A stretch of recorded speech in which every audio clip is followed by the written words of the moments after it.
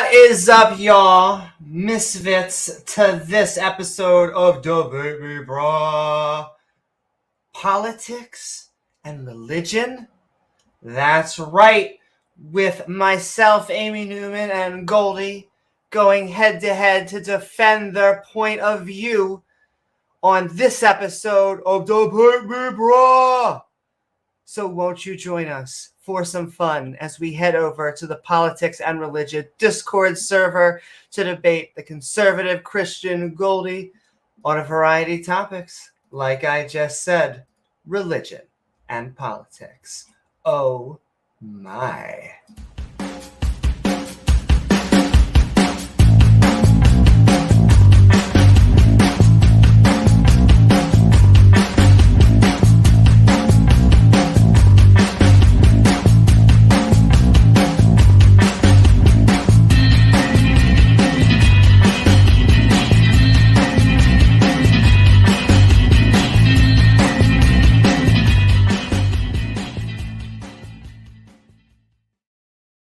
Woohoo! What is up, everyone out there on the interwebs? Please don't forget to like, follow on Twitch, or subscribe to our YouTube. It gives you access to that all button icon, which will send you reminders to see our premieres and join our live streams. Like, what is up, everyone? Woohoo! Sending love, kick ass. Thank you so very much, Jena. Sending that love right back. We are about to head into the Politics and Religion Discord server. I am excited, mainly because I know that this guy likes to do ad hominems. He said that that is actually fair play, so that's like his thing. What's up? It's a Rubiks. What is up, Marshall? What is up, Michael Smith and Dennis Hoven and Peebo and everybody? Kit Topper, Dave Garr, Stephanie Helms, James Wolfe, woohoo! As well as I know James, at least, is back here, getting ready to cheerlead. Yeah, this is going to be exciting. In a second, I'll just go over to the Politics and Religion Discord server. But James, how are you? Doing pretty good. About you? How's everybody doing tonight? Ready for a fine Sunday night debate? Exactly. Not only am I getting ready for this, we're also getting ready soon to be more Debate Me Bras all over. I know that Ultimated is on the docker. We may also have Mark and a whole bunch of other people up there. Ultimated is getting ready to go on the Girl Day. Indeed. Now, is that going to make God jealous? Is there going to be some jealousy between you and God?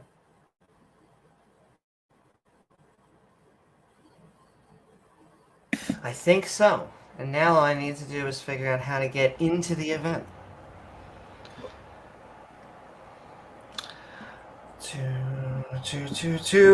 But I get the feeling I know what many of the topics are going to be. It may focus. I think we have a pretty good idea of what we're getting ourselves. Good idea. Yeah. Indeed.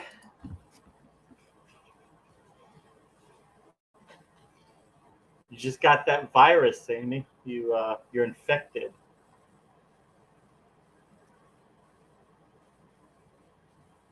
And okay, they're still setting it up, which is fine for me, and because we can talk.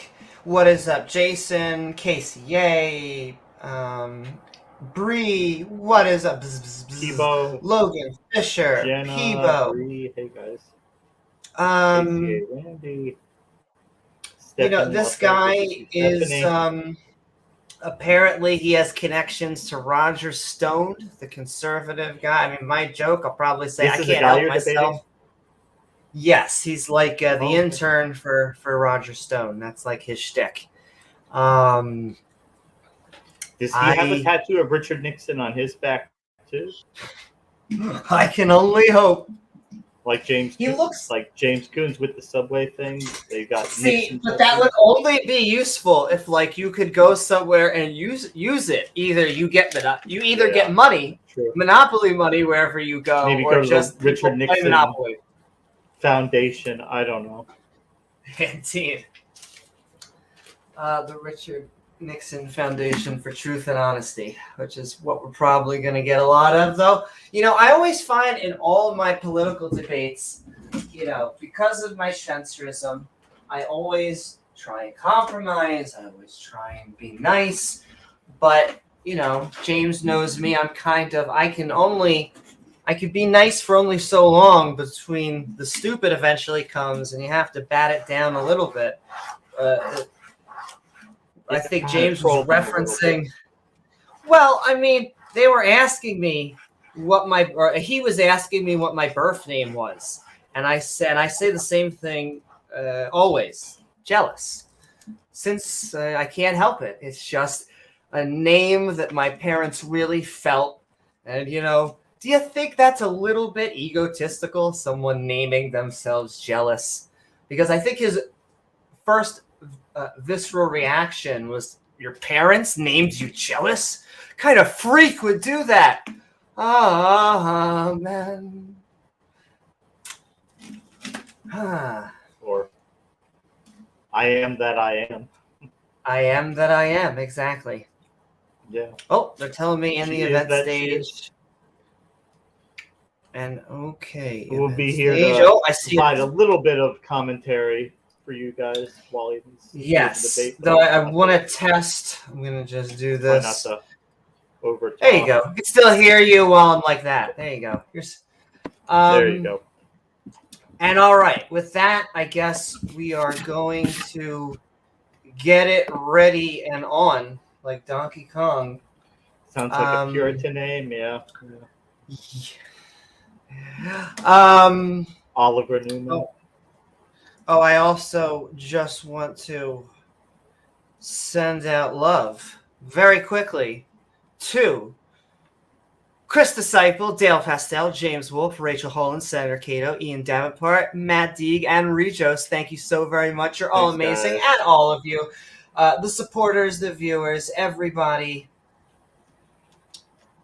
Let's get the Discord. I know Discord has a streaming mode. That's what I really need to get it on. Give me 1 second to make sure. Need it, baby. Streamer mode.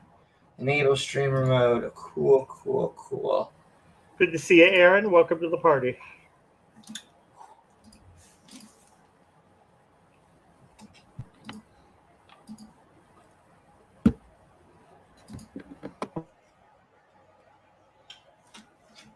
Now, want to make sure it didn't.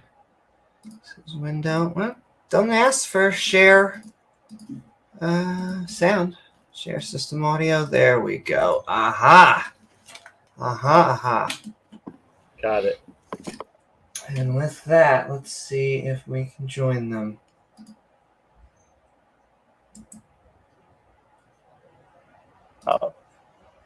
Name is here. I see her. Yes.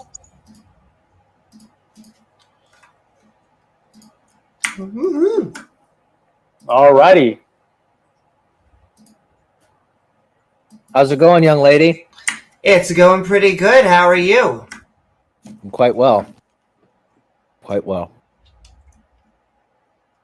So you're streaming this, right? Yes, I am. Excellent. Okay. So I'm here. I probably disagree with you on almost every single thing. And give me something you want to think about, and I'd be happy to educate you. Sure. Would you mind? I have a little bit of an opening statement. Okay. Let's hold on just a second. Let's see. I'm gonna go ahead and start. Let's get benching in for a minute. Sending love to all you out there. Alrighty, you guys ready? I'm always ready, my friend. Okay, let's begin. Well, good evening, fellow PNR audience, and to our other overseas members. We are going to have a special debate here, starting Goldie and Amy Newman. I will give you guys a minute for an introduction of yourselves and pass on to the next person. Alrighty. Do you want to start off, Amy? I'm a gentleman. Let her start off. Sure. This will sound silly. If I go over, can I give time to him? Are you okay with that, Goldie? Absolutely. Alrighty. Go for it. All right. Thank you so very much. And hello, everyone. I'm Amy Newman, a skeptic, comedian, and counter-apologist with many fancy certificates of debt, though it's not the paper that brings me here today, but rather the pursuit of knowledge, truth, and righteousness that many of us seek. I must admit, my focus tends to be on why religion poisons everything, and my politics seems to center around said focus. If you hate the thought of a government spying on you 24/7, 365, wait until you hear about a God. Which is why we should not worship anyone or anything unless that person comes with a side of pink fuzzy cuffs. And although these two subjects are the ones we're never supposed to talk about on Thanksgiving, I find that I'm not the only one who seems to notice this correlation. Our religious beliefs often color our views on gender, sexuality, and morality, just to name a few, which is a shame, because without an actual deity to tell us which religion is the true one, we instead get people using 1,000-plus-year-old texts to justify that Adam and Steve are gross. Though the text actually says, stone gaze to death. So, in a way, progress. These books were written and inspired by humans, and we should indeed respect our ancestors because we stand on the shoulders of metaphorical giants. Just because Socrates died a long time ago doesn't mean the Socratic method isn't one of the best ways for people to understand each other's worldviews. We still have use and implore much of what came before us, and we should honor those from the past. Gosh knows we are one of the few organisms that remember the dead. This only comes when you get an edict from up high that anything else would change, or when we talk about biology. The women came from something like a McRib, with the whole talking snake incident setting all hell literally break loose. All right, so Judaism, Christianity, and Islam, all silly. What do we have left besides our PS5s? And we want more than just amazing graphics? Well, without religion, we are free to choose our own politics. Unfortunately, people sometimes replace that with media figures, celebrities, and other people with no expertise whatsoever. But often is the case, we instead drop all that baggage that comes along with the cult of superstition, which naturally flows into our political mindset.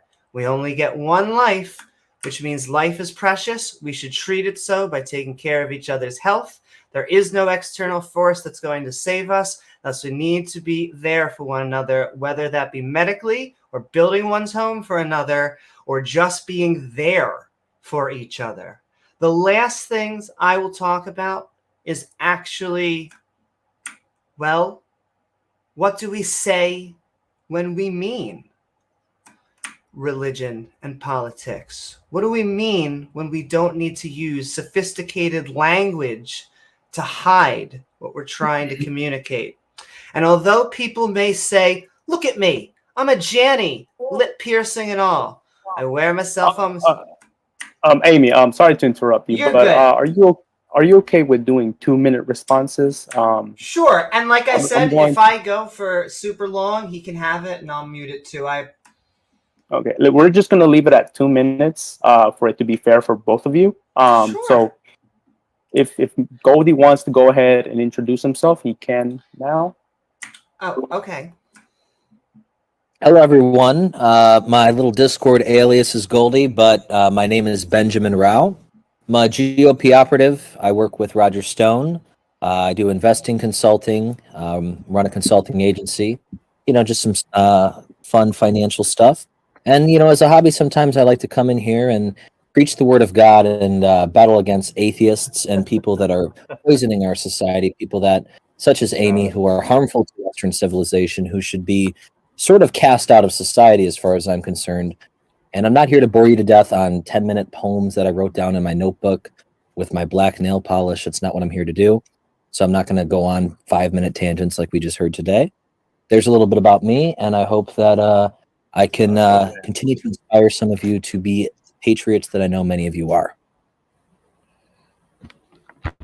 All righty. There we go. Right off the bat, guys.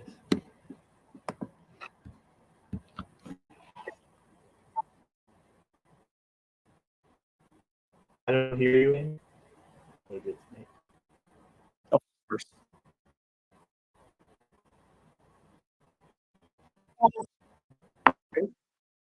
Alrighty then.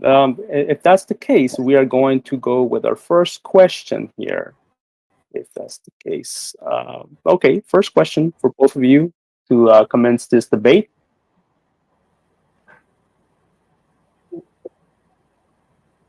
Oh, okay. Go ahead. Didn't we already open the box and close it, and then we're opening it back up again? What's going on here?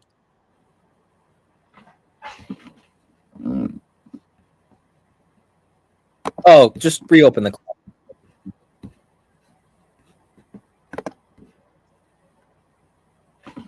I know it's a lot of work coming out of the closet multiple times. Continue.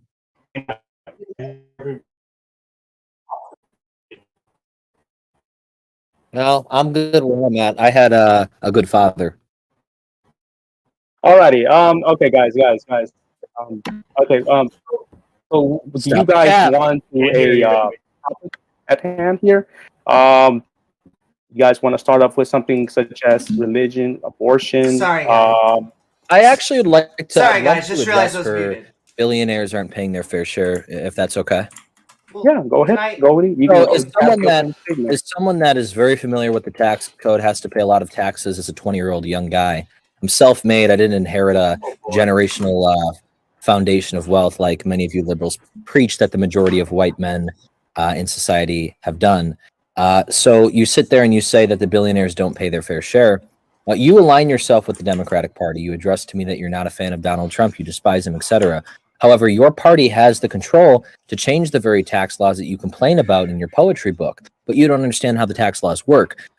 Income tax is all that ever gets changed. That's the whole foundational push. That's what they brainwash people like you to believe, that the wealthy don't pay their fair share on federal income tax. When you get to a certain foundation of wealth, you no longer tax. You don't make your money on normal income. You make it on capital gains. You make it on other investments, brokerage accounts, etc. But they never address that particular tax. They don't address the capital gains tax. They're only focused on the federal income tax because it's a brainwashing ploy to get people such as yourself to hate the rich people because you're unhappy with your own miserable life. However, the same people that are constantly abusing the tax laws that you hate so much, which are legal, are the Democrats, are the Republicans. But here's the difference. The Republicans will always be the first people to tell you how much money they have, how much money they make. The Democrats will hide it in secret. So if you have such a problem with the tax code, maybe you should talk to AOC, who was a bartender who randomly has millions of dollars now and complains about taxing the rich while she wears a big fancy schmancy dress that probably cost her several $1,000s to make on Tax the Rich. So address the capital gains tax and address why the tax laws are the way that they are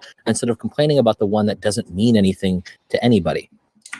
So yeah, that was a weird tangent about taxes. I don't know where he heard that except for the one sentence that I said it. But okay, Amy, you do have the stage now. Sure. respond? So I just want to finish my opening statement, and then I'll go into open conversation.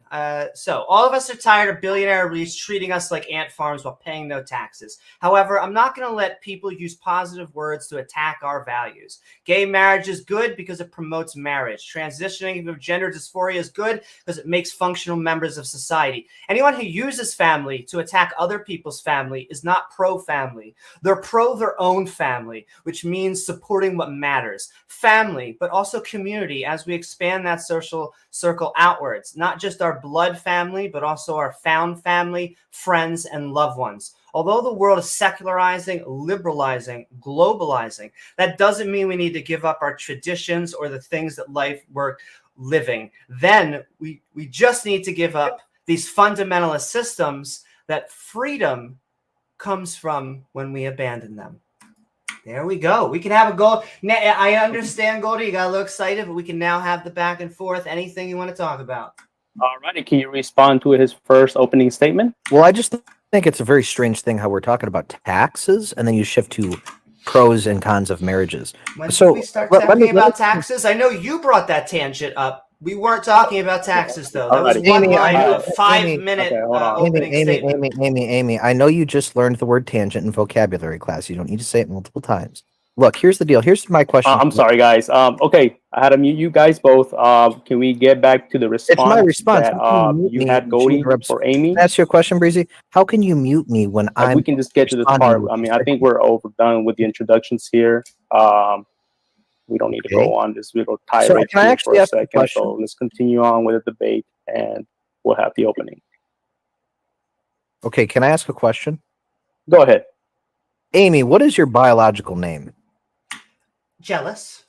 Your name was actually Jealous. Yes, it was given to me. It is an inspiration. I am the daughter of God, very specifically when you ask me who my name is. Do you have any... So I guess my response to that is, who the fuck is jealous of you? Seriously, who is jealous of your insecurities, your fatherless energy, your atheism, your poisonous Western society vision? Nobody's jealous of you, so I can understand why you called yourself Amy. However, I think it's rather ironic that your last name is Newman when you're technically a new woman. So I'll ask you again, what is your relationship like with your father?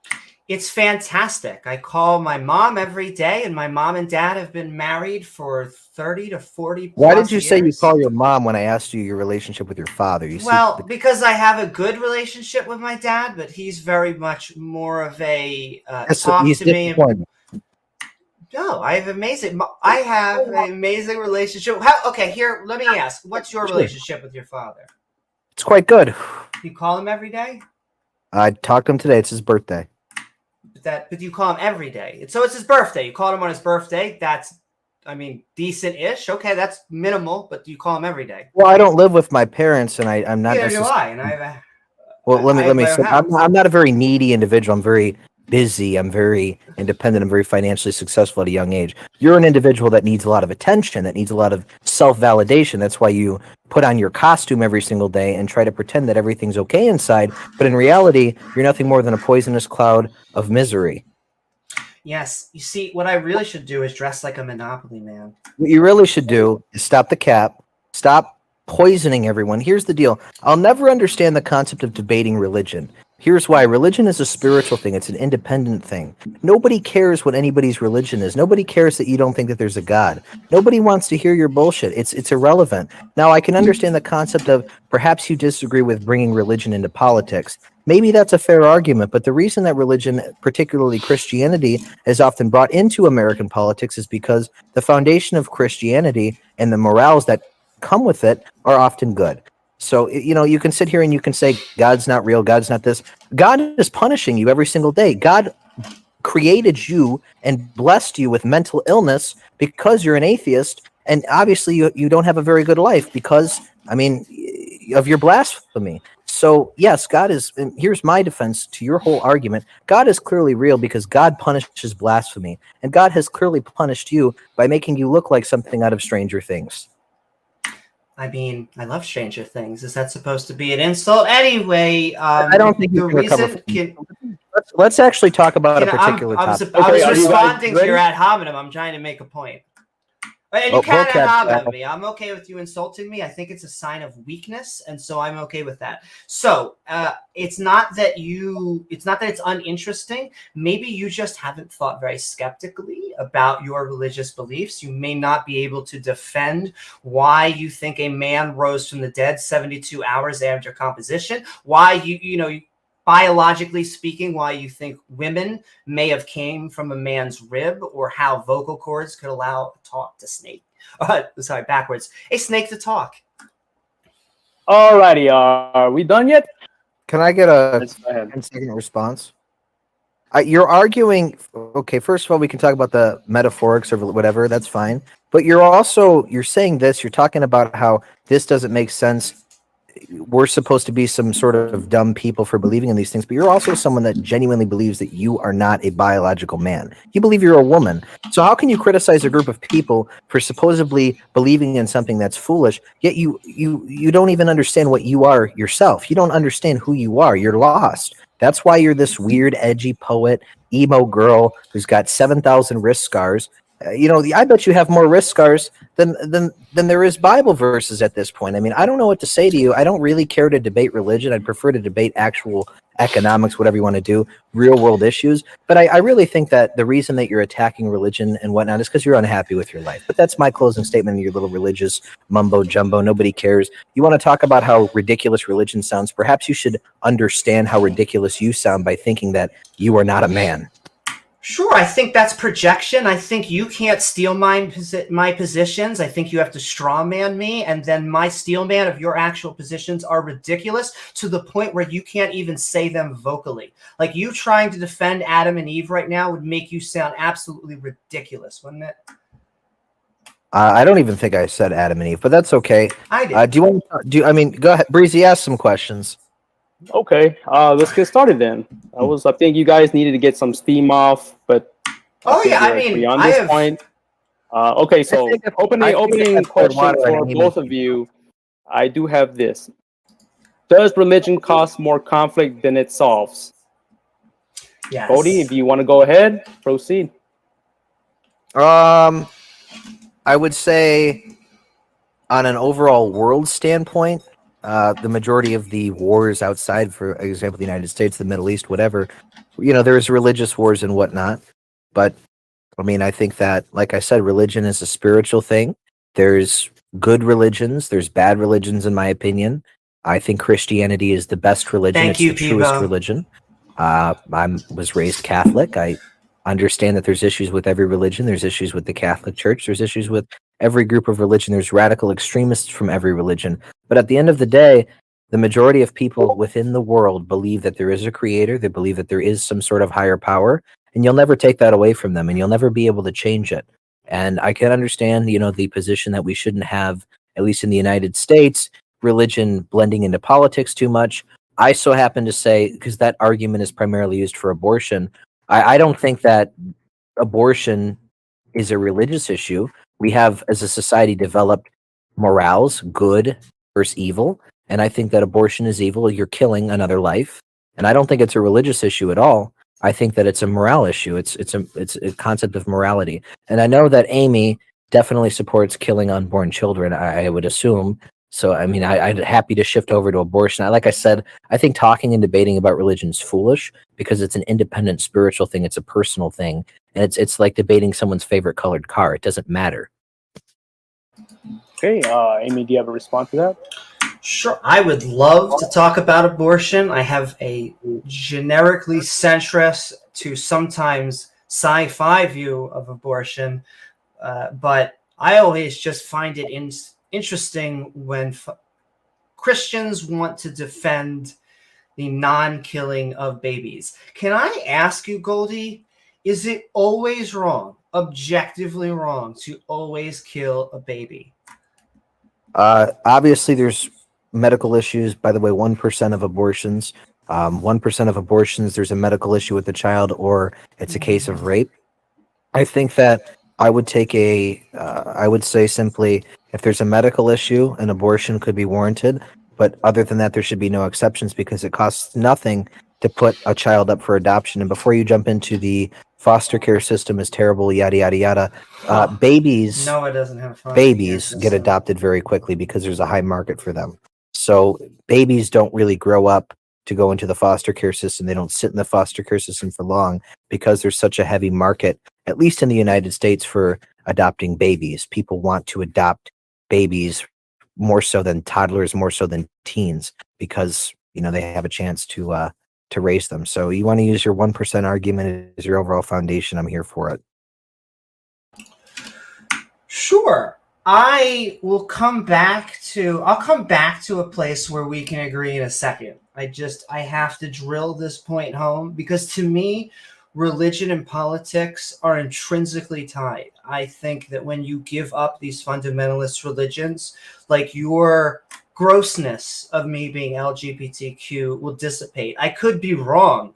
However, I think that when you knock that pillar out, you tend to be a more secular, liberal person. However, I want to also just say, I don't want to shit on conservatism because I'm not anti-conservative. I am just pro-liberal and then I'm pro-freedom. And so I'll go to my point about abortion. I bring this up because God had a story where he told a specific family that he was going to allow him to live, but then every other family on earth was going to drown, including every baby on earth. And so I guess to bring that full circle, do you find that moral? Go ahead and repeat that in 2 sentences or less. It's hard to follow you sometimes. Understandable. Do you believe it's moral that God drowned babies? God didn't drown babies. They drowned themselves? You're saying that God came down and personally drowned babies, really? Are you familiar with the Noah story? I'm familiar with the Noah story, yes. Do you know what happened in the Noah story? Yes, society was corrupted, so the Great Flood was caused. If you want to sit there and give the argument, what kind of God wipes out an entire society, when you have an entire society that is corrupted and in sin or whatever, these children are going to grow up and continue to break the 10 commandments, murder people, whatever. God is all-knowing. God sees the future. If God saw that these children, in this particular story, if you want to use that, were going to grow up and break all of the commandments and kill people and do heinous things, and he decided that society needed to be reborn, well, that was done because God is all-knowing. So, but you said society. You made it sound like there were no babies, but factually speaking, a good chunk of society had to have been infants and children. I guess my overall stance is we can sit there and we can dissect all of the stories in the Bible. I was taught in theology class that the stories within the Bible are to be used as metaphors. They're not supposed to be taken literally. Now, that's creationism. I'm not necessarily a believer in creationism, but I believe in the stories and the metaphors of the Bible. I believe that Jesus Christ died on the cross for our sins, and I believe in Christianity. But my overall point to your entire point is we can sit there and we can debate faith. Faith is an individual thing. But what you haven't done yet is you haven't talked about how politics blends into religion today. You're just simply dissecting biblical stories and using that as your overall position. Why don't you sit down here and give me examples of what particular aspects of religion are harmful to society today? I'd like to particularly focus on the United States. Sure. I mean, it's the elephant. Go ahead. Thank you. And it's the elephant in the room. And I will say, I will eventually, because I feel like that was a subtle olive branch out there, the metaphorical, because to me, it's fundamentalism that ruins the political views, because without the Bible, without a literal interpretation of us having homosexuals, cross-dressers, all the LGBTQ people, it's very strict guidelines. We are to be put to death.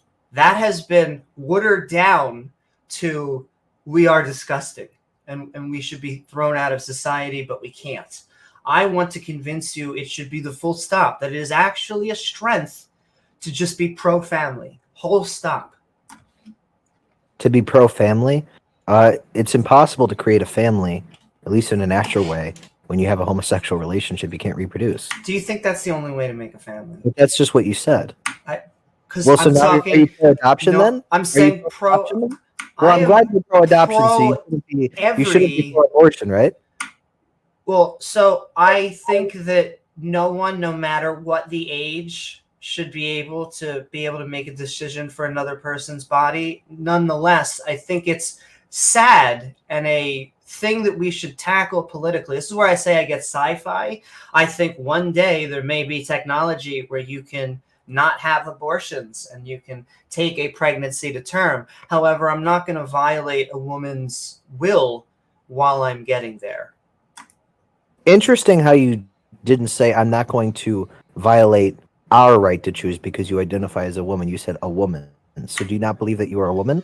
I am a transgender woman, a transgender. See, this is what I mean, and not by you. I would rather just like out there.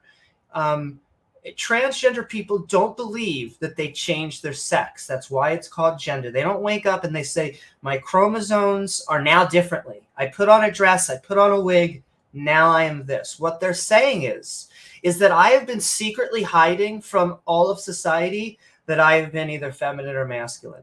And now in my coming out, I'm just catching everybody up to speed because that is what I've felt like all along. So, Amy, how old are you? In my 30s. You're in your 30s. Let me ask you a question. Before you came out, did you ever have any, let's see here, did you ever have a girlfriend? Yes. In high school? Yeah. How would you rate her from a scale of 1 to 10?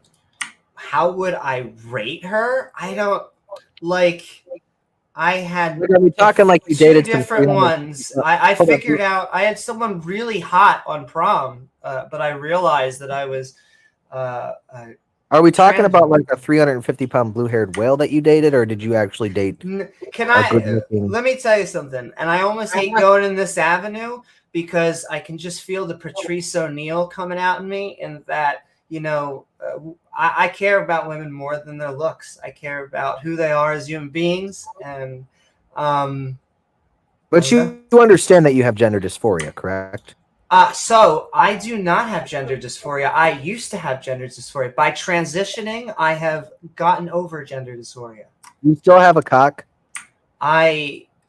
I still have 2/3 of gender. Yes, I'm a hermaphrodite, intersex, whatever you want to call it. But the vast majority is a full transition. What do you mean you have 2/3? Did you just cut 2/3 of it off? I'm very confused. Well, no. So here's the thing. Here's the complicated thing. When I debate people in text chat and I tell them they're intersex, all I ever get is, "No, you're not. You're just doing that to justify that you're trans." And so I can never actually talk about my genitals. And so I am a hermaphrodite. Nature does sometimes. That is just a thing.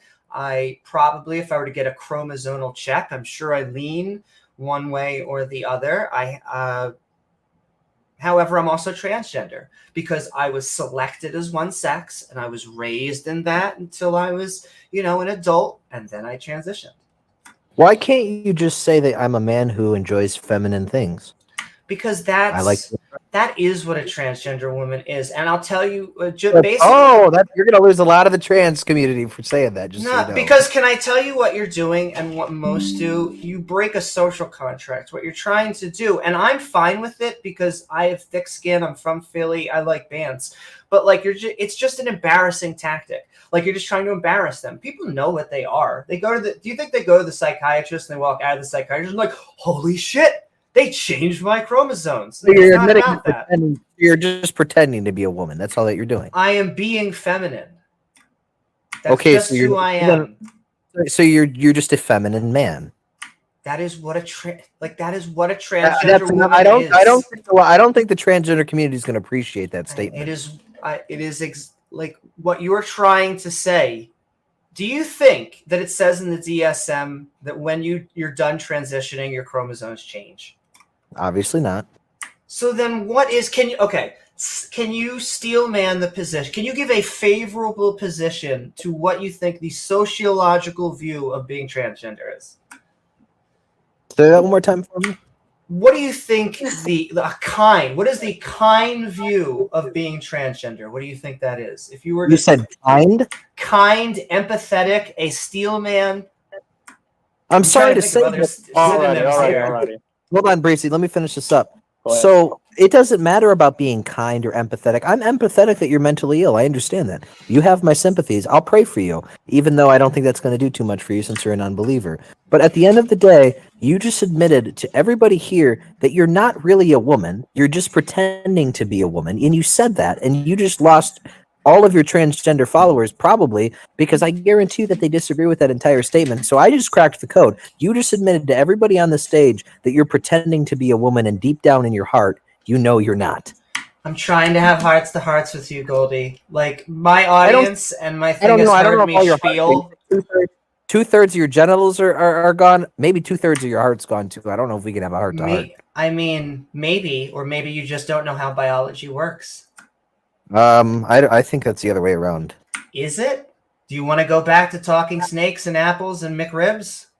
Oh, your snake's gone. You cut it off. I don't get that No, conversation. I didn't get surgery. I'm not getting surgery because I like my genitals. I think we should move on from this. Another good topic we could bring up would be should voting be mandatory for every citizen? I'm going to let Amy take the stage here since Goldie went first. If he wants to go ahead and respond, you shall let me know. I am always hesitant with mandatory things. I mean, I think we should vote. I think we should go out of our way to encourage voting. But I'm not going to force you to vote, I don't think. I think it would be healthier if everyone did. We'd get better politicians. People, if you want to complain, please vote. I agree. This is a dumb question. Obviously, I agree with Amy. Let's shift over to Trump or die. That's where I stand. Trump or die. I have a weird view. Well, I have what you'll probably think is a stereotypical view, but for a unstereotypical reason. First of all, before I go into Trump, I just want to say that I am pro-moderate, pro-centrist. So if you are a liberal or a conservative, not a communist, a fascist, any of the those out there, I support you. So do you have a problem with Trump, though? I'd like to know why. I have a problem with Trump because, to my view, he is much of what I hate about politics. I do not like Trump because although he came forward, as everyone tells me, he just says what's on his sleeve. He just tells it like it is, but he doesn't. He tells it like whoever is in front of him is, and he will give whatever. What are you talking about, Amy? What are you talking about? What the hell are you talking about? So do you understand the kind of notion of a politician that will go in front of you and just say whatever you want because that's what you want? The Democrats. I'm not in a party. I'm talking about politicians. I know you didn't get invited to a lot of parties in high school. You don't need to tell me that. Continue. Okay. I feel like that was kind of like a weird opposite flex. But hey, real quick, Amy, let me ask you. This Vector slide guy, this guy has fatherless energy. If you want to add him and say fatherless energy, I'd appreciate that. This guy is coping harder than Amy. Amy, go ahead. I apologize. You're good. So I have a brother who voted for Trump. My co-host, who I love dearly and is one of the most rational people I know, voted for Trump. I just disagree with who he is as a person. I think he's the worst of the Northeast. Can you give me examples? Like, you just went off and you said you don't like him. Sure. He said that he was the most pro-LGBTQ candidate in American history. Do you agree with him?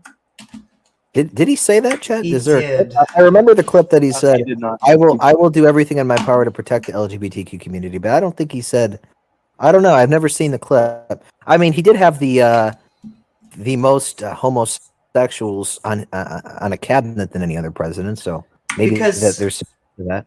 He only has one bar. He only cares if people like him. If you are nice to him and loyal, he will be nice to you and loyal. It sounds like you're acting on emotion right now.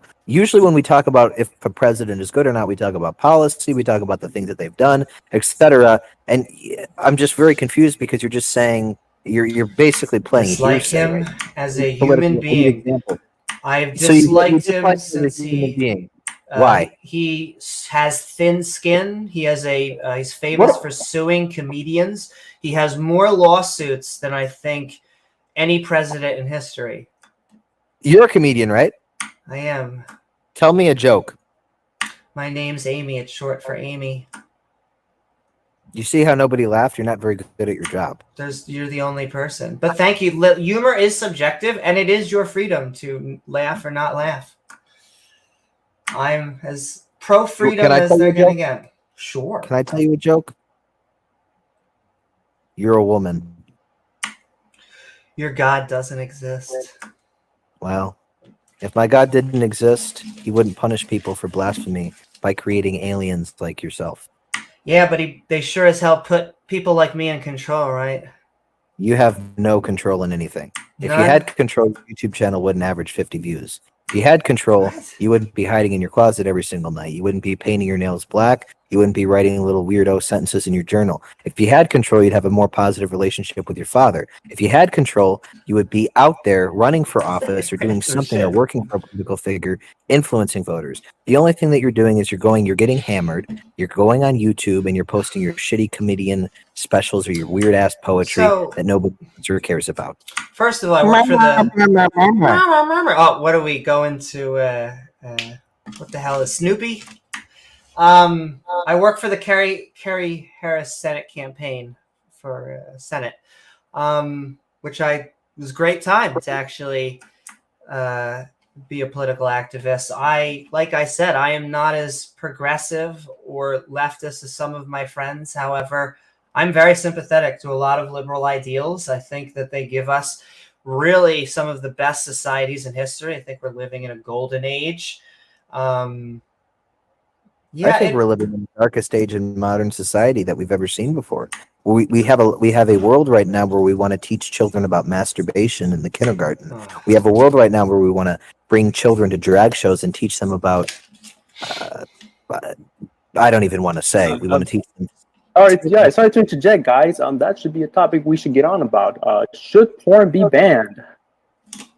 No. Should porn be banned? No.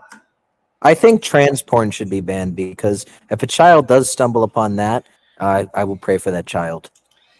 Be a decent parent. You shouldn't be hiding things from your partner if you have a partner. Do you have a partner? I do. Is it a woman or a man? It's a transgender woman. How does that work?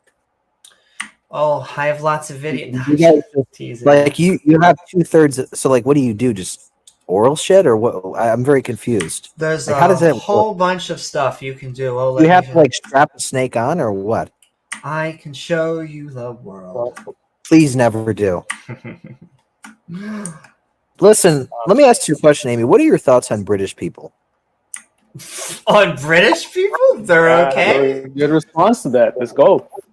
I mean, my joke is you're anti-British. I always look at them as like our dads. So we're kind of a melting pot now. So we kind of have mom and dad. You would look at them like fathers because you have a bad relationship with yours, and we don't. Our founding fathers. What are you talking about? Oh, and they come from the British. I mean, I'm for side of freedom. I have a question, chat. If you're anti-British, the GIF that individual just put, Autumn, spam the red coat GIF. There's a GIF you just type in red coat. I'd like to know how many of you hate British people, because I'm one of them. And personally, I think the number one priority of the United States right now is to get rid of Great Britain. I think, honestly, we should take it back.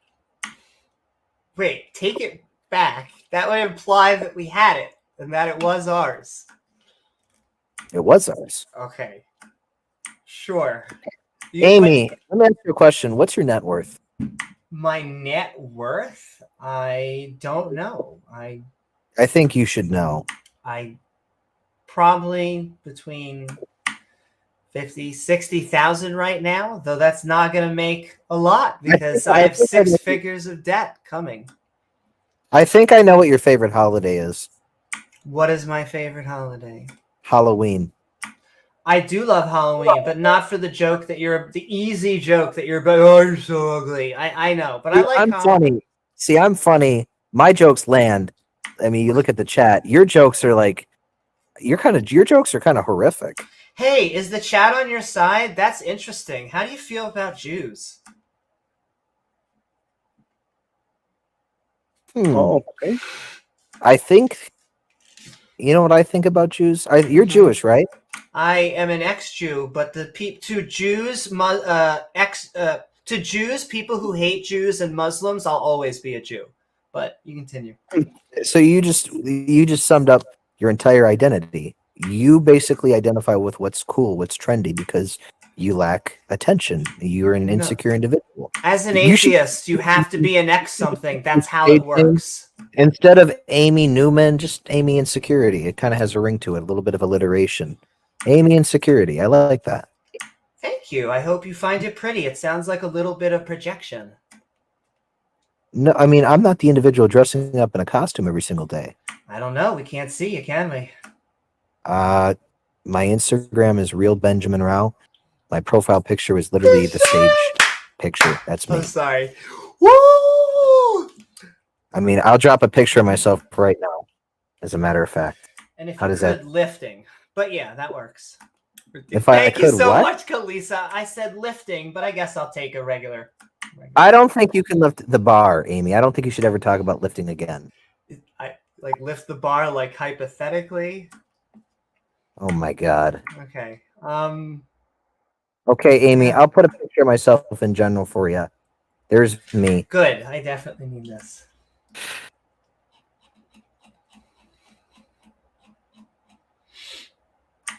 Oh, I see an event text is eggs.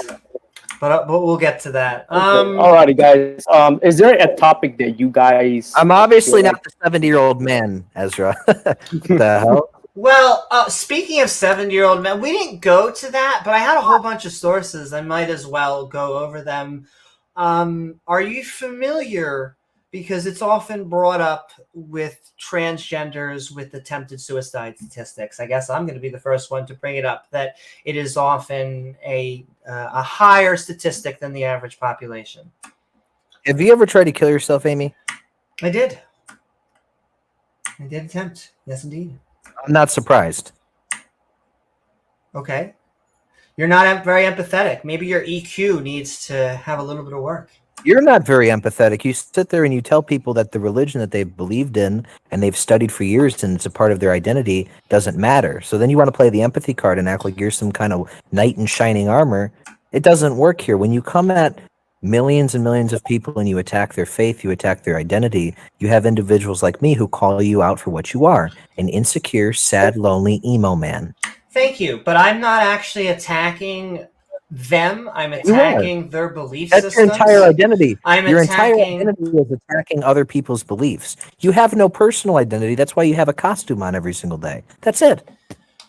But that's why I attack religion, because religion as an overarching subject seems to be much of the social ills that we currently have, and it leaks down into our political discourse.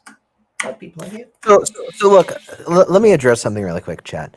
You're asking me to debate something or to give good points, but you have to take a look at where I'm coming from, okay?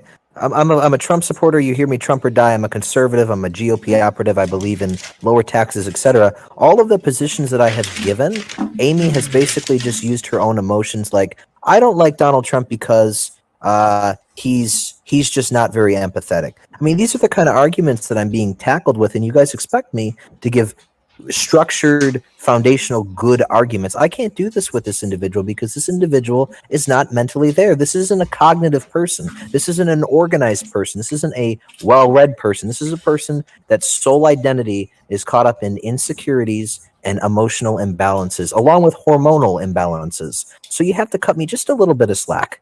So forgive me, I don't think you could syllogism your way out of a paper box, but I'm just trying to maybe point out that I don't attack, or I try not to, because I wish I was actually nicer to you. I actually wish. You can't attack me. What can you attack me on, Amy? You cannot attack.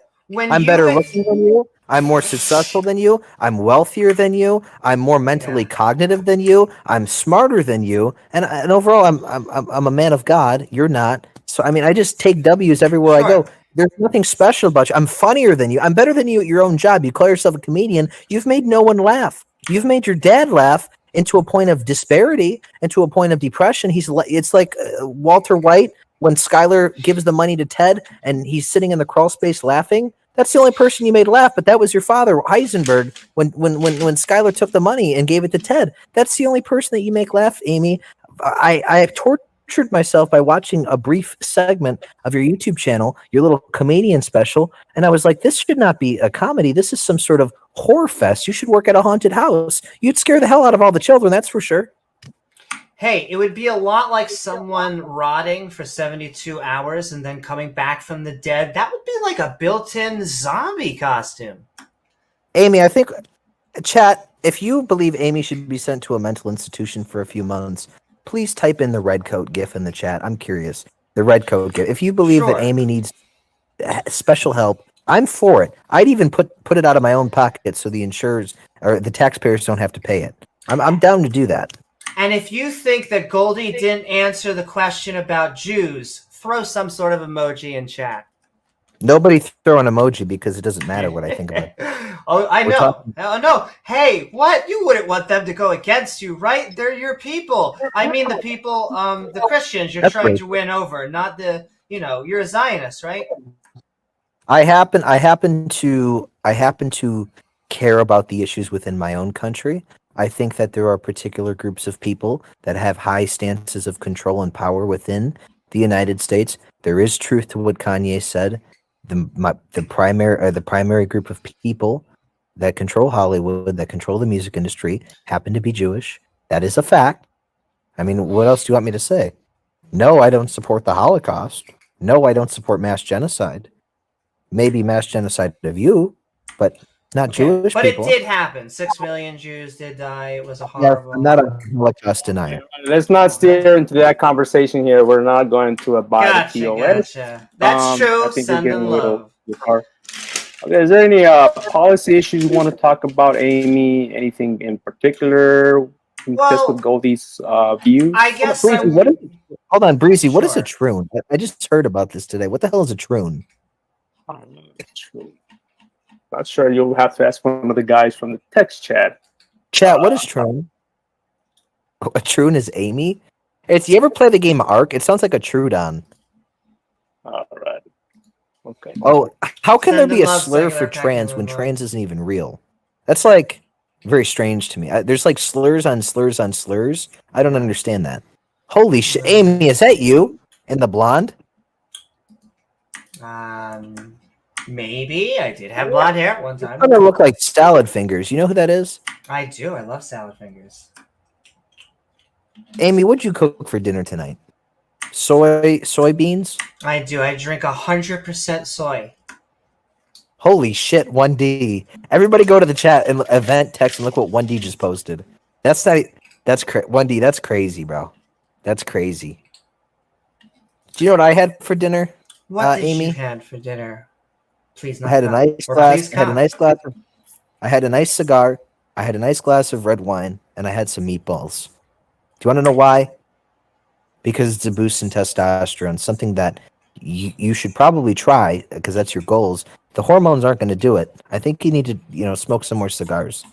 It's kind of odd. Are you sure you're not trying to ingest more testosterone? You're looking for things. Maybe you need those pills late at night.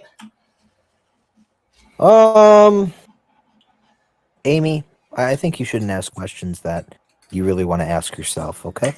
Oh, I guess we got the answer there. Hey, my bad, Harp. I do want to go after just a few statistics because I was trying to go after the why transgenders may have a high suicide rate. We didn't even go up to that because it's attempts. Sure, but then as been brought all up right, to let's you. actually. Can I say something, chat? When you post that picture of me, I look a little blasted in that. That was after a couple martinis. I apologize. I was trying to give you guys a real picture of me, no filter. Let me try to send a picture of me Hold on, chat. You guys know the Oh, meme? okay. You guys know the meme smoking on that like pack, like that op pack? I'm gonna send you something of me smoking on that Amy Newman pack. 1 second. Oh I got you my, that guys. sounds kind of This is me. hot. Bro, I don't know what to say, bro. Amy, Okay, bro.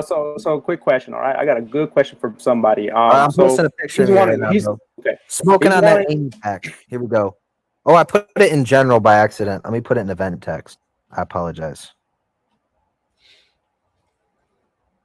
Go ahead. Sorry. Thank you I'm so done All very right. much. Okay. So Sinister. we have a user that's wanted to ask if This fucking the dude, trans but will be it's able fun. to serve in the Yeah. frontline military combat positions when they are on HRT and require cycling meds.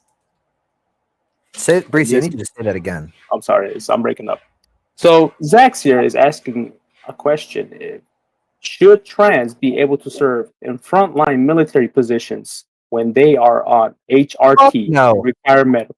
Hell Okay. no, bro. I think I'd take the Marine over Amy Newman in combat every fucking day. We have an army of Amy Newmans. We lose. Amy, do you have a response to that? Sure. Combat is a little bit more complicated. We would really need ways to ensure when it comes to any sort of medical care that they have access to it. It's why You're breaking up there. Hopefully sorry, she got choke banged. on my own air. Excuse me. I know. Okay.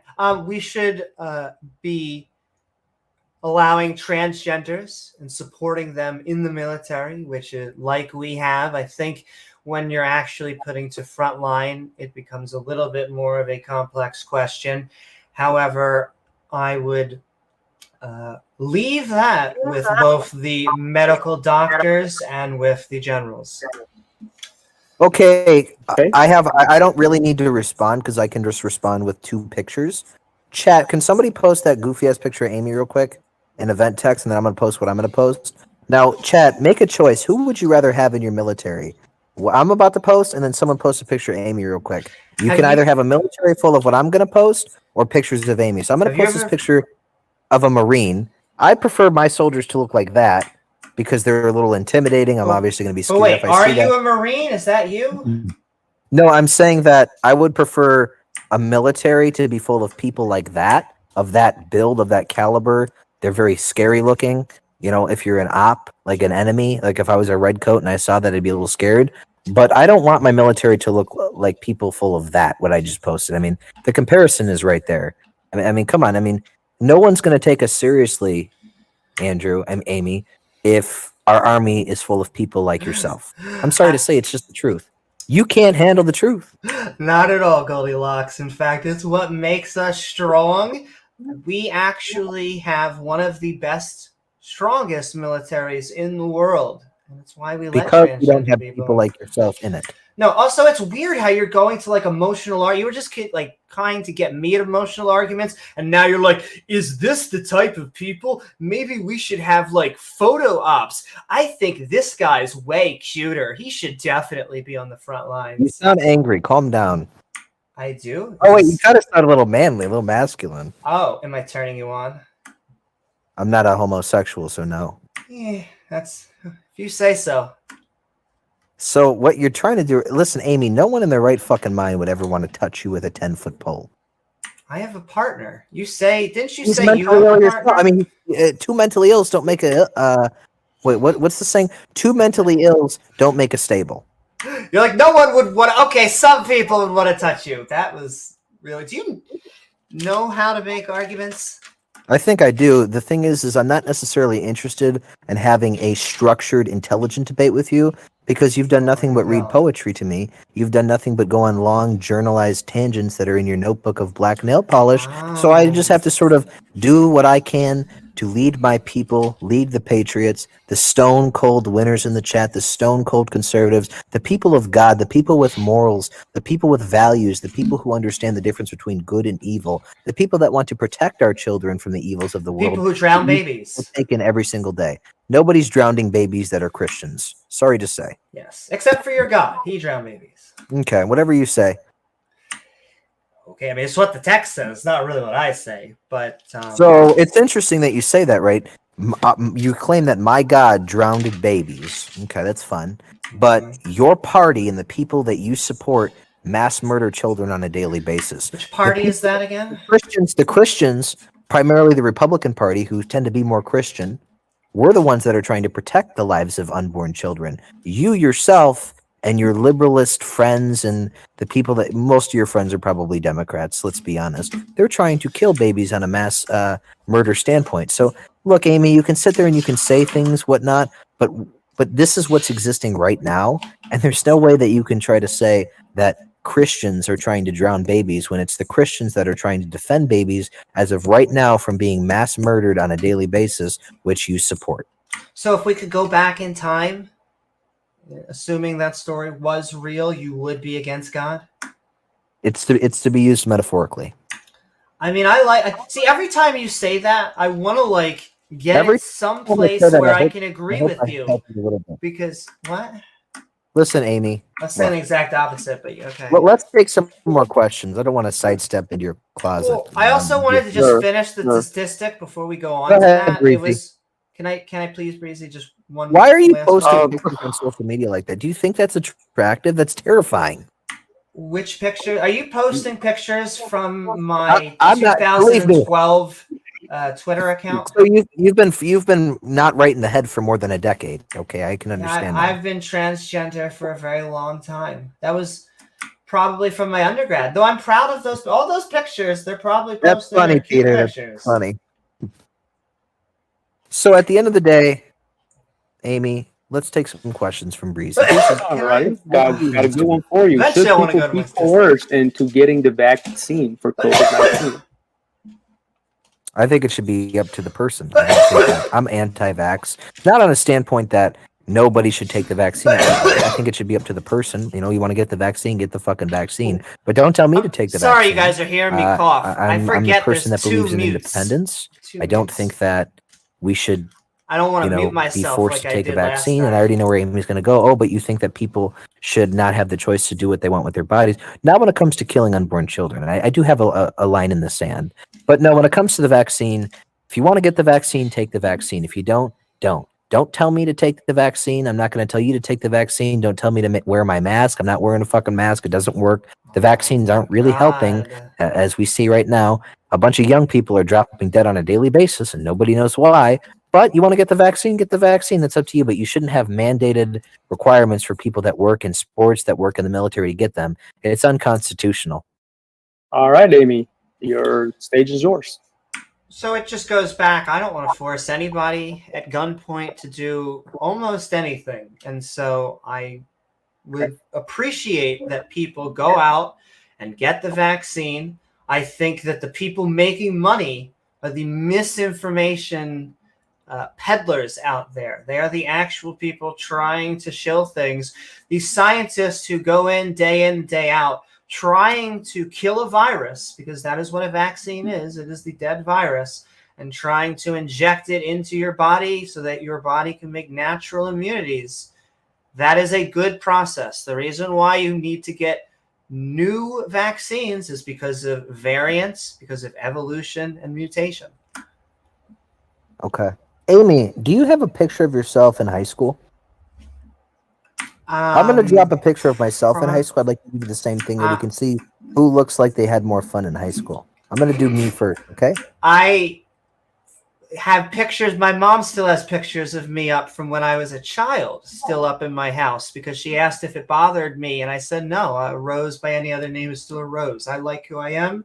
That is still who I, it's not about that. But I just find it weird, Goldie. You keep on going back to these weird, the most anti-intellectual, we're going to see who could have lifted more. It's like I was a skater and it was the jackass phase and I was having good times doing pranks on people that are similar to Impractical Jokers and stuff. I was having a good time. Your priorities. I think you need to skate your priorities into being mentally functional. That's what I think you need to do. Yeah, it's kind of fun. The people who tell us that transgender people are mentally ill, without a doubt, are the ones who believe that they have a personal relationship with an invisible being. Okay. People who try to kill themselves are struggling with mental illness. You admitted that you Yes. wanted to kill yourself. You were struggling with At mental one illness. point in my life, yes, I was a teenager. Okay, well. I'm in my Hello, 30s. to be We honest. do get through stuff. I think we should take questions from the audience, like bring people up here. Right. easy. Yeah, I wanted to. One of my audience members here, Callum, wanted to ask: is healthcare a right?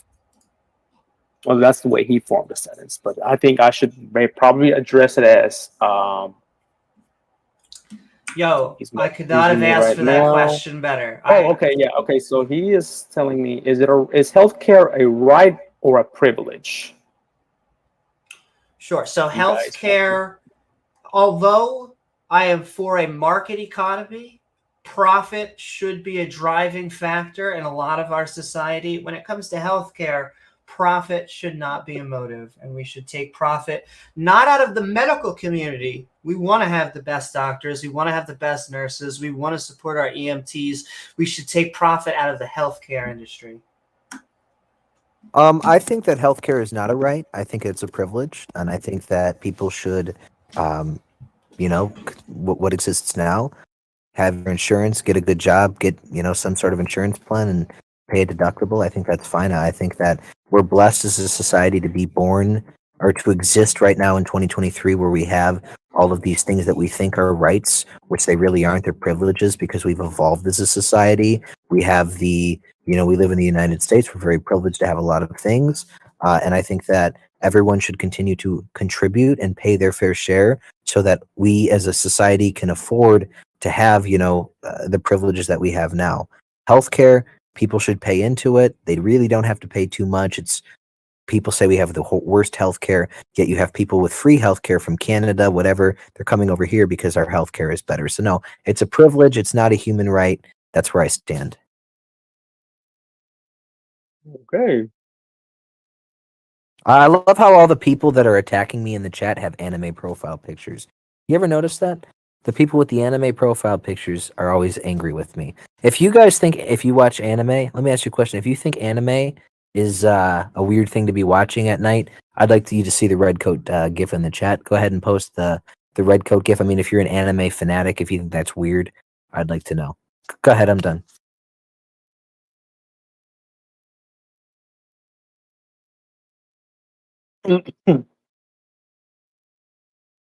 Well, I think we should bring Vector up into the voice chat. I want to hear his voice. Vector, you should request to speak. I'd like you to ask me a question. Yeah. I'm supporting the Anglos.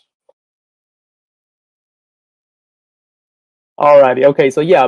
Before we continue, if somebody wants to come up and ask a question for either Goldie or Amy, they're allowed to. We can only have one person at a time. Just realized muted again. Now, do Just keep in realized mind muted we again. cannot Thank you, guys. allow users to break POS because this could go against the server and potentially bringing down the server if it gets too now I have done rule it twice. breakery. If you get what I mean. Do you guys hear me now? That includes Rule 6, Bears. I know you want to get your question asked, but no, I will not ask that question. Can I just, before we go on, I just want to put in some statistics. Average hospital stay in US costs 504 hours of work. So the average hospital stay is 4.6 days at an average cost of $2,873. And then I have another article. Over half of Americans have medical debt. All right, thank you, Amy. But we will continue. Thank you, Amy. We appreciate it. Sorry to interrupt, but doing this, I'll let you back in with a different question. But right now, I'm going to. Hey, Breezy, Dark Crow just DM'd me, and he wants to come up and ask Actually, trying to put in stats. I have a whole bunch of sources. And then let Vector up after. Okay. And then Arc Real is true. Including deductibles and premiums, Americans spend an average of $12,000 on medical expenses every year. That's nearly 20% of annual earnings Arc Real, I think he said annual something like household of 67,000. Okay. All right, so I'm bringing up Draco. For middle class. Okay, excellent. Someone needs to talk about it. Alrighty. I don't care if you're a Republican or a Democrat. I don't care if you're a conservative or a liberal. Bring me good ideas that work. Bro. I remember that. That's mean, bro. Just one more on that subject, past, besides the fact that there's so much debt. but improving the prognosis of healthcare in the U.S. You have a average saving of 17% nationally if we were to switch to a single payer option. I just realized that Vector Slide is a mod in Amy's YouTube channel. That explains everything. Who's Okay, that? Breezy, bring someone up. Yeah, I'll bring it up. Is that Mark? Oh, what's up, Mark? Sending love. Another brother Mark from another Reid mother. is in critical condition. Can you imagine moderating Amy Newman's YouTube channel streams? I mean, Jesus. I mean, yes. God forgive me for taking the Lord's name in You vain. sound so PC. See? I thought you were going to say peaceful. I mean, I wish. Well, it's so weird. I really do think that we could draw like actual compromises together. Like I said, I consider myself a moderate and a centrist. I consider You myself aren't a moderate. You're a radical leftist extremist terrorist, and you should be sent away to an island. Okay, but the Just difference kidding. between you and good. I was gonna say the difference between you and I is I don't feel the same way about you. I don't want you to disappear. I want you to be able to say whatever you want. Well, that's because you've made numerous unwanted sexual advances towards me, which is non-consensual, and I think you should be the next Bill Clinton. On a legal standpoint. Look, I can only flirt, you know. I guess I'll take it for Yeah, an but answer. it's not mutual, so you're making unwanted advances. What It's can I illegal. say? Does your dad have a number? Unacceptable. Unacceptable. You're clearly not a woman or a man of God. That's for sure. I'm Breezy, not. why don't you bring That's been someone like else? half the debate, Not Goldie. joining. Draco, you may now join. Let these patriots Hello. up and commies. Oh, okay, we got this guy in here. Hey, so I have a question for Amy Newman. Go ahead. Sure. So is your name a pun? Because you're like a new man or something?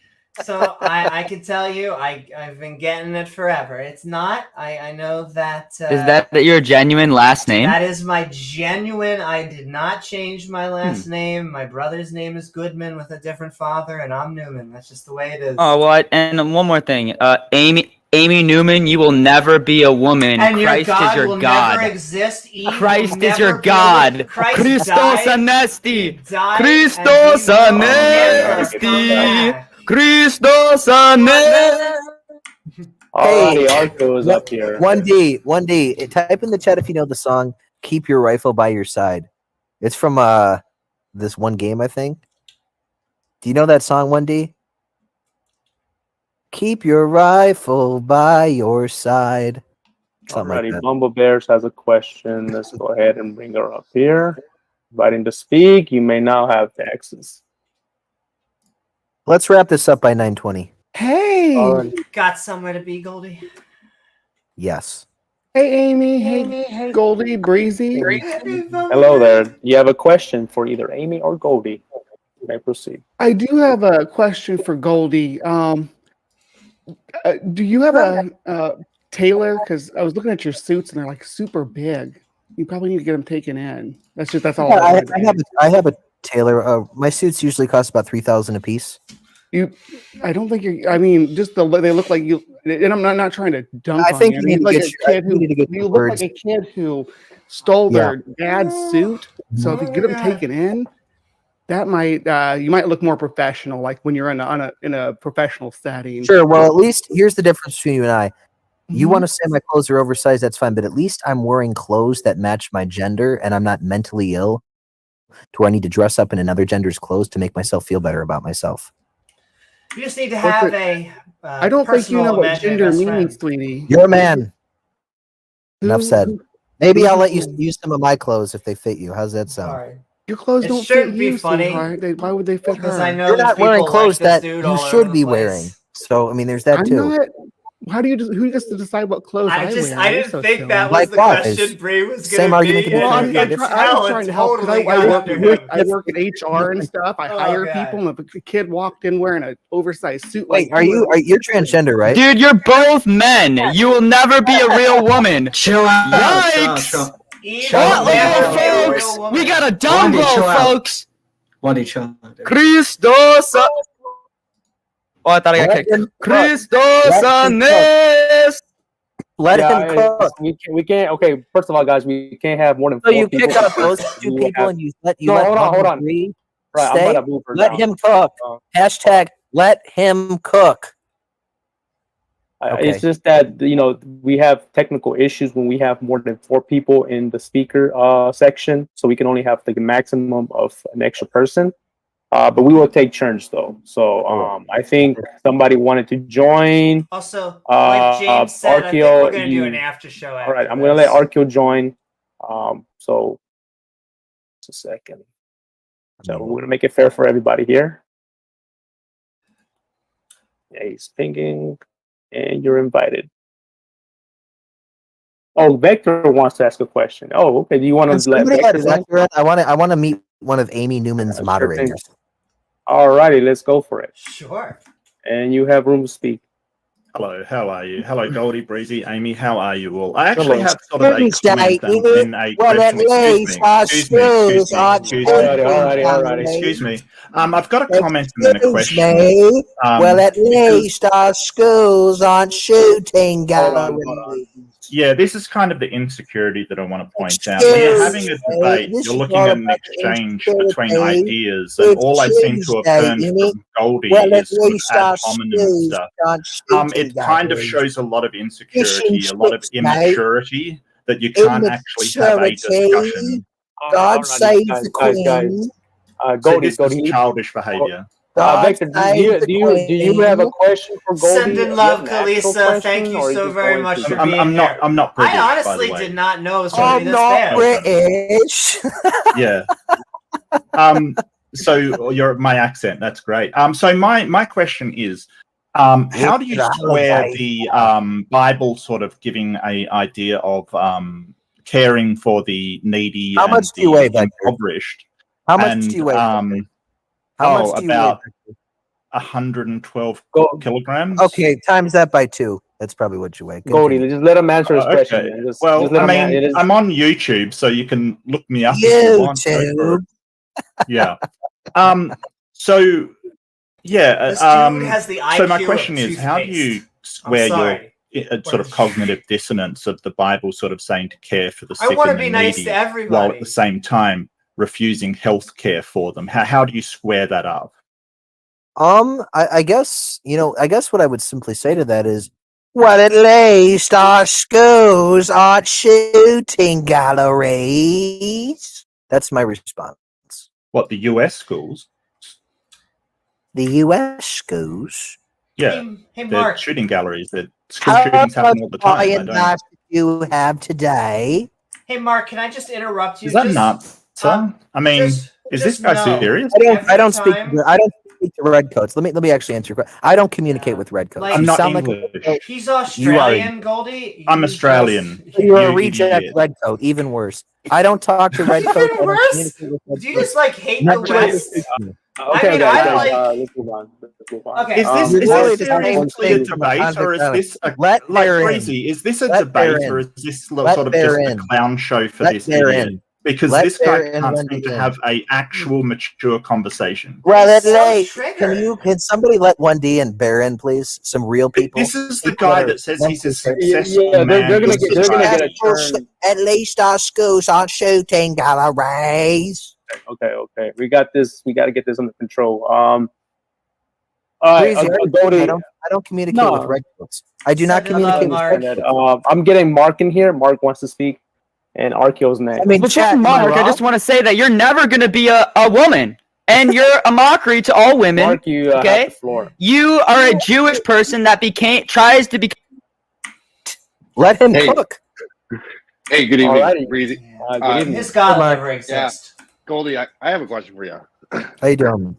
Good. Hey, man, let me give you a little rundown of my life. So I'm with the Coast Guard. Excellent. Commission. I own a business. I also work for the government. 2017, President Trump had decided to cut our budget by $1.2 billion, cutting the ability of us to have icebreakers up in the Arctic. Do you think this was a good response? Why or why not? Well, did he give a reason? Like, did he funding for the Coast Guard to give it to the Marines, or is there a reason? No. So the reason was to go to the border wall, basically. Okay. Well, I guess correct me if I'm wrong, but the Coast Guard is more about like. Sup, assembly. What's up, Why everybody? don't you explain? I don't want to get the wrong Pookykins, definition. I What's the know. Coast Guard's main purpose? Yeah, so our main purpose is search and rescue, maritime law enforcement, environmental law enforcement also within the United States. We're Department of Defense and Department of Homeland Security. Well, I guess I could understand it because if you're environmental security, we need to secure our environment. And if we don't have a secure southern border and we have to make a budget cut within the Coast Guard because we have no southern border, we have no security, then I think that, if we take some funds there and build the border wall, that's, in my opinion, a reasonable budget cut, personally. Oh, I appreciate you answering that. Mark, God bless you. Thank you for your service, my brother. Thank y'all. All righty. Now that right there is a quality guy. Glad Amy, to have you should home, aspire to Mark. be like that. All righty. So now I'm inviting Archeo to speak. Thank God. Yeah, hello. Pardon. Hello. Sorry, Hello, Archeo. Archeo. You can hear me? Yeah, I just have a question for like Amy and Goldie. Okay, we'll start off Amy first, right? You brought up earlier that the Bible or God destroyed babies or killed babies in the flood. Mm-hmm. Well, for one, as Goldie said, God knew what they were going to do, and it would be better for them to be destroyed while they're innocent so they can have eternal life rather than grow up and be evil and cancerous and sacrifice their children, as said people were doing during that time. Do you believe in free will? I do. Do you believe that God can violate people's free will? God can do whatever he pleases. He's sovereign of sovereigns. So, if God is just going to violate our free will, why do we have it anyway? It's not violating our free will. God loves his children so that he would rather them be destroyed and go to eternal life with him rather than grow up to be a disgusting mongrel. Does God know if we are going to be disgusting mongrels? God knows everything. So Honestly, wouldn't it be better if God just Jamie. killed all the evil people, just like he did with Noah? God, exactly. Wait, sorry, say it again. Wouldn't it just be better? So God, there's no difference between the Noah story and us. God knows the future. He knows if we're going to be evil. Just wipe the evil people out. Allow only the good people to be born. Yeah, no, if he were to wipe out evil people, that would be all of us. Anyways, Goldie, my question for you, right? Why are you on here spreading Antichrist doctrine? Oh, my. I don't think I'm spreading Antichrist yeah, you are. You're an advocate for Trump, who's a Zionist who desires for Israel to have all of this money, dude. Okay. Good question. That's fair. I'm ready to give closing statements. All right. All right, Amy, you go first because you're going to take 7 years. I'd I'd rather make a point or two before closing. Then I'm I have almost ready. somebody that's wanted to come up here. Xerxes is wanting to come up here. What is up, King Xerxes? I tried to message you, but you didn't respond, Amy. Oh, did you? Hello. Yeah, I'm not going to take very long. Goldie, about 20 people have messaged me and asked me to debate you on theology and theism. So if that's something you're ever interested in doing, then just hit me up, or you can catch me in the voice chat after. Are you an atheist? I don't know what your schedule's like. Yeah, I am an atheist. That was definitely not a Gatorade falling. Well, that's maybe we can set something point up. of contention. All right, I am. Well, I mean, I'm not. 9:20 though, so let's give our closing statements. We can set something up. That's fine. I just want to, first of all, I send in love to King Xerxes, who's amazing. You should talk with him and have a debate with him. I apologize for not seeing your DMs, King. I've just been focusing on this. But, yeah, I just want to give... Oh, what is up, Peter? Hey, Amy. Crazy, I did. Crazy. Can I compliment you a little, because the people in the chat here love you. They're sharing pictures of you. I mean, you're everyone's fantasy on here. It is truly amazing what's happening in chat. I posted a few pictures of Goldie, but they don't seem to care for those. Yeah. I found that's them. because I look like a normal individual and Amy looks like an alien. But Amy, you did a great job handling this infantile, inept Christian. Thank you, Peter. So, okay, just gonna wrap it up, guys. So any closing statements from either of you? Let's limit the closing statements to 2 minutes. I would like to just really quickly, also King Xerxes and Leophilius. Leophilius, another atheist, throwing his hat in the ring against you, Goldie.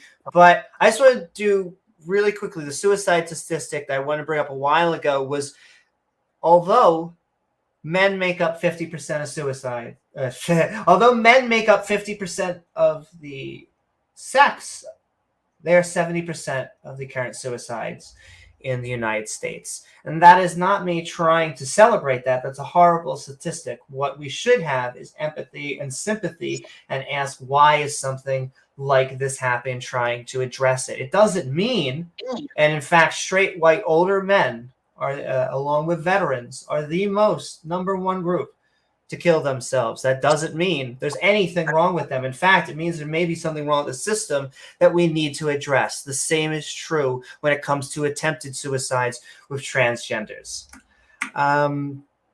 I went over a whole bunch of health ones. Just wanted to do my last one, and then I'll just do finishing on the statement, was, you know, I don't care whether you are an atheist or a theist. I don't care whether metaphorical or not, but there seems to be, when you call someone mentally ill, I think that we need to address what we're actually trying to talk about. When someone has gender dysphoria, they have a problem with their gender. And one of the best ways, in fact, study after study after study shows that it is not only the healthiest thing to do, but the right one. Okay, that's 2 minutes. That wasn't even my closest statement. I actually timed it. We'll get to that back. Goldie, go ahead. So, ladies and gentlemen, you heard what I had to say. She talks about gender dysphoria. She talks about how she's not mentally ill, but she already admitted that she tried to kill herself. People who try to kill themselves suffer from mental illness. She's mentally ill. She's consumed and obsessed with talking about everyone else's individual spirituality, everyone else's religion.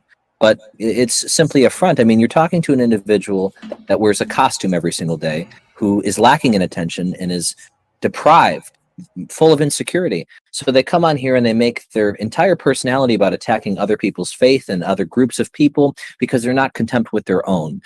We try to get to certain particular points, but you know, what's wrong with President Trump? What's wrong with the Republican Party? Deflection after deflection. So you saw me resort to basic ad hominems because that's all we can do with these people. If they're not ready to get treatment within a facility, then all you can do is sort of give them a little tough love. Bullying is good in cases like this particular individual, and I think we need to continue to do it until they finally seek the proper help and medical attention that they really need. They have gender dysphoria. They're out of their fucking mind, if we're going to be completely honest. And as far as I'm concerned, continue to research and study the gospel, continue day-to-day life as Christ would, reject the poisonous current Western norms that are being pushed in our society today, like taking kids to drag shows, teaching children about masturbation and sex in pre-K through kindergarten, whatever they want to do. We need to reject these poisonous pushes in society. We need to continue to be stone cold patriots. I hope everyone had a fantastic day. I hope you were entertained. I hope you had fun, and I will see you guys later. May I have my final statement now? Yeah, go ahead. Yeah, he left, but you can go ahead. But yes, so I didn't get to go over many of the statistics. You're never gonna be a woman. You're never gonna be a woman. Chill out, dude. Shut You never. I don't care. Never. Shut the fuck up, Wendy. We control academia, the liberals, the seculars, all that. So you need to. You guys also control the majority of citizens. I just want to make a final statement. Christ is your Lord and God. Let Amy finish. Let Amy finish. Let Amy finish. Go ahead. I just want to say you're an e-girl. E-girls should not be lost. They're not a girl. They mutilate themselves and they think there's something they're not. I have a genuine question, maybe. Just a genuine content sort of question. When did you discover that you wanted to be a woman? So when I was young, in fact, I have a great statistic for you here now that you bring that up. Well, and I also have a question after. And before you bring that up, let me sing my little solo. You're never gonna be a woman. Is that supposed to hurt my feelings? I don't get what that means. I'm not a biological woman. I'm a transgender woman, but at least I'm real, unlike Eve. Anyway, how early in life do transgender adults begin to experience gender dysphoria? Why this matters? Okay, what? Eve was a real woman in your trick. You don't have biological evidence. You're just making it up as you go along. Anyway, you'll always be a man for the rest of your life. You'll never be This isn't helping anything, dude. Stop. Jesus was a man, and he died a man. What makes it even worse is that you'll never be a real woman. Guys, how does this help? And wow, I think they ended the event. I think that's what's happening. Okay, so whatever. My going over the last statistic almost sounded like a final statement, but my lord, the absolute degeneracy that came out of this gentleman's mouth. Open it. Yeah, I guess maybe you want to just I could have made it an after show, like on a different stream. Why not just release the Kraken? Because this is like, what the hell? I'm going to be honest with you. I actually thought it was going to go way better than that. I think it's because I attacked religion. I swear, I listened. Like, he sent me like a thing beforehand that, oh wait, event voice. Can you tell me why Goldie has a girl's name? I'm not sure. You probably have to ask him directly. The thing is, but he ran away. Yeah, he's afraid. Yeah, he's had to close it up. He said he DM'd me and said, "Yeah, close it up. He has something to do." Anywho, but that's just his style, though. But can I just multiple times on the politics server, various debates before. He's banned from politics. Yeah, he's banned from politics. He can't be in debates. Honestly, he can't. Bro, you're an old man. Why are you on Discord? Why are you on Discord in the first place? You're an old man. Well, I just want to thank the politics and religion server. I really do want to thank you guys. I still thought it was a fun debate. Why? I tried giving you leverage here. Amy, you rock. You know that. Yeah, no one cares. No one cares. Amy, you wanted to post a statistic about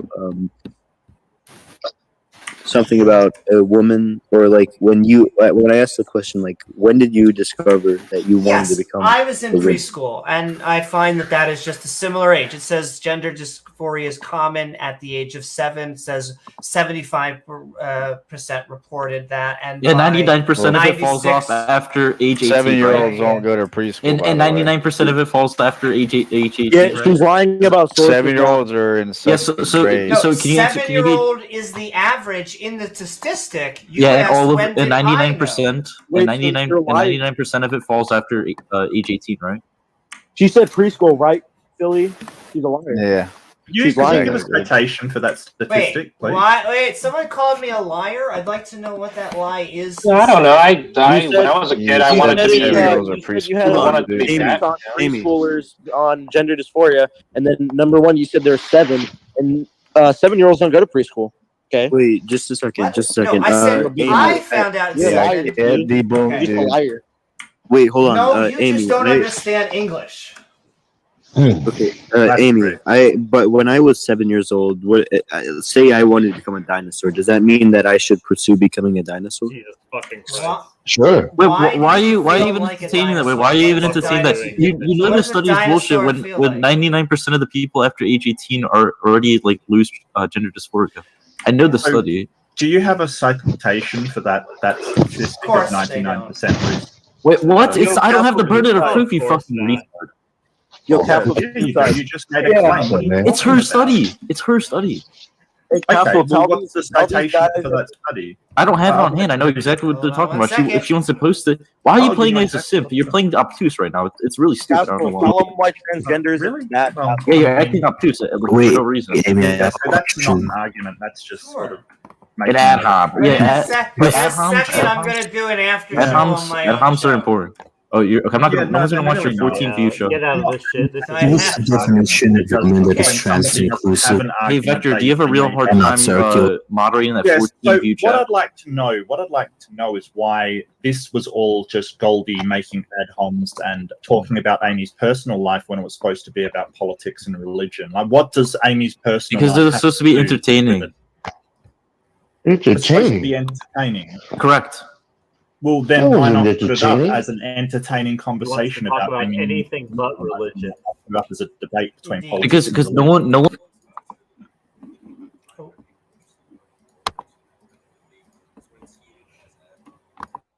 I put it on solo. All you wanted to talk about anyways. So Yeah, I mean, there's What is it gonna be misrepresenting? There's so gonna I be think, two I think people hide when they don't have an actual argument and they kind of go, well, I'm just going to attack the other person because they're sort of insecure, don't have an argument, they can't logically and rationally put together. Wait, why is logic so important to you? Why is logic so important to you? You don't use logic? No, I use logic, but I'm an irrational person Then as well. why are you using logic if it's so bad? Hey, listen, I told you I use logic on occasion, but I said, why do you think? I said, why do you think logic is so good? I never said it was so bad. Because it's going to produce the best outcome for what you intend to do. Okay, so what if I tell you what if I project my intuition and it works well? Way better than someone who would Is make it a logical. reliable? Yes, much more than logical reasoning. Really? Yes. So whatever you Give me an think example. may be right without investigating first, I can't logically doing a and make a conversation about logical intuition versus analysis logic. of yes, so a logic. reliable analysis of the evidence and factors. You don't just gotta think put your you gut don't have to. reaction's more accurate. Yes. Okay. So I can. Do you tell have from my any gut. kind of So stop kind of interrupting me. backing for that? Stop interrupting me, but yes, I do. So my intuition right now tells me that you listen to CC Hypno videos, and my logical reasoning wouldn't tell me that. Oh my! What is No that? one check that guy's browser history because he just gave a little projection. No, I don't even know what that is. Me neither. I know what that is. I was gonna say,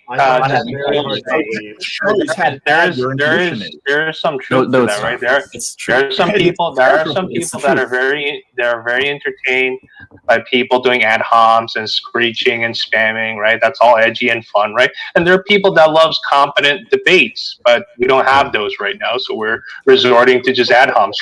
Can you give us a definition? I think it just shows how bad these people's intuition and their Amy, can you give us a definition of woman that is trans inclusive and so forth? It's a sign of low intellect, Mark. Yeah, low intellect, absolutely. A feminine individual. Well, why do you think there were so many people that were willing to pay for the debate between Jordan Wait, hold on. The debate between Jordan Peterson and Sam Harris, right? It's not because they didn't go there for the ad hocs. Certainly not. It was because these were very two competent intellectuals that were willing to have like a good faith argument, and they wanted to listen to these people at a high level. If I may So yeah, say there's so. absolutely room for people that wants to listen to these kind of debates. Although I throw And you think the punches, server's up? I was expecting him to at least kind of compromise on certain things. I think he just got a little triggered. It happens. Amy, he's an insecure guy, and he calls himself Goldie. What did you expect? I don't know, but Goldie was just like attacking him constantly without actually giving an argument. Yeah, that didn't happen with Amy during the debate, right? I mean, Goldie kind of just like ran away from my question. Hey. I mean, yeah, Goldie ran away from my question and refused to answer it. Yeah, He's people terrible. like that You are should stop PC. eating your microphone because it's really, really bad. That's closer. Oh shit! Yeah, my mic was like irritated. My bad. Yeah, exactly. Well, I went up there to ask a serious question, and all I got have a was, serious you question. have an accent and you're English, when I'm not even English. Like, it's so childish and immature. How old is Goldie, dude? Like 5, dude? But Mark, you drive on the wrong side of the road, so that makes About to let you all in. I'm trying to figure out a way That's to his say tactic. Like he doesn't want to actually get into a good faith argument, right? So he just attacks So you by your now accent. they're kind of And siding. you kind of like unfortunately played into that and started like answering some of these questions. Like you're not supposed to answer these questions. You're supposed to just like barge through it and just say what you need to say and Exactly. You know, kind of like. I don't respect him. Bro. We could have had it. He doxed multiple people. You should show no They didn't want a good conversation, Amy. So Christ talk, the kid was sick, not cast him out, dude. You're retarded. I condone all bullying of trannies. Yeah, no, Christ didn't cast out the sick. He was a doctor. Anyways. I'm the same make any way sense. with Christians, Muslims, and Jews. You shouldn't be prejudiced or bully or whatever you want Shut to up, frame it. shut up. Well, I attack all falsehoods, but No, again, okay. You'll never be a woman. Okay. You'll never be a woman. I don't You'll never care. be a woman. Magpie, shut up, you're brown, dude. Be quiet. Because that's why you're on here today. Shut the You'll never be a fuck woman. up. You'll just never be a woman. Cares. You'll The never only be a reason woman. you Amy, just care move. I have a is question. No matter how much estrogen you take, Wait, Amy, I actually have a question. you'll never be able to join the military because you're a woman. Women don't deserve rights. Amy, Castle, it's okay to come out of the closet. Exactly. Just do it. It's okay. It's okay. It's okay. Wait, Amy, I have a question. You want me to come out my cage and sing a song for the people? I can do that. You want me to come out the cage and sing a song for the people? Oh my God! Shut up, dude. God, be quiet. I can mute it, dude. Amy, I have a question. I was told that you specifically hate Christianity. Is that true? I dislike Christianity. I'm okay with Christians, but I don't like the religion. Why is that? Now I'm feeling the strain. At the bottom level, it's false. Christianity is not true. But then it makes people prejudiced. I wanna get lost in your rock and roll. Makes people prejudiced. Yeah, give me the beat, boys. Hey, how is that Christianity? I wanna get lost in your rock and roll and drift away. Well, I think it promotes to special people with special. We could do that. Anybody who wants that smoke, that 1v1 and that sing-off battle, I'm keen for that. Can I just point out for a second how whenever you start to get into a conversation, there's people with no arguments that'll sing or just yell or just try to stifle Shut people. up, bro. Nobody Why cares. are you so afraid of people having a conversation? Dude, I could try to have a conversation, Magpie. It was actually a really good song. Yeah, dude, like, I'm sorry I do have to say it. I don't want to say That was actually a good song. Yeah. I'm doing a bad for credits, dude, right? Hey, Castle, turn up the volume, bro. Let us hear you sing, bro. I want to talk about why Christianity promotes I have him muted. That makes for a lot better conversation if you mute him. Well, not special people, but anyways. Why don't we talk about why Christianity is false? Okay, everyone, the people spurging, just mute them. Just mute the spurgs. Yeah, I can hear you, Amy. I just want to say, I want to thank the Politics and Religion Server for having me for the debate. I do not think Goldie gave any really good explanations or arguments. I think when they do insults, it's actually a form of weakness and degeneracy. And the more that they attack us for these sort of issues, the more that the counter-apologists, the skeptics, the non-believers are going to take over and gain control. So thank you, and I'm sending love to all of you. We'll be at the end. Sending love to the Politics and Religion Server. Holy fucking! That was fucking painful, Amy. Shit. That was. I mean, got to give you credit for sticking with it, for just staying on message. But damn, that was painful. I mean, that was right. He just let us know right from the bat. He wasn't here to have a serious discussion. He just wanted to bash a tranny. That's all. That's all this was. Exactly. Yeah, he just wanted to make fun of a tranny, make ad hominems, just be an asshole. You know, he doesn't have any. He actually ran, tucked tail, lifted up his skirt, and ran every time the religion came up. He did not want to go there. You know, but yeah. Talk about how much money he has. I mean, well, if you need to tell people how much money you have, then yeah.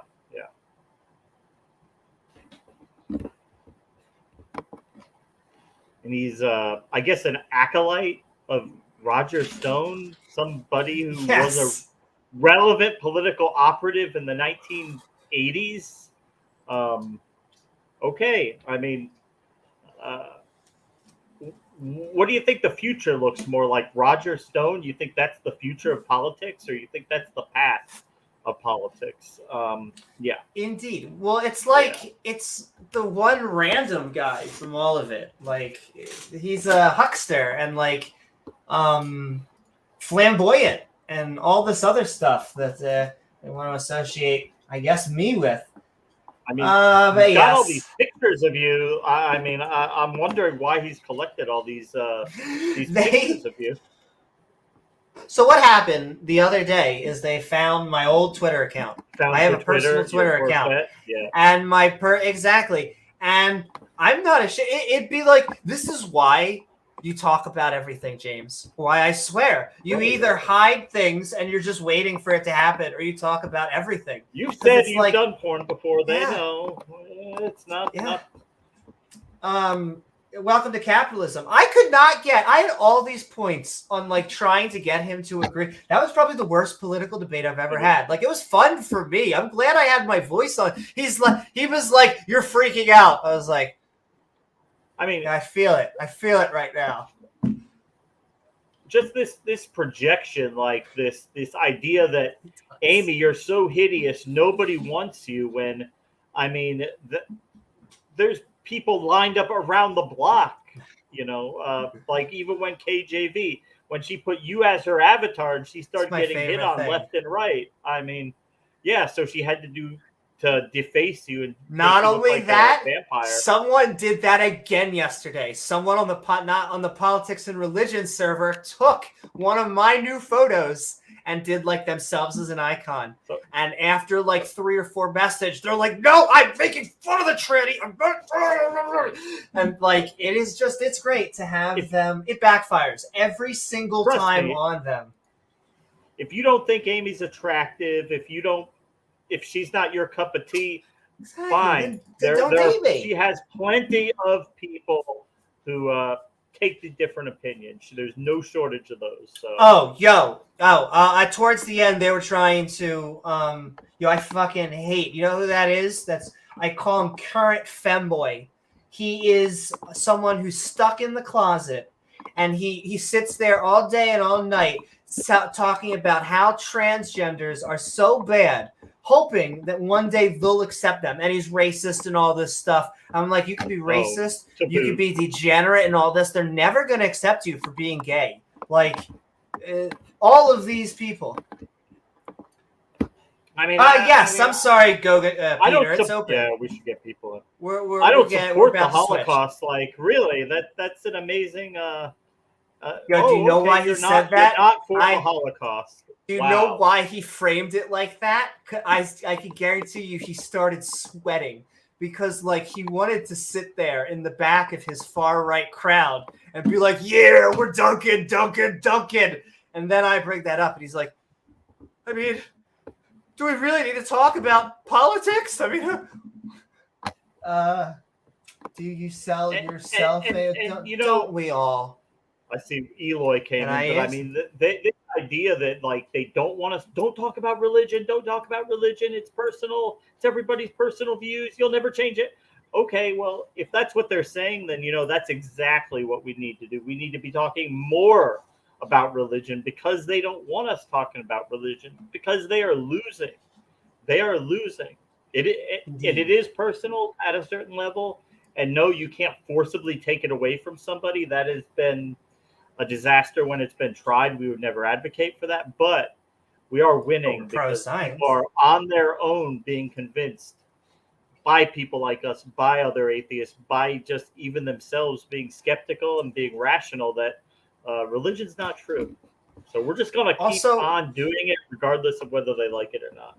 Oh, exactly. We're winning the culture wars. They know this, we are and they feel it. Think Roger fucking Stone is winning the culture war? No, he's not. And so sooner than later, apparently, because Ultimate his body is ready, and we just need to find the atheist that wants to come in the ring. And so, kind of a first come, first serve. Also, that's what he or she said. But I agree with what James said. I feel like they know we're winning. Like, I go in there, especially with politics, like, what can we agree with? I think my religion angle triggered him. It was like a flat earth debate. Like, he's like, that's not what we're supposed to be. It's about tranny and abortion. Yeah, and this is about making fun of a tranny, making homonym comments, and yeah. And he went really hard. Like, what was that with fucking Mark? That was I can make this joke. because I have epilepsy. It was like he was having a seizure. Like, what the hell was that? Like, holy moly. I don't know what it is with the fucking red coat memes, but then he doesn't want to talk to anybody who he thinks is British. He has this thing. We won that war, Goldie. Now we're friends. The same happened with World War II. If you don't notice, we are kind of friendly with Germany now, even though Mustache Man was a person. We're actually good friends and allies with them. So weird. I'm not even that imperial. I don't even want to be imperialistic. Like, yeah, we should support the UK and Australia and America. But then to go the reverse opposite direction is also weird. Jesus. Okay, let's get people in. My microphone is ready. That's right. If you are an atheist, theist, liberal, conservative, we don't care. If you think that I did horrible in the debate, come on and tell us why. I see Bumblebee, Beamsy, Stephanie, Amaretto, Eloy, Richard, and Peter. And in that order as you all shall be as we go into our open mic on Dover. Oh my goddess. James, we don't even have a thing for Debate Me, Brah. Watch this. We're going to have to open it up to, well, I have to make it into the skeptic and ranting fucking things. All right. Well, we're all skeptic and ranting here. Okay. So with that, we're going into a Debate Me, Brah overtime with a skeptic and ranting overture.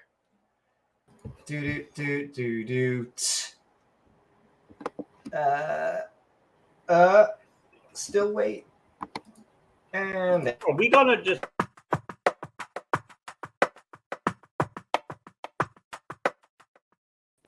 woohoo! And this time we're gonna get everybody in as quickly as we can. So just say what you want, whatever you would like, and then just tell us when you're done. We'll add more good to people. see you, Bree.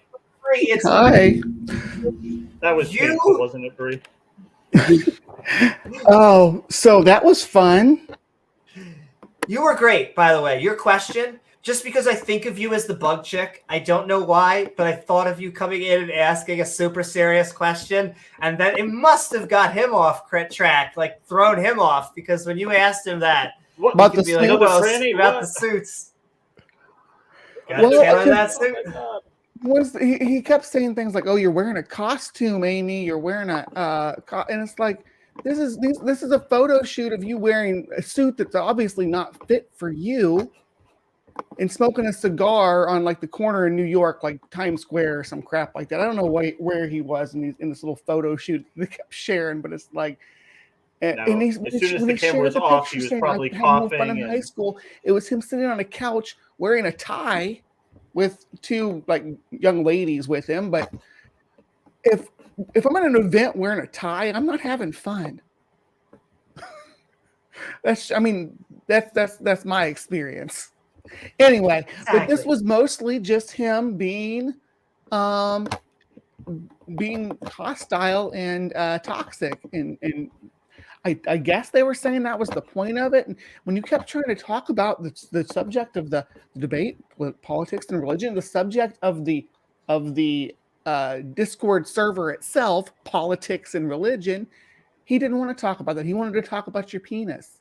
He wanted to talk all about your genitalia, and your mental health, but more so your genitalia. I had all these sources: healthcare, healthcare, statistics, the economy, all these different things. He filibustered. He didn't want to hear. He did not want to hear it. Don't confuse him with facts and information. Yeah. But yeah, welcome on board, Bree. We're just gonna keep on adding people in. Yep. And lovely to have you. You were lovely. Beamsy, what is I'm not that big. Skeptic and ranting? Hey, Beamsy. And how did you enjoy that intellectual conversation? Very stimulating, huh? I guess I missed it because I saw no intellectual conversation going anywhere.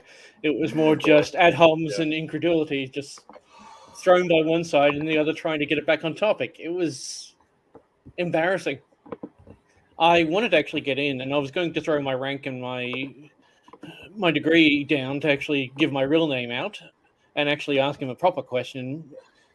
But I guess they didn't want me in either. It must be because I've got an anime avatar.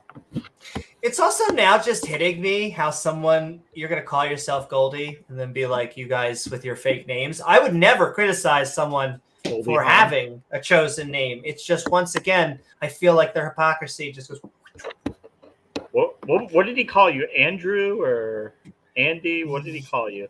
I think so. I think and he called me that, and then I called him Goldilocks. Yeah, well, Beamsy is my nom de plume, so it's actually a name that I use officially, so it is identified with me. And I was going to use my real name. It's not a matter of I wasn't going to actually reveal that. I was actually going to see what he would do against someone who has got a background who actually education has like a degree in geology. Yeah, I just wanted to see how he'd react to that. Talking about. Yeah, he comes across as a prepubescent child, and he looks like that in his pictures. He looks like he's like 16, really, honestly. When that's what he looks like. It's not a bad thing. It's just that it's just an opinion. Whether or not it's true, it's a different matter. I mean, this just sounds like, oh yeah, but Beamsy, he made all his money on his own. He didn't inherit anything. I mean, this kid came from the rough part of town, Beamsy. You know, he was out there fighting with Corn Pop and the chains. This guy is tough. This is a thug. Thug life. Yes, but Stone. If you look at the pictures, if you look at the pictures, it looks like he's hanging out with his grandfather, wearing his father's suits, and it looks like he's 16, 17. No, but that's literally what he looks like. But again, that's my personal opinion. It's not true or not. It's just the way it comes across. Definitely. Yeah, didn't really have any arguments. Anytime we tried to get in there, he just tried to railroad it into something. Even when I tried to go to a source, it was like next. No, you want to go get into that. But let's get let's get Stephanie in. But welcome on board, Beepsy. Welcome, guys. Stephanie, Hi. welcome on board. We're Skeptic on Ranting. Stephanie, I am welcome. so sorry for everything we all just had to endure, but welcome. What are your thoughts? My name is Stephanie Helms, and that is also my genetic name as well. That was one of the funniest. What is your genetic name? Whoa. I don't know. Let me just look up my karyotype here for a moment. Tell me more about your genitals. Oh, yes. It's like, I will give him this. Very frequently, I'll be in a room where people are making reasoned arguments for the existence of God, and particularly the people that say, I believe in the God of the Bible, and the Bible is true, and all of this other stuff, and they go on for ages and ages and ages, and they're clearly just sitting there, building the foundations of their belief. And when I push back and say, okay, this is fine, you have these foundations of belief, what do those foundations lead you to do in real life? And they won't say what this guy said from the jump. You'll never be a woman. I'm committed to making sure that women cannot have bodily autonomy, cannot have freedom, cannot do anything without the consent of a guy because the Bible tells me so.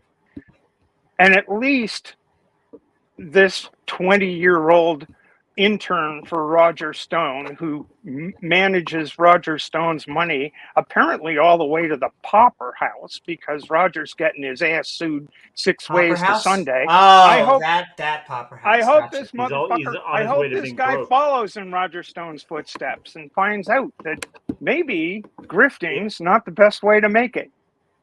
Indeed. If he's managing Roger Stone's money, Roger Stone's going to be broke because this guy he doesn't even know anything about the real world, about how the world works. I mean, it's typical for like a 19-year-old kid who thinks they know everything. But it's okay. It's okay. He's 20 years old, but it was a shit show, and Kudos to you, but I think PNR is just they're only interested in the heat, not the light. So, but if he is governing and handling his money, then who is handling out all the stacks of cash when you pass go? Doesn't make any sense. Like I said, I think that I'm sending love to PNR. I think clearly they tend to be a little bit more politically incorrect channel, but I don't think they were enjoying that either. I think they were like, come on, dude, you're supposed to be representing us. You're not supposed to be not making any arguments ever. I admire your charity, Amy, but they were letting it roll. They could have put a She has end a to tremendous that. amount of patience and Yeah. charity. Yeah. Yeah, it's just they're not sending us our best. I feel like someone might have said that once. Anyway, let's bring in Amaretto. I top beta male edgelords for fun. Oh my, that's the kind of spice we need. Amaretto. We are Welcome back, skeptic and Amaretto. ranting on politics and religion, and I don't know what we just experienced, but it was a hell of a That was hell pretty of a fucking show. painful, huh? You're on mute? Oh, that's okay. I've done that multiple times this stream, so. Still muted. But I like the glow of your microphone while you do that. Thank you so very much. Okay. I think that's what they want. They want you to curse. There you go. Okay, I just You're had to good. set this mic. I haven't been on since I got the new mic. Yeah. Oh my god, I'm actively trying to regain brain cells right now. What the fuck was this shit? I can tell you actively for anybody watching, as someone who is studying gender and sexuality and several of the topics that these fucking edgelords are trying to talk about, these guys don't know jack shit. And the likelihood is they're actually trying to defend a minor being in their Discord right now. So hi, like if you're trying to actively like you can be friends with like a teen, whatever, but like the fact that I'm like, hi, I'm a parent, that's concerning that they're in this Discord, because like the content that's on this Discord, as a parent, I would be cutting the cord on my son's internet and getting him some therapy if my son was associating with a lot of these fuckers. I'm in there right now, still in that conversation, Yeah, talking to him about I'm in having a there. minor in there. Because I said something to somebody like, I'm in there doing it too. I made an adult joke to someone, and they're like, "Ew, get away from me! I'm a minor." And now they're like, "Oh, they took screenshots of me saying that." It's like, no, you're responsible. Your parents are the ones who are responsible for letting you in here, not me for having an adult conversation in an adult server. Think of the children. I mean, it's ridiculous. Also, can I just say something? Also, as someone who knows a little bit about fashion and clothing,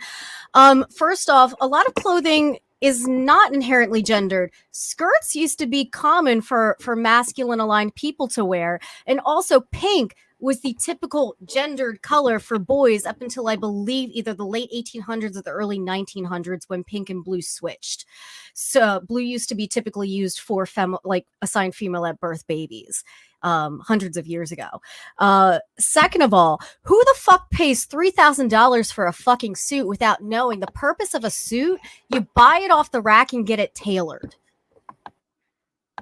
I'm waiting to see the pics, but apparently this dude has like the biggest fucking suit.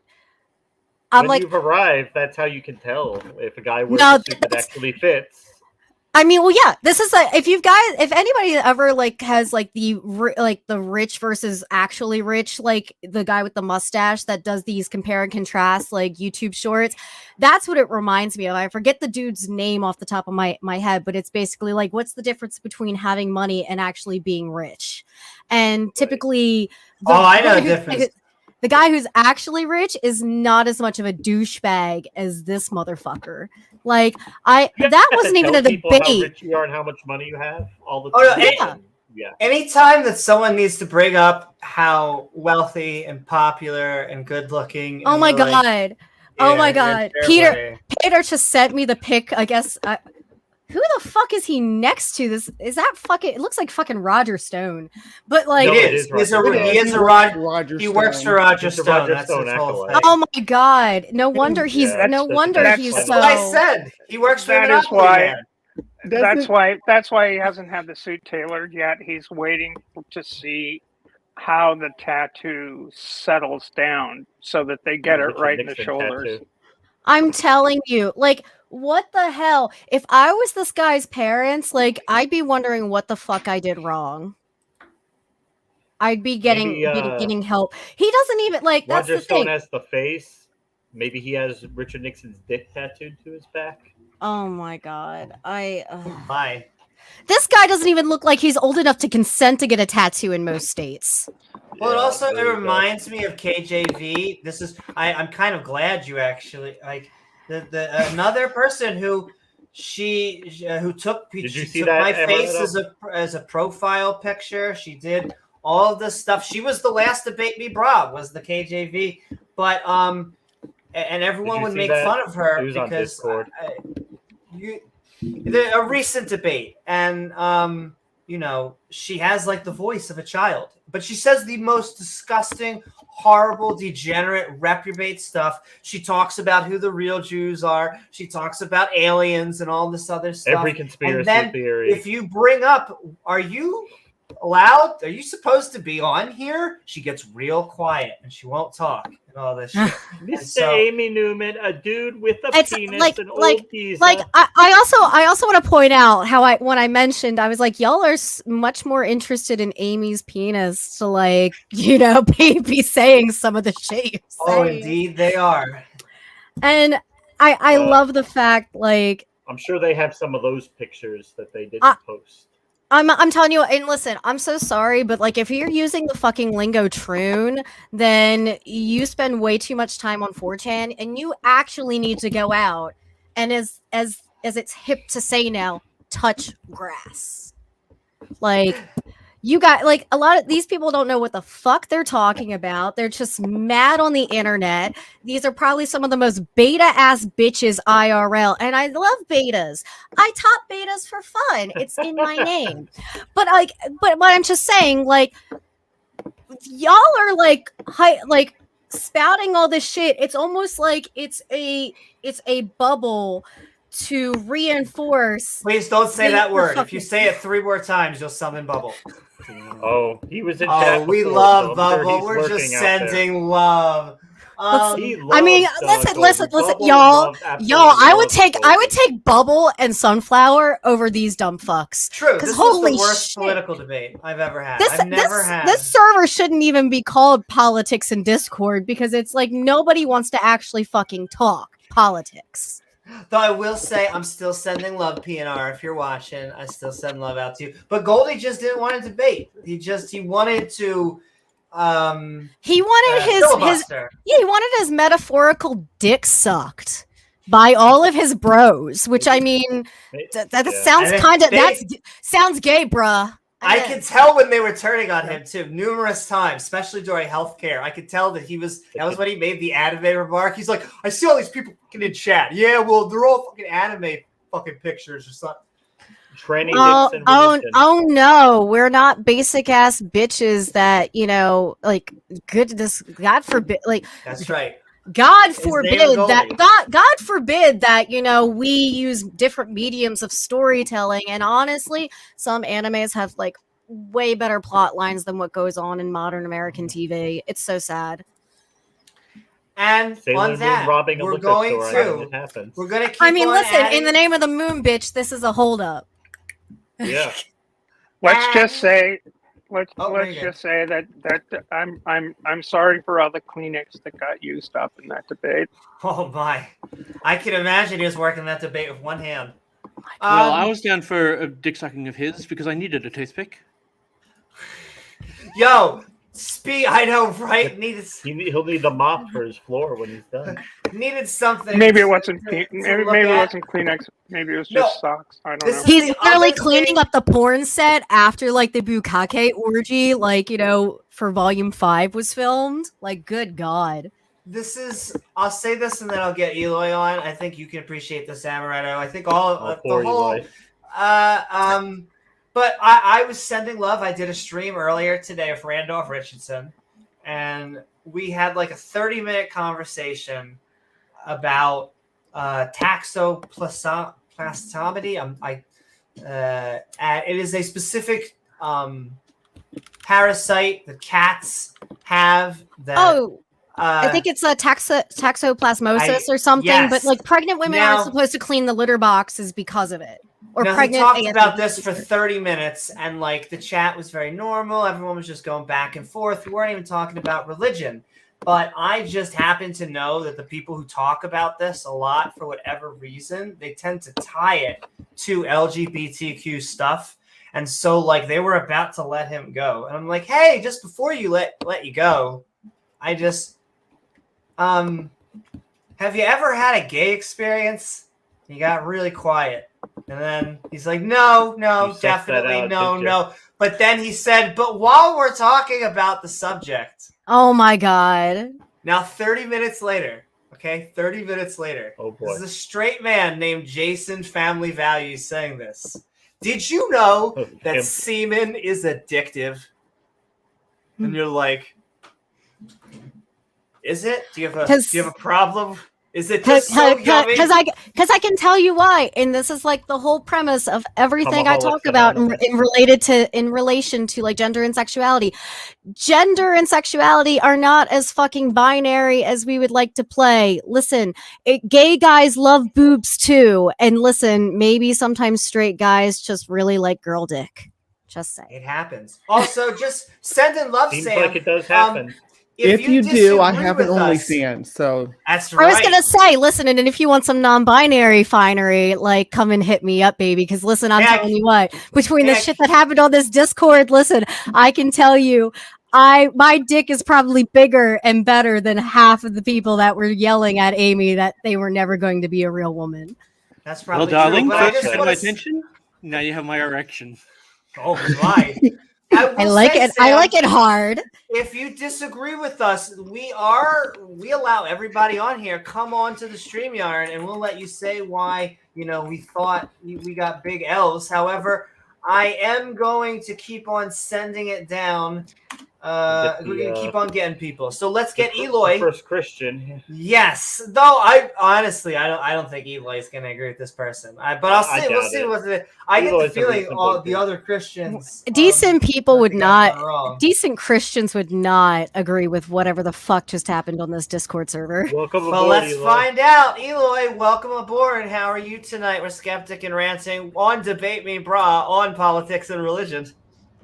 Yeah, I ran across the little live thing and it went in and saw all that, and oh boy, I'm gonna have to process the whole thing that went on, because a lot of things were said, and so there's some, I don't want to call it pros and cons, but number one, the nastiness was just completely nasty, for one. But that's my criteria. I don't think that one should stoop so low as to go the way that person did. I think but to pause that, something else was going on there as well. There was layers of things that were going on there, and one of the layers of things that I'm not sure, because I don't know that person. I mean, I know you guys in this sort of venue, and the way you address things, and I've seen the typical way you go when it comes to certain arguments or discussions about things. So I have a sort of general concept of where you guys my go. shtick, our shtick, roughly. Like that's not a complete right, roughly. Out. Hey, the one guy that was going after you, I have a different assessment than everyone that has talked here, and I don't agree, but I have a different assessment of what he was doing on account of I have an opposite view of you guys when it comes to religion and so on and so forth. it's still, it doesn't excuse that kind of behavior from the person. But I have so the one thing that I'm seeing is sort of like being in a steel drum, and I don't want to be broad about it, but I will. And it's kind of reverberating what you guys are saying. It's kind of like you're excusing some of the points that he made in the dirtiest of ways that he did. He was lighting up. I don't know what they call it when you he was basically gaslighting, back to back, trying to destroy you in the most cheap, superficial, antagonizing ways that a person could ever approach. He was using just the most horrible things to do. Dirty right? tactics. Yeah, very dirty tactics. But here's the thing, and I don't condone it. I think it was just disgusting. But here's the thing that I was viewing, because I always view things on both sides. I try to see what's going on both sides. I'm quite open to listening and seeing what's going on, although it takes time to process. So I'll think of this later on. But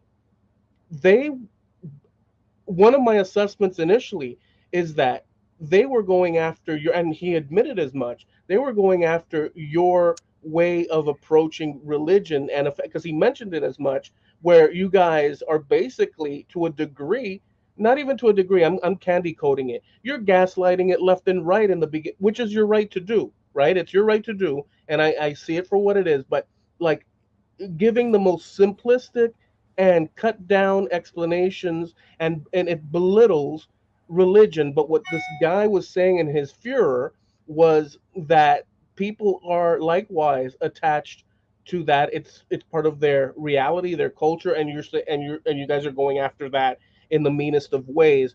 It's your right to do. But he was making that point, and I think he was consciously, but I don't know him, I think he was consciously going as dirty and as mean, kind of psychopathic in a way, as he could, to make that point. I don't think anybody with a conscience, and I think that his tactic was very medical, very precise, and very disgusting. I don't agree with it, but I see what he was trying to do, trying to put you in your place in terms of what you do. You don't see what you do with religion as double standard. Regardless, none of it is excusable. But I did observe that, and I'm going to have to process a lot of what I saw. But that is kind of my assessment. I'll say some, but it seems like Stephanie has some. Here's the thing. If, a religious belief is something that you feel, something that you may have come to through reason, through thought, or through indoctrination. Would you agree with those things? I mean, we can leave aside the indoctrination part if It's you culture. like. It's also culture, and you grew up with. It's Yeah, culture. so it's a Sure, bunch of all that right? stuff. Yeah. So this is something that is a belief system that you ride with. And I've said this before a million times. That's fine. What do you do with that belief system? If your belief system leads you to believe that you can attack a person because of who they are, then I think your belief system needs some work.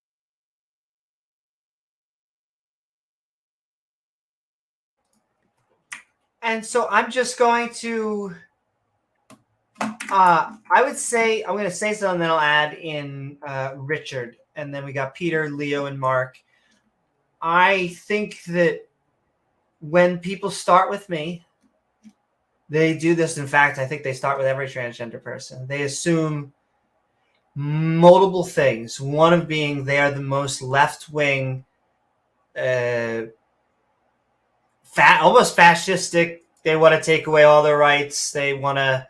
They have a very straw man view of what a transgender person is, and then I think they find what I do offensive in a way that they can't describe, because I am peeing on something they view as sacred. However, I think it angers them in a way that they don't know how to attack because I'm not really attacking them. Like, I sometimes swung punches at him, but at the end of the day, I am a transgender woman. So when they come in there and they scream at the top of their lungs, you'll never be a woman, and blah, blah, blah, they're just trying to be mean. But when I say, hold on 1 second. But when I say that they believe that women biologically came from a rib, or when talking snakes were one of the main events to why we have evil in the world, or why a man resurrected after the dead 72 hours after decomposition, those aren't straw man. Those are steel man. And so their offense should be justified. I mean, they should have a little bit. You should be the gadfly, as Socrates or Plato said. You should be asking questions and prying deeply held beliefs. I would have, if he had been cordial the entire debate, I give what people give me. I would have been cordial right back. He not only was that planned, I have looked. He said, "I'm going to insult you." Still way better to him than he was to you. Good. I'm glad I was. He okay. So listen. So underlying. So you have all this dressing, in an argument, kind of like beautifying the argument. But if you break it, and there's more layers, but if you break it down, he was using humiliating tactics as much as possible at the most personal level as possible. But what I'm saying is that he also had a I agree with you. He had an agenda, purposefully. Now I don't know that that's true 100%, but I kind of sussed out that there's something. He admitted as much in various points, so he didn't care about anything to do with reasoning or this or that. But so just to conclude my idea, my bit, it's kind of like when you or anybody goes after anybody else or a group of people or an idea that people feel very strongly about, it's expected for one to get pushback to one degree or the other. I agree with you, Eloy. Well, just to say, I agree with you that his goal was to get down and dirty. I think in their head, he wasn't there to debate. Yeah, well, I think somebody in like the voice chat, like it wasn't lighting up who was speaking when for me, so I couldn't pinpoint it. But somebody actually asked, like, why it was such a fucking shit show and stuff, basically to TLDR it.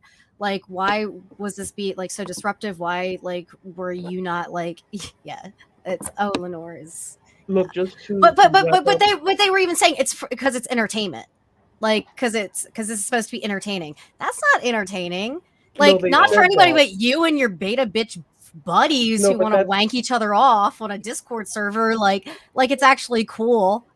Like, yeah, I was looking for a debate. Yeah, like that wasn't a debate. That was basically, as sad as it is, Amy York has just kind of like paraded on there as like a token, like something to focus their anger and all of their. I think the goal was to make me not saying PNR's goal. Because I'm still sending love. I'm active, community active, and all these. But like, I think that he wanted to see how long I would rage quit, because I think most of their tactic is just shame, embarrassment. I just don't think it works and that's what they like. The problem, like some of it too, is that that's what these young men or adult men, whatever, that's what these guys are being raised with. Toxic masculinity, and like they're not actually raised to like now you're really triggering them. And have a healthy I know, and it's crazy because it's like, listen, well, my hair's not purple anymore, it's pink. Listen, hey, I have a point when I say that there is something to be said for raising your children to be able to process their emotions and to also like recognize if your parents had unhealthy emotional states of mind, and it's not just the quote unquote mental illness that we talk about. Some of it is like this ingrained toxicity. The problem It's my hope that it doesn't work. It's my hope, Eloy, that folks like you who saw the train wreck will say this is no way to have a discussion. No, we can agree and disagree, and I would hope to have a productive discussion about whether it's religious issues or trans issues, really. Real trans issues, not the imaginary ones that you make up in your head and that you whack off to. Like no litter boxes. No litter boxes here. That's fine. We can have a reasonable discussion, but discussions like this, where all you're doing is calling each other names, or calling. Actually, it was one way entirely. When you start throwing around slurs like "troon," "you'll never be a man," shit like this, it's like that's not a discussion. That's He you didn't know what showing your troon meant whole just to say, ass. just so he could say it over again. Entire ass, and So- that's no way that we're ever going to come to any kind of synthesis with regards to this. Maybe a synthesis is hopeless for some of these people. I hope it's not, but I hope that somebody raging on like that in an immature and ridiculous way is enough of a turnoff for the audience to say, "Hey, look, So rather than having a bunch of rage bros sitting around and saying, "Yeah, man, you go, hit the troon," that kind of shit. It's stupid junior high school crap. Well, get the rest of the 4chan was not giving us our best, or giving them our best, or giving us their best. You can't cover other people with a amount of sand to avoid listening to conflicting voices. You can't do. You can try, but it's going to leak out in one direction or the other. The dam will burst. It leaks out. Yeah. So here's. But Eloy, we push back against your ideas and everything, but I don't think we've ever insulted you or, taken that route, because it's not that we think you're a terrible person. We just disagree with you. Well, this is what I'm trying to get at. I'm trying to scratch a little bit below. So look, here's the thing. Of course, I disagree with you, and I admit as much. When it comes to the basic notion of, I think religion is important, it's valuable, it's awesome, but if it's not your cup of tea, have at it however you wish, because the conclusion that I've come to, and it's a very simple one, which was already addressed way back when this country was formed, although issues and growing pains persist, is that we kind of go down the road our own way. And some people are Lutheran, some people are Satanists, some people are nothing, some people are a little of something. And so that's the best we could do when you consider there's many people with different types of ideas. And so, back in the 60s with civil rights, there were people that were debating after this we'll get Leo on how much leeway and incorporation African Americans could have into the greater the system. Some people were arguing that, well, maybe we should pull it back and little by little until they get their bounds. Even back in the 60s, there were conversations to this degree. And there were some intellectual African Americans that were prominent that would go up to the microphone, the podium, and debate. There's plenty of that you can find on YouTube. And in one of the back and forth with, I think it was William F. Buckley, and the other guy's name was James Baldwin or something. He was an intellectual African American and really strove for civil rights and whatnot. And so in his debate, they were arguing back and forth with this whole thing about civil liberties. And he mentioned, Baldwin did, one important thing, and he said, listen, I can be reasoned with, but I don't know about my other brothers and sisters if pushed to the brink. So he mentioned that. So what I'm trying to get at with what you said, James, is that I can be reasoned with myself because I'm not quite willing to force your hand or the next person's hand as a rule of thumb, but I do want to be left alone to do as I so choose. I do have a moral compass, however that might be, and when I hear you guys in the beginning of your intros go gaslight left and right with things that aren't high critiques, they're more lowbrow, below the waist punches. I think to myself, those are lowbrow, below the waist punches, but I don't take it to the Then level. you can come on and tell us that we always let people come on and tell us what they think. If you think we're hitting below the belt, then come on and let us know, and we'll talk about it. To that, James. I'm All getting right, to all that. right. I'm saying that All I right. can be reasoned with. I hear you doing it. I have that assessment, but it doesn't mean, for my case, that I'm going to go off the rails and go bounce off the walls. But that's me. There are people out there in a gradient that believe roughly where I am, off towards the left or right, that may not have self-control, because human beings, beyond religion or beyond this or that, are human beings, and they're quite capable of going off the rails regardless of religion, regardless of politics, regardless of whatever the heck they're into, because human beings are individuals. And so if you say, oh, because the left is a bunch of this and that, or oh, because all people that are like this are this and that, whether it be race, whether it be religion, whether it be whatever, you're stepping into an arena of being open or susceptible for pushback.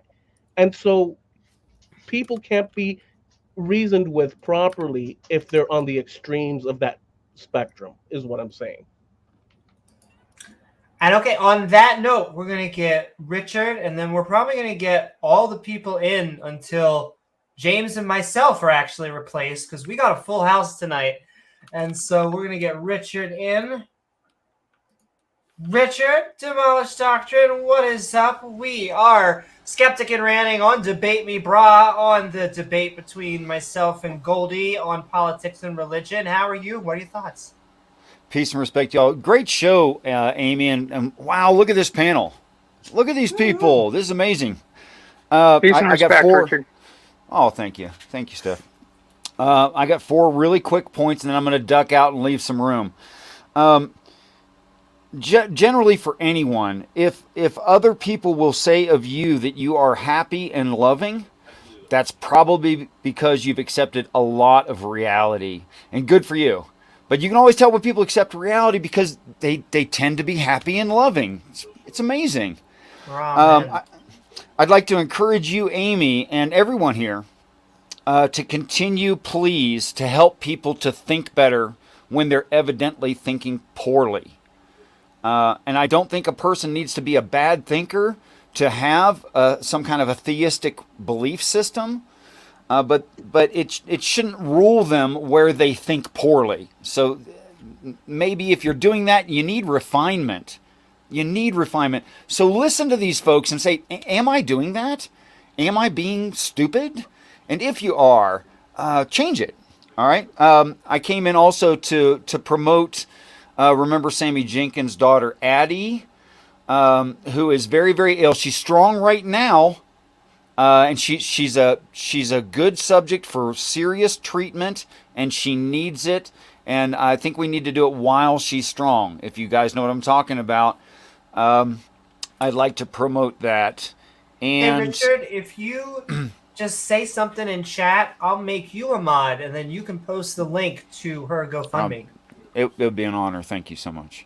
And I want to say peace and respect to you all, and thank you guys. Thank you.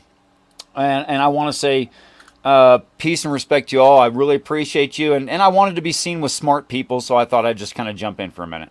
I was going to say real quick, I just posted the link to it in chat as well, since I do have mod privileges still. So, yeah, if anybody feels like going and checking that out, childhood cancer sucks. Let's try and make it suck a little bit less for this family.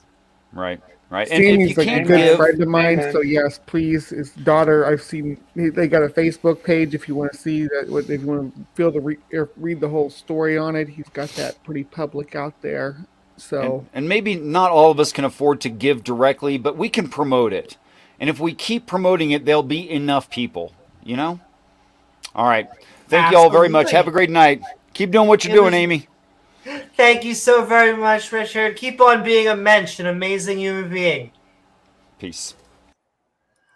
And all right, we are going to go along. I think, did someone say, Nan, are you a theist or an atheist? It doesn't matter which way.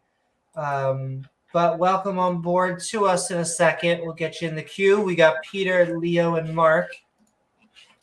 I'm a theist? Oh, okay. Well, then you heard it, Peter, Leo, and Mark. Be quickly. And with that, Peter, we are Skeptic and Ranting on Debate Me Brah on politics and religion. At least that's what I thought it was. How are you? What are your thoughts? What are my thoughts? I mean, there's so much to say about that debate and your opponent. Whether there's an echo, I don't know where it's coming from. I hope it's not me. But, okay, yeah, that fixed it. Yeah, this guy wasn't there for a debate. This guy was there to vent his frustrations, I think, because all the signs were there. This is a young gay kid in the closet, probably in an environment that won't let him come out. It's just sad. And I wanted to apologize to Amaretto, because I posted some very disturbing pictures on Discord to her in DM. I'm traumatized forever. Thank you, Peter. There's not enough bleach that'll work for my eyes. I mean, so we had this visual.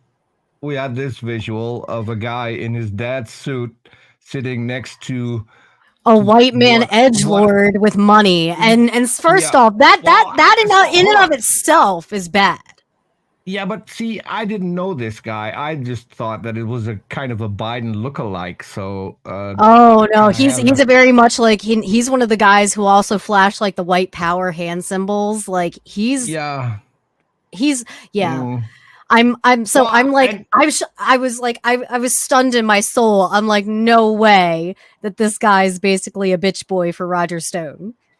I mean, what a random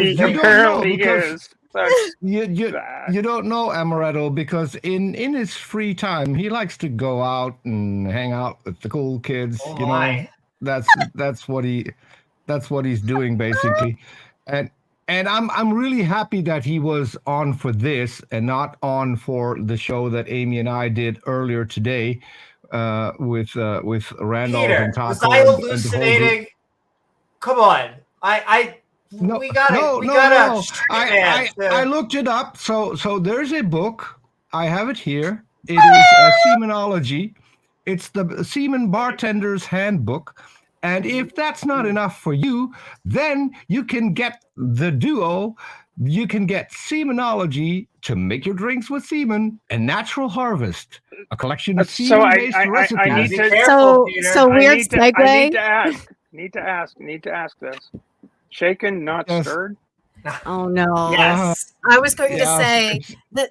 It is probably, but yeah. So for people who are interested in this, because someone sent it to me in DM one time, and I haven't slept well since. But yeah, if you really want to check it out, it's on Amazon. It's not a Photoshop. I put the link in the chat, so you can go check it out if it's something for you. But Amy and I were warned that semen is addictive once you tasted it. That is the most amazing creme brulee I have ever seen in my life. I was gonna say I had a beer on Thursday night that I actually took to Twitter and described. I just had this beer is so creamy it feels like someone just nut in my mouth. And I would never say anything like that. But yeah, Amy. On the top, I swear. I said it on Discord, and I'll say it again. You rock. When I grow up, I want to be like you, because you just sit there and you take all that abuse. You don't let it get to you. You keep your cool. You keep trying to have a decent conversation with a little twat like that. And to me, that is the epitome of professionality. And thank yeah, you. I salute you. You are one of my heroes, and you proved that in this whatever it was. It wasn't a I'll debate. send but that whatever right it back was. at you here.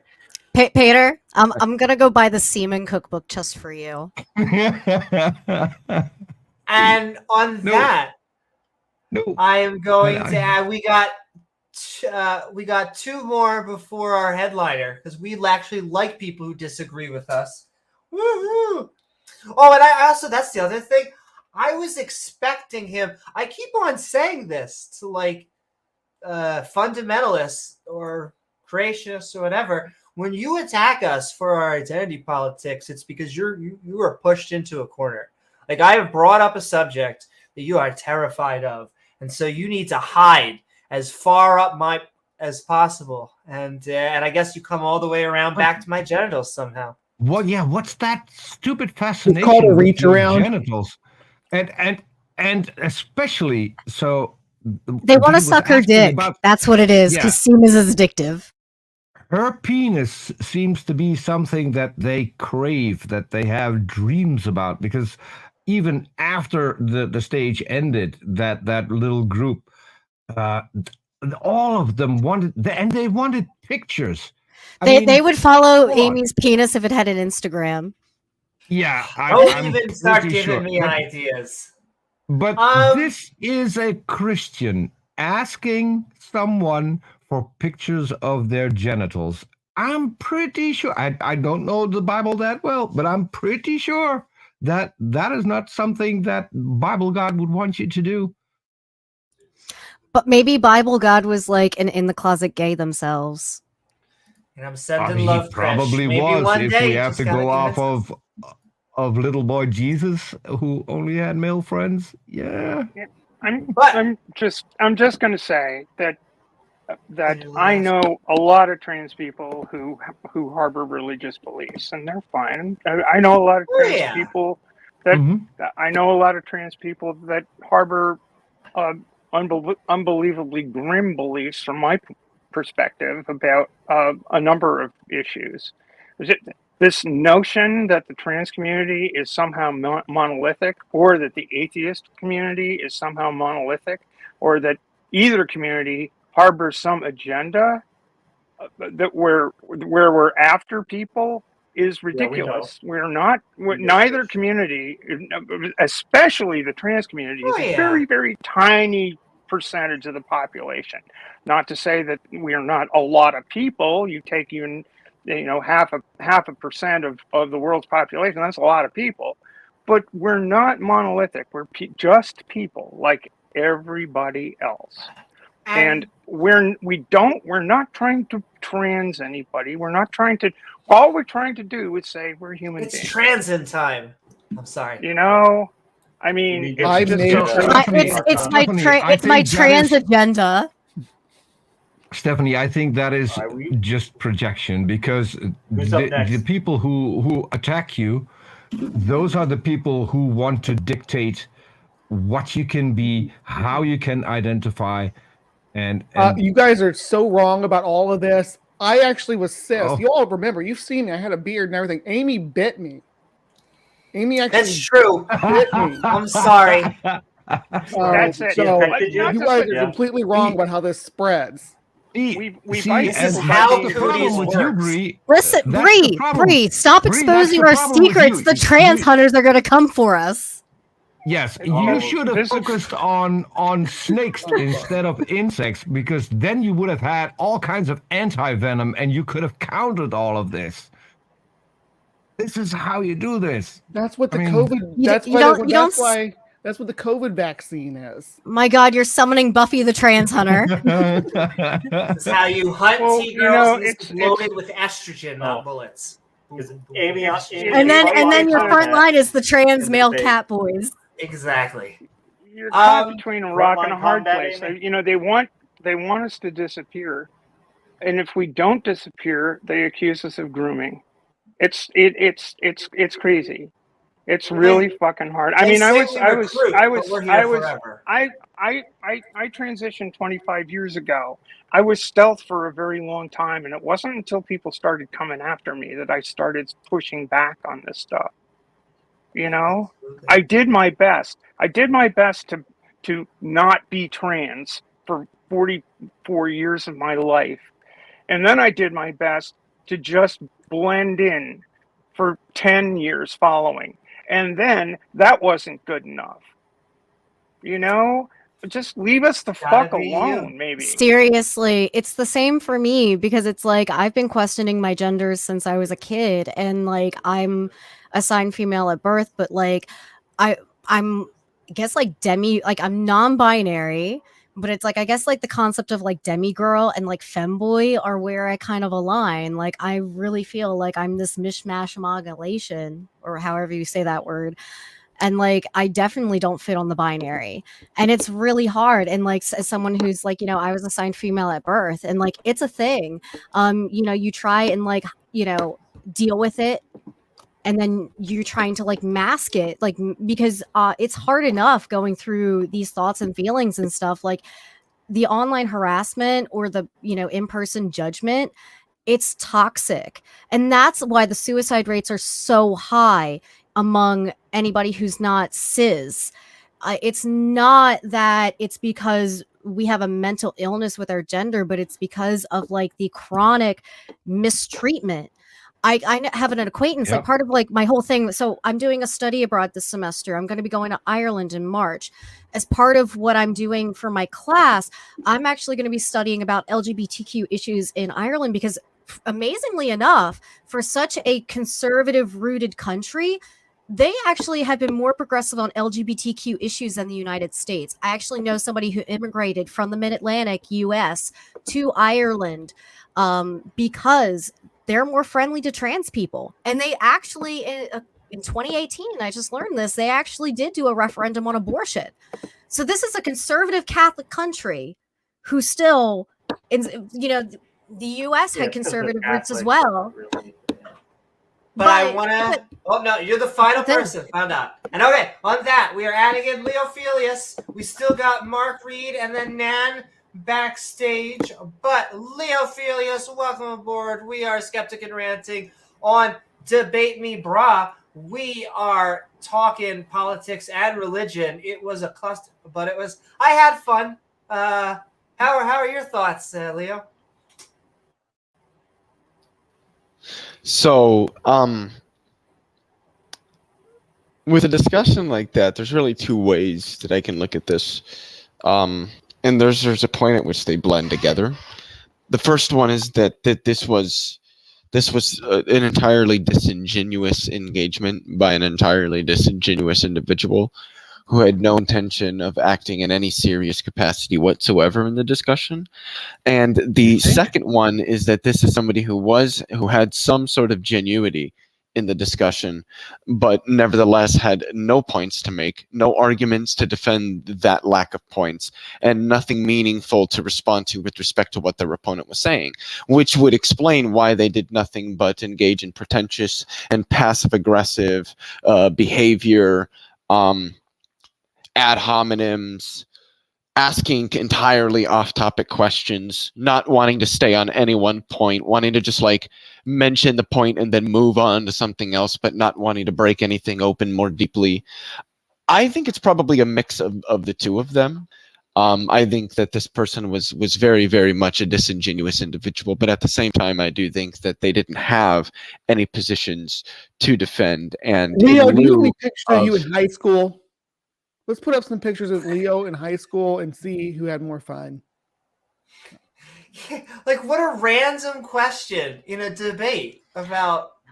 I was just trying to exemplify what Which is it's hilarious because I think I'm the only person here who actually knew Amy before she was 21. So it's just kind of like, and some of the shit we got into, just saying, we had fun.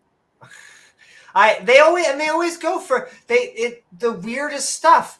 That if I were to defend it, it'd be really weird. So you just go, who cares? Like they're like, you're ugly. No one wants to talk with you or be around you or meet you, and you're like, okay, cool. You know, the topic is Jesus, right? I don't know what your daddy issues are going on here, but it's this weird, like, I need to establish dominance over you kind of thing, make you feel like a second-class citizen, and I'm just like, sweetheart. But the level of projection. May I just say? Oh my God. That's pretty weird because my understanding is like most Christians would say Jesus wants to meet you. So hey, look, have him text me. Jesus loves you, Amy. I'll have a date. He does. I'm telling you. And I think a lot of it. And if that I think a lot of it ended is up in my DMs, I wouldn't be upset about it. I'm not asking for it, but I'm just saying, if it ended up there, I wouldn't be upset. Gosh. But no, I think a lot of like this kind of like, how unfortunately it doesn't seem like some of the churches are sending you guys their best. And I think a lot of it has to do with like, it's a competitive, like it's that nature to want to feel better and more special than other people and to like control other people because you feel like you're lacking something. It's working towards being better than other people versus like working towards a collective harmony where people can still stand out and be great at things, but it's not something you feel the need to aggressively defend and be bigoted or racist or demean other people for. It's really kind of sad. Like they're not. Amy might never be a woman according to them, but they will never be men because they are emotionally kindergartners.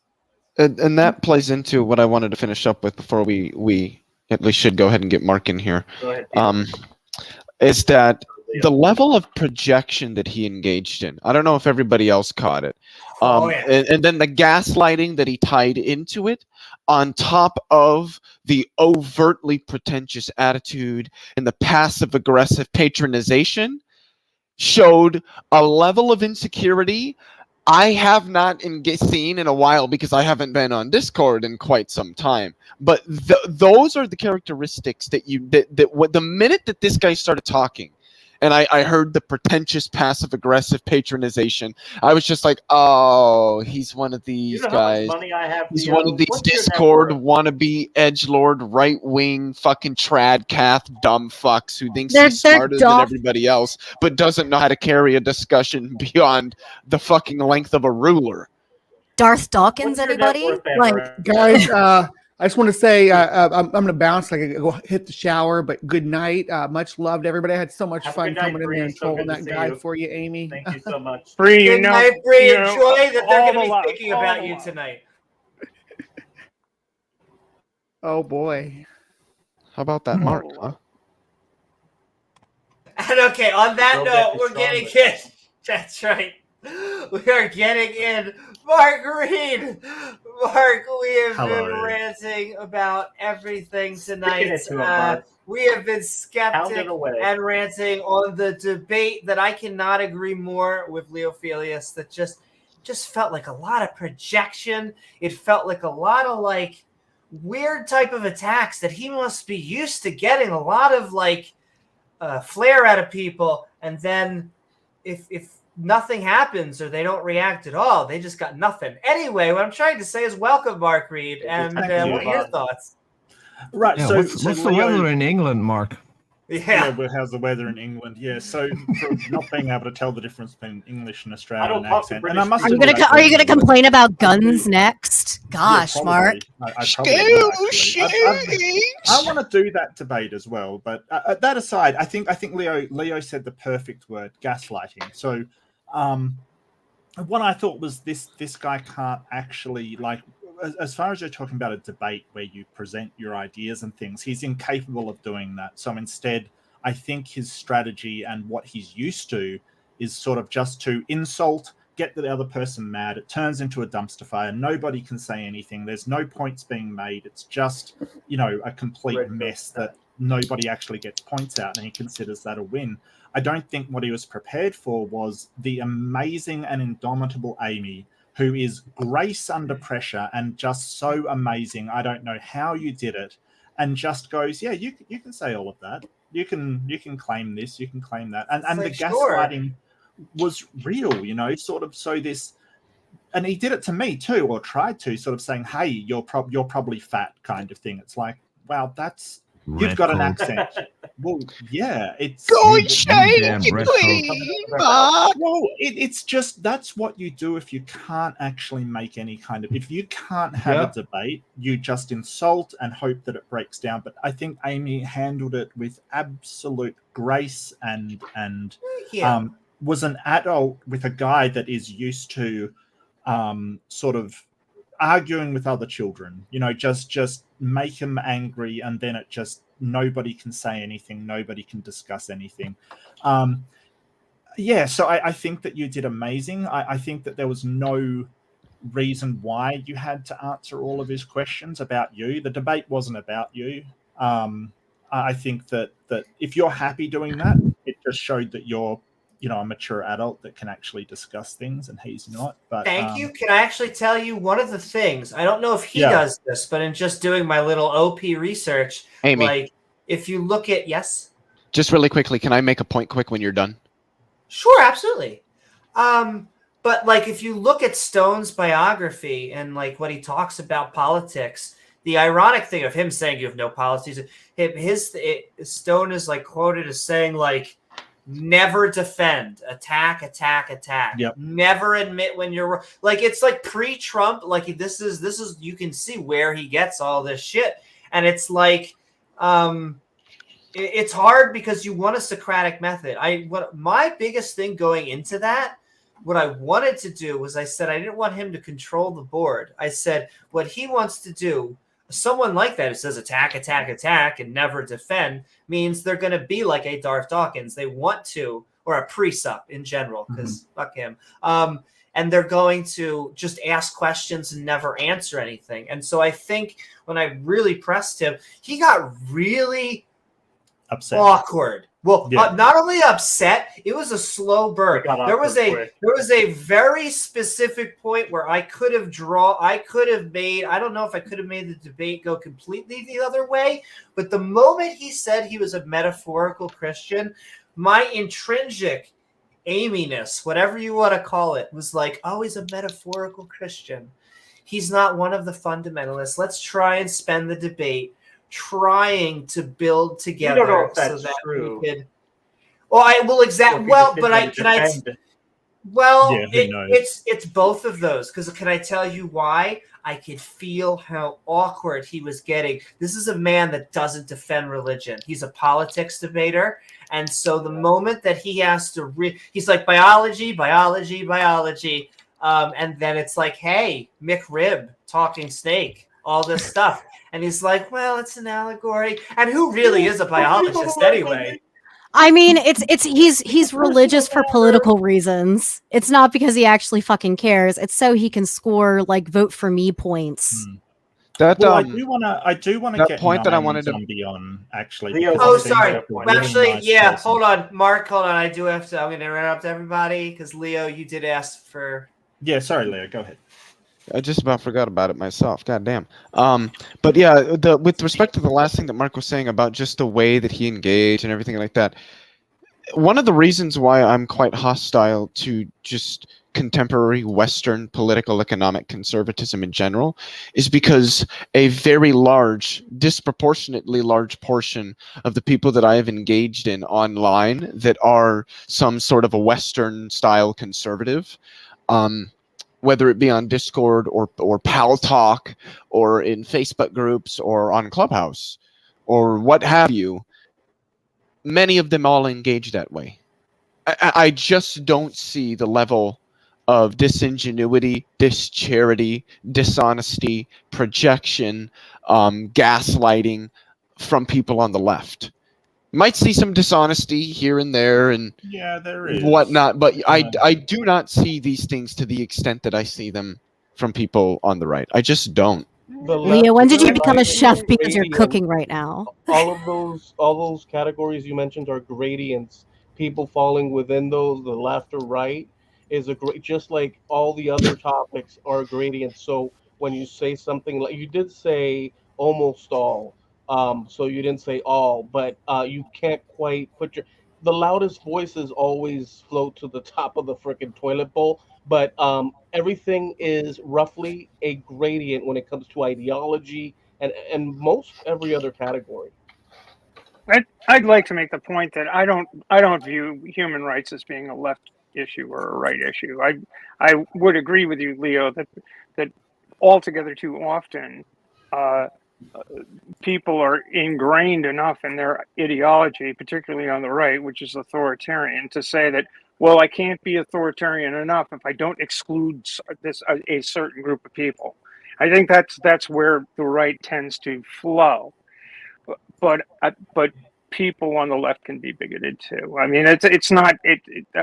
I don't want to both sides this, but I think it's more authoritarian and colloquially libertarian.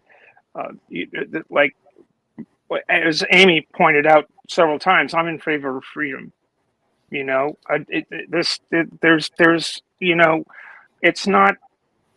I hear you, but I want to be as charitable as possible and give people enough room to see, well, maybe this authoritarianism shit isn't all it's cracked up to be. After all, we've seen the results of it.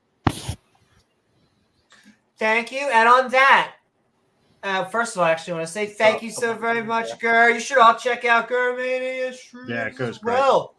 I feel bad, Mark. It just rolls right off, baby. Did you have one? I feel like did you have one last thing you wanted to say? No, just you're incredible, and I'm really impressed with your performance. You're amazing. You are amazing and fantastic. In fact, you should all be checking out youtube.com/MarkReidAtheism. And on that note, 9, waiting very patiently. Thank you so very much. We have been Skeptic and Ranting on Debate Me Brah, this episode of myself versus Goldie on politics and religion. Though I'm fairly sure I have a very specific thing. Hold on. Here we go. Okay, no, we're good now. 9, how are you, and what are your thoughts? I'm doing well, thank you, Amy. First off, I just wanted to apologize for the absolutely horrific display in the politics and religion server. They misrepresented religion, I think, terribly. Goldie did not do anything particular to the level that I would have enjoyed. I'm actually really saddened by the way it was moderated. You'll be happy to hear that it doesn't usually play out that way. I was really disappointed with the moderation there. There's not supposed to be personal attacks. Yeah, I find that. See, I always live by the Game of Thrones quote, Tyrion Lannister. You'll never forget who you are. The world will not.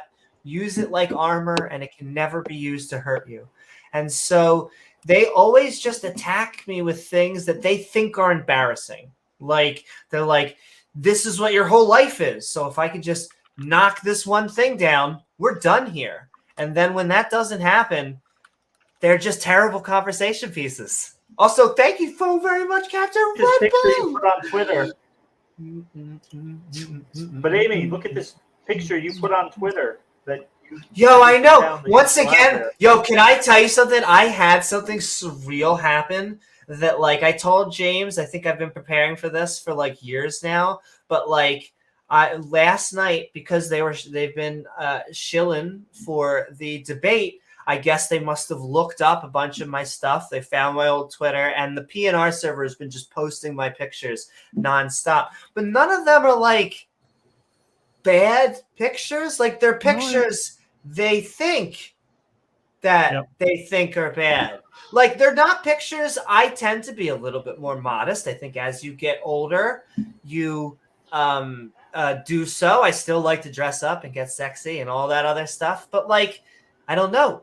I hate to be like a tale as old as time, But yeah, if you're gonna sit there and show, I don't know, it's just pictures of me going like, Yeah, it's not pictures of you in thong and.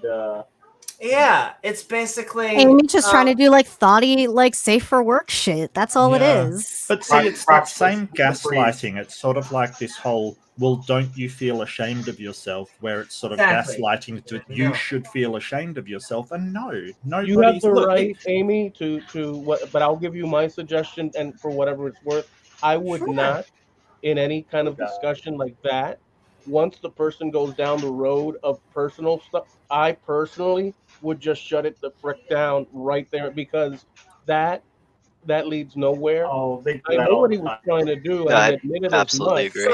So Yeah. Eloy, depends. I agree with you. Here's the problem. It's weird. I hate to like use. I guess I'm gonna. It's hard without you being transgender, but it applies to other things too. It's not just because I'm transgender. What happens is when I go in a room and I like want to have a conversation with anybody that would say have an opposing view on anything, what ends up happening is like just waves of just like, I hate to say hate because to me it's funny at this point, but just because, and they're so angry, they do it in caps lock, they do it in this, you get just waves of you'll never be They a sing woman, it to never- you, yeah. yeah, and it's like, but it's about Jesus coming back from the dead. It's about whether Muhammad was a true prophet of God. And they're like, it doesn't matter. We need to talk about this. And you know why we need to talk about this? Because you only think about this and you only care about this and you only talk about this. And I'm like, I do I? Oh, okay. But remember one thing, that this talk about religion in across humanity, you have people that, they go to church and then on the weekends and then throughout the day, a week or whatnot. But you have people that, are getting on horses and riding across the land and butchering left and right and conquering. And so not everybody is going to take it passively or as a discussion or amicably. Some people do feel that certain things are a threat, and they will go to whatever. You're opening up yourself to the world at large via the internet, and some people are not appropriate, and there you have the problem. But again, She knows. it's a spectrum. Even within religion, you can't necessarily say, just like you can't say all people X, Y, and Z. Therefore, that's how they think. And if you start blocking people into massive sort of like blocks of this is what they are, that's what they are, and that's what they are, you could do that for ease of navigation in your daily discussion. But the truth is that these are all individuals with different agendas to one degree or the other. There are people that, in the name of whatever, will do whatever. And then there are people. I want to see more celebrity here's what deathmatch style I stuff with just- the Christians. I want to see Christians fighting other Christians. I want to see this happen. It happens all the time. Can I just say something? I just want to get one point in about pictures on the internet, okay? These guys did Oppo research on Amy and found some pictures of Amy that she posted on the internet, right? Okay, well, that's Amy making a choice to put a picture up on the internet at some point in time. This guy did the exact same thing. We've got pictures of him smoking a cigar. We could all sit around and say, look at this dodo sitting around smoking a cigar with Roger fucking Stone. And, I think Beamsy also found have a big laugh fest about it. But what is the point of all of that? Right? And are you saying, wait a minute, are you saying that this man, this cis-het 20-year-old can get his jollies posting a picture that looks for all the world to, a fair number of people like it's fucking absurd, that somehow that's a badge of shame, as opposed to a trans woman putting something fun up on the internet for her friends?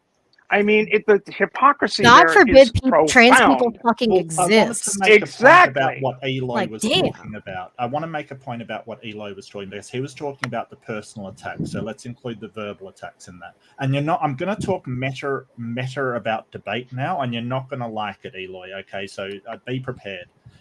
If your intention is to show some of the dangers of believing in religion, them attacking Amy is actually a good thing for the atheist side. Exactly, 100%. There is no more person Amy hands looking him the rope. vicious, cowardly, insecure, and childish than someone attacking somebody over their lifestyle and carrying on like this. You're kind of assuming this is, oh, you being attacked is really bad. No, it proves our point that religion can make you act like an absolute douchebag. So your concept, like, I just want to clarify, Mark. So you're basically saying let the assholes expose themselves because then they're going to be isolated by everybody Give them else the because rope. who wants to be associated with these assholes? Well, it may make some more reasonable people say that is absolutely horrible. I'm not going to be a part of that kind of behavior, and I think that's a good thing.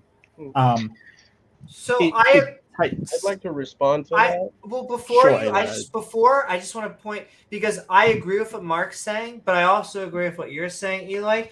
I think Yeah. James and I know what we are in for. We I know think what we're it's getting ourselves actually it's deeper than that. If I may say, go derper. James and I know that there are, some religious. We're not going to say which religions they are because that just gives them ammo. That's actually what they want.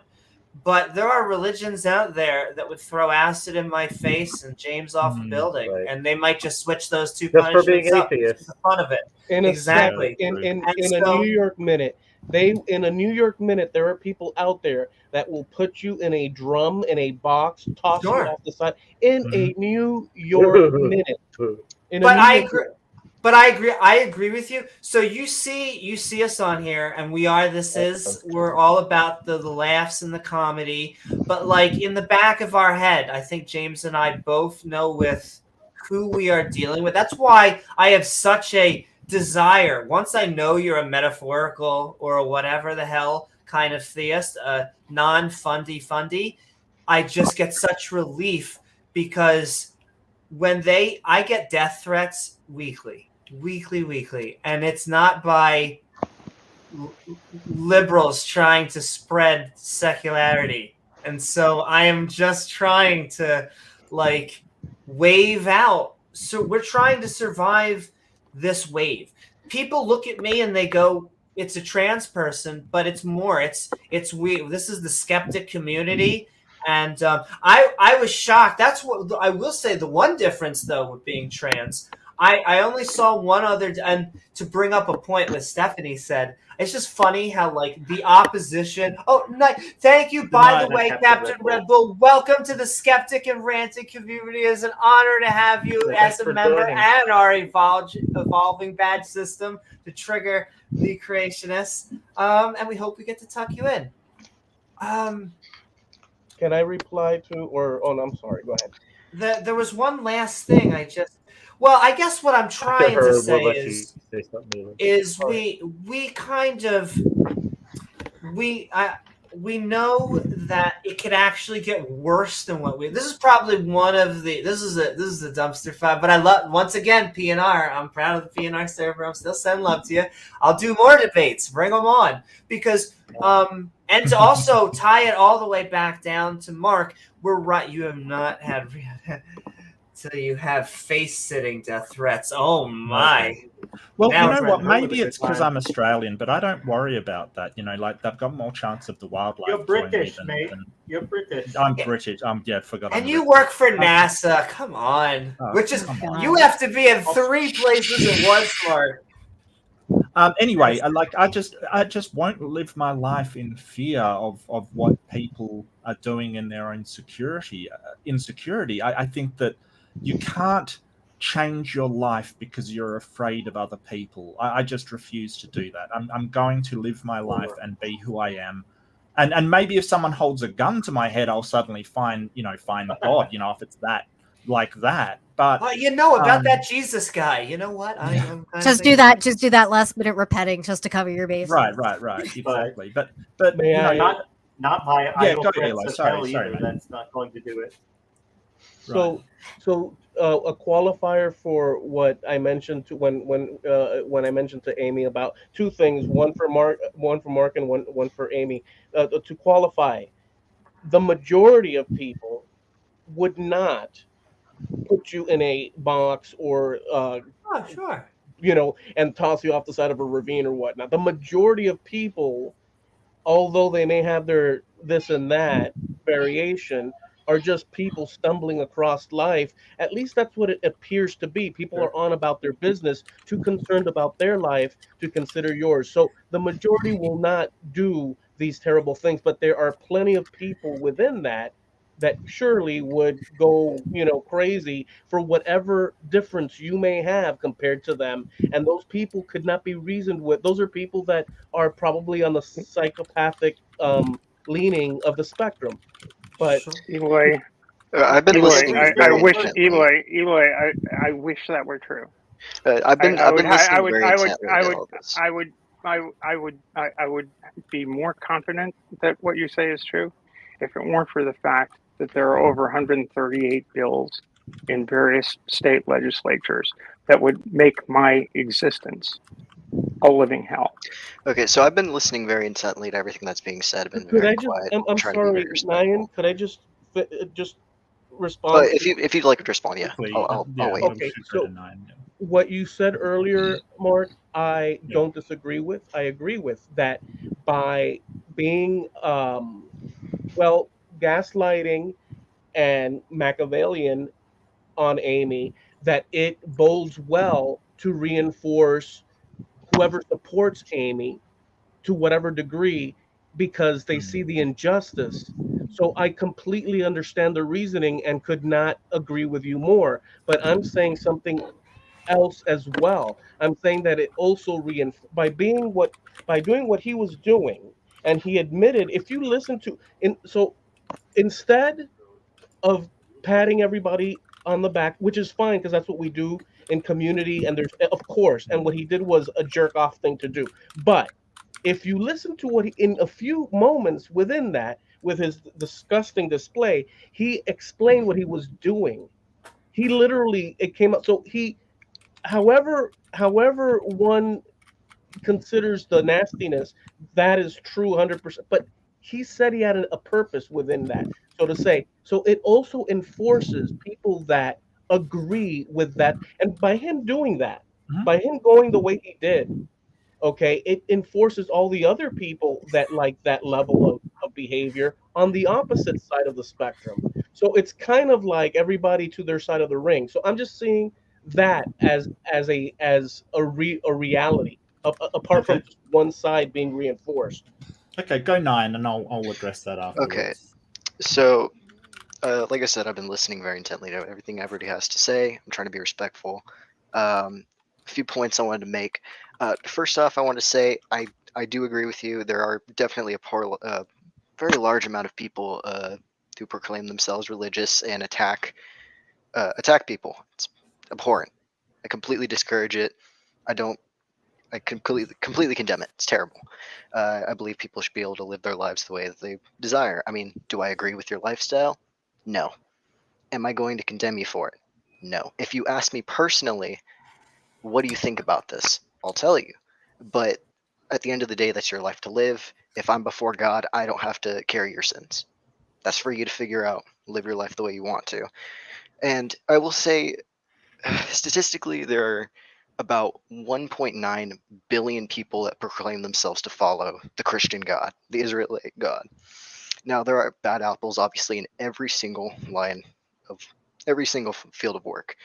And if you take the percentage of sociopaths, all those kinds of things, and you put that into a 1.9 billion person category, you're going to find a lot of bad apples. Millions of people who are just using the religion as a excuse to spew hatred towards the people that they dislike. And I think Goldie took that as an opportunity to lambast you with a lot of hate. I condemn it. It was terrible. A lot of bullshit. Well, thank you Neon, for that. can I ask you a question real quick? Yes, please. So I really like what you just said, but I have a question. According to the Bible, the Christian God is omnibenevolent, right? Yes. So one thing in what you said, I didn't really like. That is, you said when you are going to face God, then you don't have to be, you don't have to pay for Amy's sins. If this omnibenevolent, all-loving God is real, why would he object to Amy and her lifestyle? So obviously, God comes in with his own set of morals that exceed humans' capabilities to understand. Now, if Amy is not doing, or I'm not specifically saying Amy, that wasn't directed at Amy, obviously. No. Sorry. It's just that this was a thing that I picked that up a lot, and I take umbrage when people say that. And when you now say, okay, God has this morality that we can't grasp, then what's the use of the Bible? And how do you know if you're following the correct morality if it is beyond our grasp? You could be completely wrong. I have a more piquant question. I did want to answer. Well, I really hold would on. like Let's let Neon to Peter's answer. question get answered. Let's not jump from question to question before they get answered. Well, we kind of jumped between like sort of Eloy talking about stuff to Peter doing a new line. So I would like to go back to what I was talking about with Eloy. Mark, just let him answer this thing, and then I have Yeah, one I'm more letting statement, him answer. and I then just want to go back there. everyone can have the floor. Okay, so to answer your question, yes, I could be completely, unbelievably wrong. I could be entirely wrong. There could be a completely different God that exists, and mine is completely fake. There could be no God at all. That's all perfectly possible within the confines of the universe. Okay, anything I could be wrong. Humans are fallible. But could you be wrong about what morals God has? Of course I could. Hold on, Leo. But I'm choosing to trust. I'm choosing to trust it. I'm choosing to trust that the information that I've been given is correct. Now, let's say that everything that I've been told is wrong. I still believe that the belief system that I'm going by, saying that I should still love this person, that I'm not going to be a part of their life. I don't have to bear their sin. Let them live their life. I don't think that's harmful, even if my God is false. Or I didn't say it's harmful. It is something that just annoys me when people say that. But I'll say this, that'll be my last statement.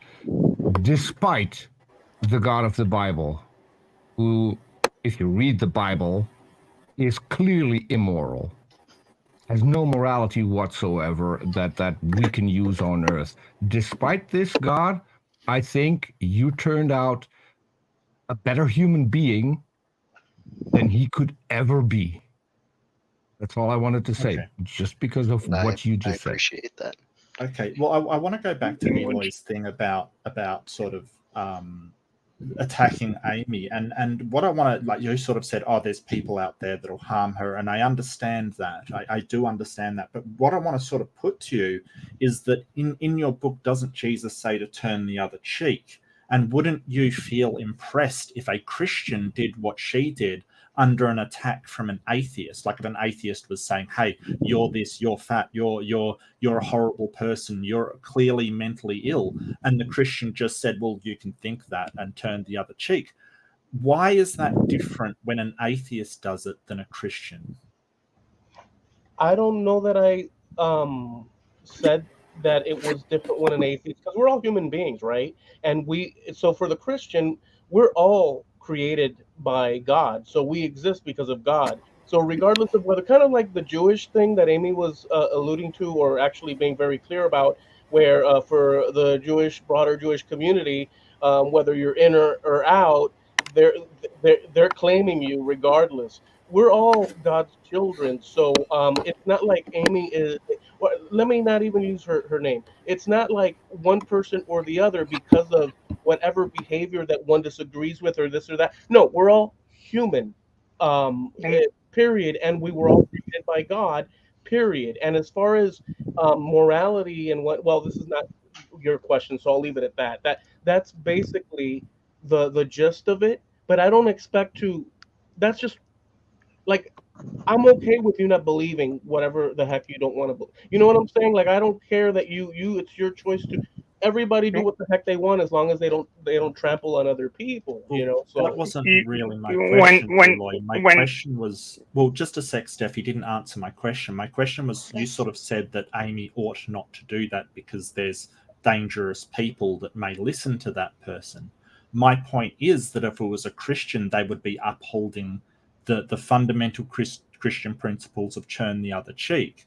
And why don't you acknowledge that an atheist basically took this umbrage with grace and class and say, hey, they ought not to do that? Would you say the same thing to a Christian is my question. Yeah, I would.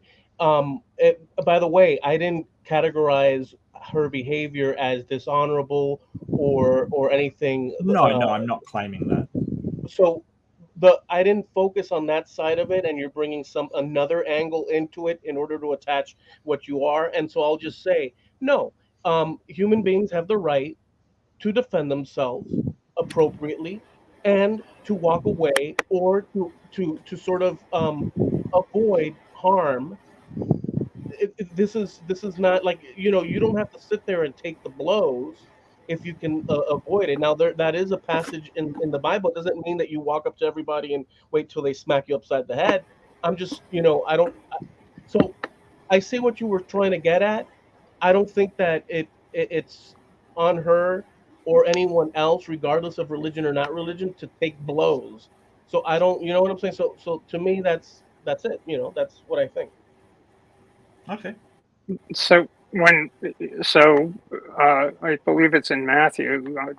Jesus before Pilate asked Jesus, "Are you the King of the Jews?" And do you recall what Jesus's answer was? Yes. It was, "You say that." Yes. So when this gentleman, use the term loosely, said, "You're a man," and Amy goes, "So you say." Rather Christ-like, don't you think? What is truth, right? Yeah, but did you guys not? Okay, so look. So obviously I am here with the label Christian, and that stands out, and therefore let's see where this bends and that gives and whatnot, and let's test and poke and prod. But I'm not. I'm not just a Christian. I'm a human being like everybody else. And to boot, I've explained throughout the course of our discussion that I agree and believe strongly, because I repeat it every time I'm on here in previous shows. That's okay. That each person has the right to so choose as they. It may not be my route, So I don't. So just because you have that label that strong, it doesn't necessarily. So yes, did she? No, you know what, Amy? I'll just say this. I think you should have not taken those hits. Period. I really do. I think you should not have put up with those hits. Period. I just don't think. Now I think it was that you're so open that you allow. But I think that your openness and allowance, which is part of your personality, the way you are, I don't think that I would not do it. I would freaking put a stop to it, but that's for you to decide. I just gave my opinion. No, and that's fine. I just wanted to juxtapose it. That's all. Go, Stephanie. I just wanted to juxtapose it against the Bible. That's all. And very well said, I think. I mean, I'm a person who's comes from a very strong Christian tradition of the social gospel. My grandfather and father and a whole bunch of people in my family were Methodist ministers, and as a matter of fact, I gave a talk at a Methodist church in October of this year. My issue here is, I don't care. I mean, I care about what your beliefs lead you to do. And if your beliefs lead you down a path of trying to control other people's lives in legislation, in ways that perhaps you don't understand how the depths and the complexities of stuff, like I don't want state legislatures making decisions about my medical care. And if your religion compels you to vote for people who will in fact take up that mantle to say we're a Christian nation, therefore XYZ X medical procedure is out of bounds. I mean, I have a problem with this because I don't think that is really fulfilling the terms of the gospel. I mean, if you're gonna render unto Caesar that which is Caesar's, it kind of depends on who put Caesar in the seat to make those decisions for other people. And I'm gonna respond to Eloy, or I'll respond to one of your things, and Eloy, I'll let you respond as well. But I do want to just send this up for $10 super chat from Native Atheist. Hi, Amy. Hi, Native Atheist. It is lovely to see you tonight and have you on. I was seeing your post earlier that you're a freedom-loving atheist. I am a freedom-loving atheist too. I think that was Stephanie was saying too. I think James and I, we all want everybody to have as much freedom as they can.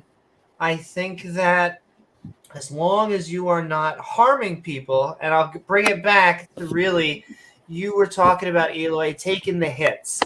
It's hard because in one way, the goal of them attacking me like that is to make me crumble so that they can go, see, they have no arguments. They come with nothing. They're no data. They hate science. They hate blah, blah, blah. They just hate God because he tells them not to be tranny. Exactly. And it kind of seeds the ground to them. And it's the same thing. I hate to say what Mark was saying a little bit, is that when sometimes they're pressed into, it depends on the person, because we were talking with someone today on the Theist helpline where they got corrected and they said, oh, okay. And we went on to another subject and they were corrected and they went, huh, I never thought about that.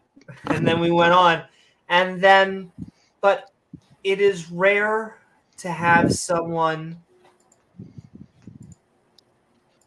like a Goldie who is going to, I guess,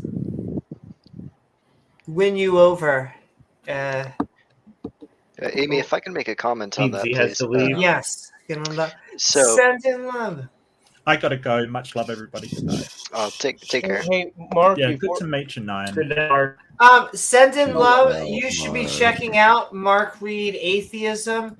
You should be going on to all of these content creators. I know Peter has a channel. Mark Reid Theism. They say theism, Mark Reid Atheism. You should be checking Mark out Reid Theism. Oh, Mark Reid Theism. I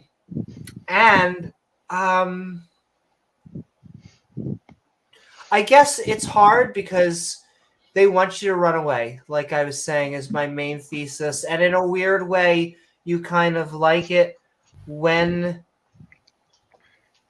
Well, and you only like it when bad people are struggling or people that you feel are being disingenuous, because you want to have genuine conversations. You want to bridge the divide, to use J.L. Warren's term. You want the atheist and the theist to be friendly. And, you know, from an atheist perspective, you guys are all our brothers and sisters. They're in, like, from the atheist perspective, it is just 8 humans, 9 humans, however much is on the girl deck. And yeah, we're just trying to I don't know how many humans can you fit on a girl deck. No, I agree with that exact premise. I think one of the biggest issues comes from the reason why people get so emotional during politics and all that is that usually their political views stem from their morality, and morality usually stems with who they are as a person. People see that as an attack on their character. People very easily, when they feel their character is attacked, their brain goes into defense mode. They immediately start pushing out, and then the divide between the two gets bigger and bigger, and it's hard to have civil dialogue after that because you don't want to listen to each other at that point, and it's impossible to change them. I could not only agree with you. Did James want to say something? Oh, I can not only agree with you more, but I've seen a debate. I've only seen one. Oh, I remember. It reminds me of the opposition research point. You know, just the two different types of opposition research. He said he watched our video. He said we got 50 views, which I was like, okay, yeah, sure, buddy. We typically get more than that. We peaked at, I think, 40 people at this stream so far. I want to thank our audience. If you are watching, we were debating, we had over 50 at one point. And so they mean views. That's people. That's not how views work. I don't think they understand how the YouTube algorithm or viewership works. I'm just really thankful to everyone. People loved it. It was a good show. I keep on having my main point and then losing the other point, but that's okay. I'll remember it again. Hey, Amy. Yes. Do you have anything to say about what my first initial observation, and obviously after the fact, I'll probably we'll all think of different things that transpired. But my initial question, or my initial sort of like analysis with the one thing is that guy did, in between his harassment, did throw out little nuggets of, hey, this is why I'm doing this. Did you catch? Oh no, I don't know if you caught, but there was definitely a direct, to me, there was a point in the debate where I could have tried to steer it in like a more positive direction. To me, that was when he told me he was a metaphorical Christian. And I forget why. There was a direct reason. It's because I hadn't addressed another point yet, or maybe I should have. It would have maybe taken the debate in a whole nother direction, because I have seen him do a debate with another. I think they are an atheist. I know they are a liberal. Someone that's not, not him. And it went. Yes, and it went amicably. It wasn't like as much of a shit show of a fire. And I don't know why. I could go easily. Is it because of the whole? I mean, the elephant in the room. The easy thing for me to say would be we had different results because I'm trans. There was no more like way. big girl dick in the room. Truth to that. Yes. The other thing, I think I made him feel uncomfortable. My joke is always, you don't need to know if a religious person, metaphorical Christian, it means he's a moderate. And I'll tell you, if you want to know what political position your liberal or conservative Christian or Muslim friend is, well, you don't need to know, because if they are liberal, they're going to tell you about it, and if they're conservative, they're going to tell you about it. The people who don't talk about their religion are the moderates. I'm going to call. So if he is if he's a true, yeah, exactly. He probably doesn't take that as a literal event. It could be just a metaphor, like God got pissed off at the world, so he didn't really flood the world. It's just a story about God getting mad at humanity. I actually think that story is very literal. So there's a lot of.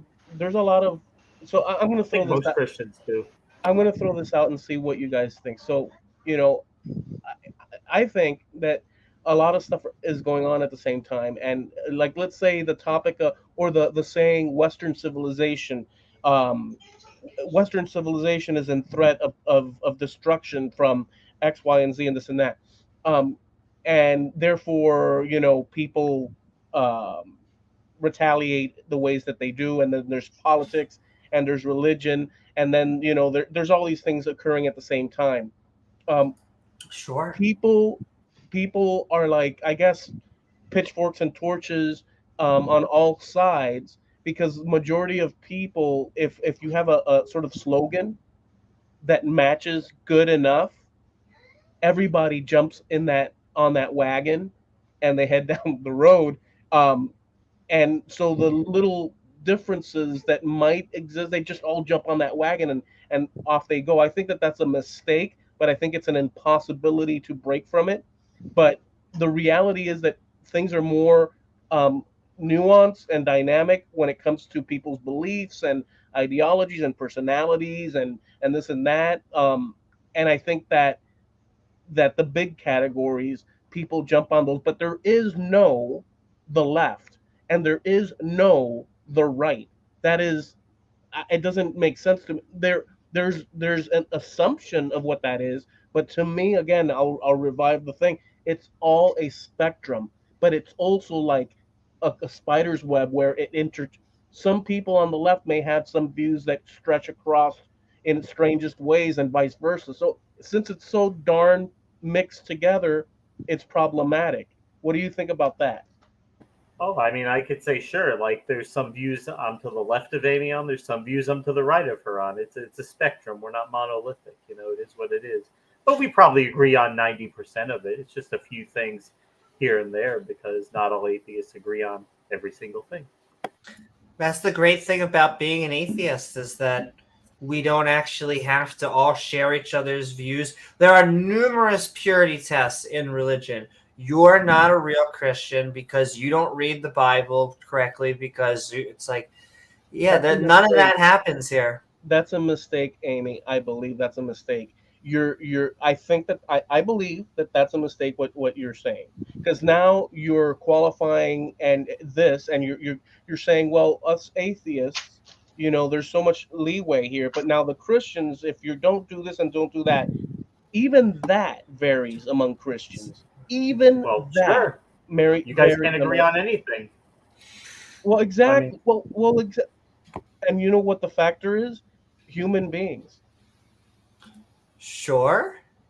That is very true. But you guys all claim to go by one book that you claim gives you, well, unless you're Catholic and you believe in like other forms of revelation, but other than that, they basically all claim to go off the Bible primarily, but they all have different opinions on just about everything. Exactly. We don't have that as an atheist. We don't have like one book that we go off of. But the difference, the little qualifier in that is that amongst all those people that there's this that they believe and that they believe within the Christian, remember that not everybody wants to hold a gun to your head and force you to believe what they believe. Not everybody in the Christian world wants to do that. So you have to take into account also, your freedom of choosing whatever. There's people that are extreme, but there's people that are extreme on any given subject and arena. There's people on the left, if we wanted to say that broad category, that if you go to the end of the spectrum, they're burning down cities because they want that's not happening. Because right, they that's want the pure. exact point. Now we're just kind of both siding the issue. So I am gonna pipe in. The reason you don't like. Wait, let me just wrap up, and I'll let you say your bit. Remember, I said on the extreme spectrum of it, and I said anarchist. I know what you said. I didn't include everybody that has any. I didn't say you did. Okay, so there. I haven't even provided my response yet. Yeah, but you said now we're getting and this and that. You started going off on like as if what I said was so darn shocking. It's no mystery. Well, no, that's not. No, it's no mystery. There's people on the extremes of any given topic, subject, belief, or whatnot that are willing to go to the extreme. Cross that line to get whatever they think needs done. I mean, so that all I'm saying is something exists called spectrum. We know that. But the point is that they're like, so I'm I don't think that I believe that there is really an extreme left, at least not really in the Western world. But let's just grant that there is an extreme left. But this is where I said that you're both sidesing this. It's trying to make it out as like, well, one side does this, but you know, the other side has their analog of that too. Except, let's look at like what extreme left would be. That would be like giving everybody healthcare and education and taxing the shit out of billionaires and way better infrastructure and higher wages and stronger unions and things like that. Those are going to be things that like the extreme left want, you know, solar energy, nuclear energy, stuff like that. So I can grant that there's an extreme left, and I can grant that sometimes the advocacy and the promotion of their ideology comes off as quite naive and idealistic. And even that sometimes the things that they advocate for could have some harm to society. But when I look at the extreme right, I see ideology that centers around effectively erasing entire demographics off the face of the planet. So let's not sit here and act like the extremes on either end or on any one end are all the same, because that is most certainly not the case. One side wants everybody to have healthcare and education. The other side wants to erase Jew, trans, and black people off the face of the planet. That's what they claim. Well, that's what they claim. Eli, let me just respond to this. Let me just respond to this because he said a couple of things. Your preference is for the left, apparently, wherever that might land, and apparently you're defending it quite righteously, and you know, not so much the other side, let's say. So apparently you have your take or your bias. Okay, wait, no, I'm sorry, but no, that's no. That's not what I was doing. I was pointing something out. I was pointing something out that was factual. What I said is objectively correct. The extremists on the right want to literally kill people. The extremists on the left don't. This isn't about taking sides. That's just a fact. Okay, so if I recall a couple of years ago, and I think that it's still going on, you wouldn't call these people now. Mind you, my explanation before I tell you this, my explanation was that there's extremes and there's a spectrum. There's people willing to go the mile. Now you made it as a right and left, which I wasn't doing. I was saying that there exists all these different categories plus the political, and I said that there's extreme people that will go the mile and do not nice things that hurt other people. Okay, but you then said, let's not compare. I was saying spectrum across everything, but you're saying one is better than the other. That's making a choice. That's not what I'm saying. That's showing a preference. But what that's I will not say what I'm is saying. that a couple of years ago, we did see, and we see it all throughout, we see people that are on the anarchist left side, which is an extreme in the spectrum of things, burning down, hitting people with bottles upside the head in cities across North America, filmed. And it's not the first time it's happened. It's happened across the history of America. Now, you mentioned something to the effect of wiping out whole groups of people. Well, let's be clear. It is true that you could say, well, wait a second, the Nazis, as an example, they wiped out a whole group of people to a great degree. Well, guess what? Those people are, they were one part of the equation, because if I remember, Russia, the Soviet Union, had a lot of death and destruction to a whole lot of people of that same demographic. That's just what abouting. And these are you've also we're kind of like trailing what I'm off saying here. is that there's a spectrum everywhere. You could take an ideology and call that person a right winger Nobody's or a left denied winger.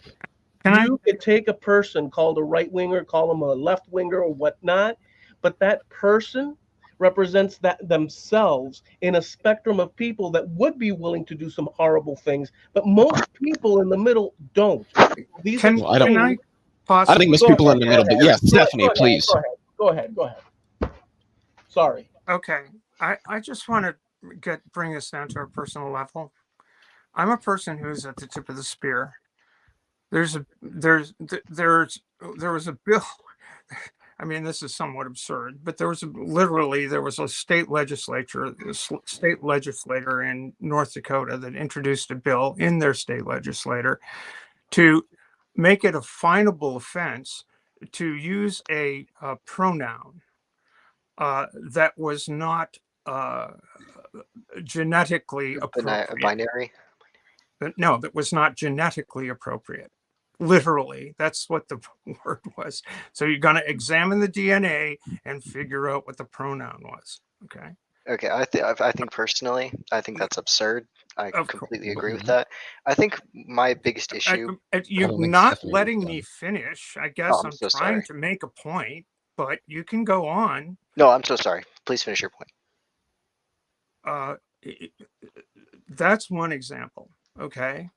That's an absurd thing. You agree. I'm glad you agree that that's absurd. There are other bills that would impact me personally that would basically not allow me access to medications I need as a trans person. I'm 69 fucking years old. I transitioned 25 years ago. It's always been legal. Why is it a problem right now? Why? Why is this a problem? Why is this an issue? When these are matters that appropriately reside with myself, my physician, I will admit my community into it vis-a-vis, I want friends. I love my friends. My friends love me. They don't necessarily want to see me not have medicine. But why now? This has been legal for years. And all of a sudden, it's a big fucking dick problem for a whole bunch of people that I do not understand why. And suddenly, people of a certain bent feel that it's necessary for them to get up in my business, and I don't understand that. And I don't understand, I don't understand how people's morality can get mixed up in medicine. So can I make a response to that? Yes, you can. Okay. Though I have to say, after you give that response, I'm going to say one more thing after you, and then we have 5 minutes on top of whatever that for the panel to do more questions, and then we're going to outros, but everyone will be able to say whatever they want in outros as well. Okay. But right to you, Nan. Okay, so I think my answer to that would be a big issue with government. To me, I think it's, again, radical people who have strongly opposing views, hateful people who oppose your lifestyle. That, again, I abhor.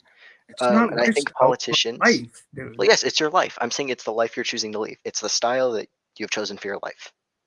Mate, it's my fucking life. It's my physical well-being.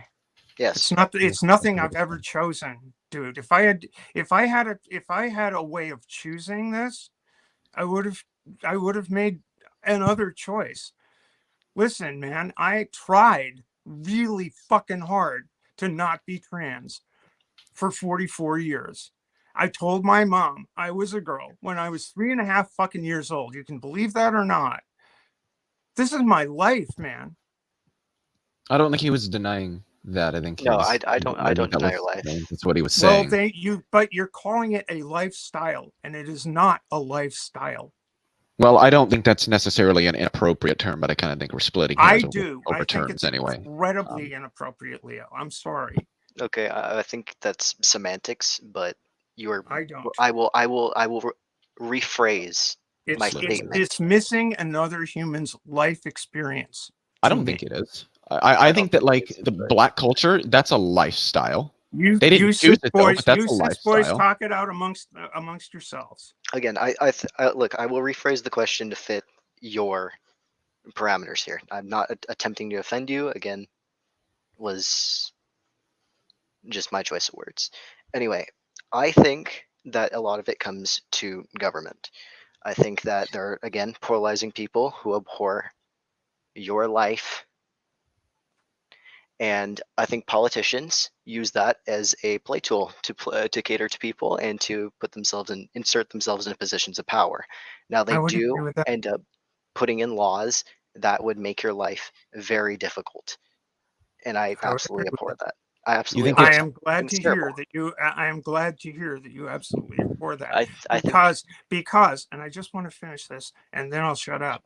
Because I can't fight that battle. I need you to fight that battle with me. I can't do it alone. My siblings can't do this alone. We're very, very few. We're very misunderstood. I hopefully, in speaking with you, I'm not being abrasive or grim. I'm talking to you heartfully from the bottom of my heart, from my life experience. And we need people to not let these bills even exist. You know, we need people to stand up, and we need people to start doing it quickly. Yeah, that's a good thing. No, I absolutely agree with the point. I mean, the quote I live by, the only thing necessary for the triumph of evil is for good men to do nothing. And I absolutely agree that things need to change. You know, I think I have no denial for your life, for your sense of personhood. I mean, I have no doubts in my mind that what you believe in your heart is very, very real. Very real. No doubt and whatsoever. I wanted to ask you a question, if I may. You think the problem with respect to how trans people are being treated in the United States has to do with the government rather than one particular political party? No, I definitely think that a lot of people, especially, I mean, because we all know that generally speaking, religious people cater more towards the side of the conservative party. There's no denying that. And so there's a lot of, you know, zealots and all of that cause a lot of issues.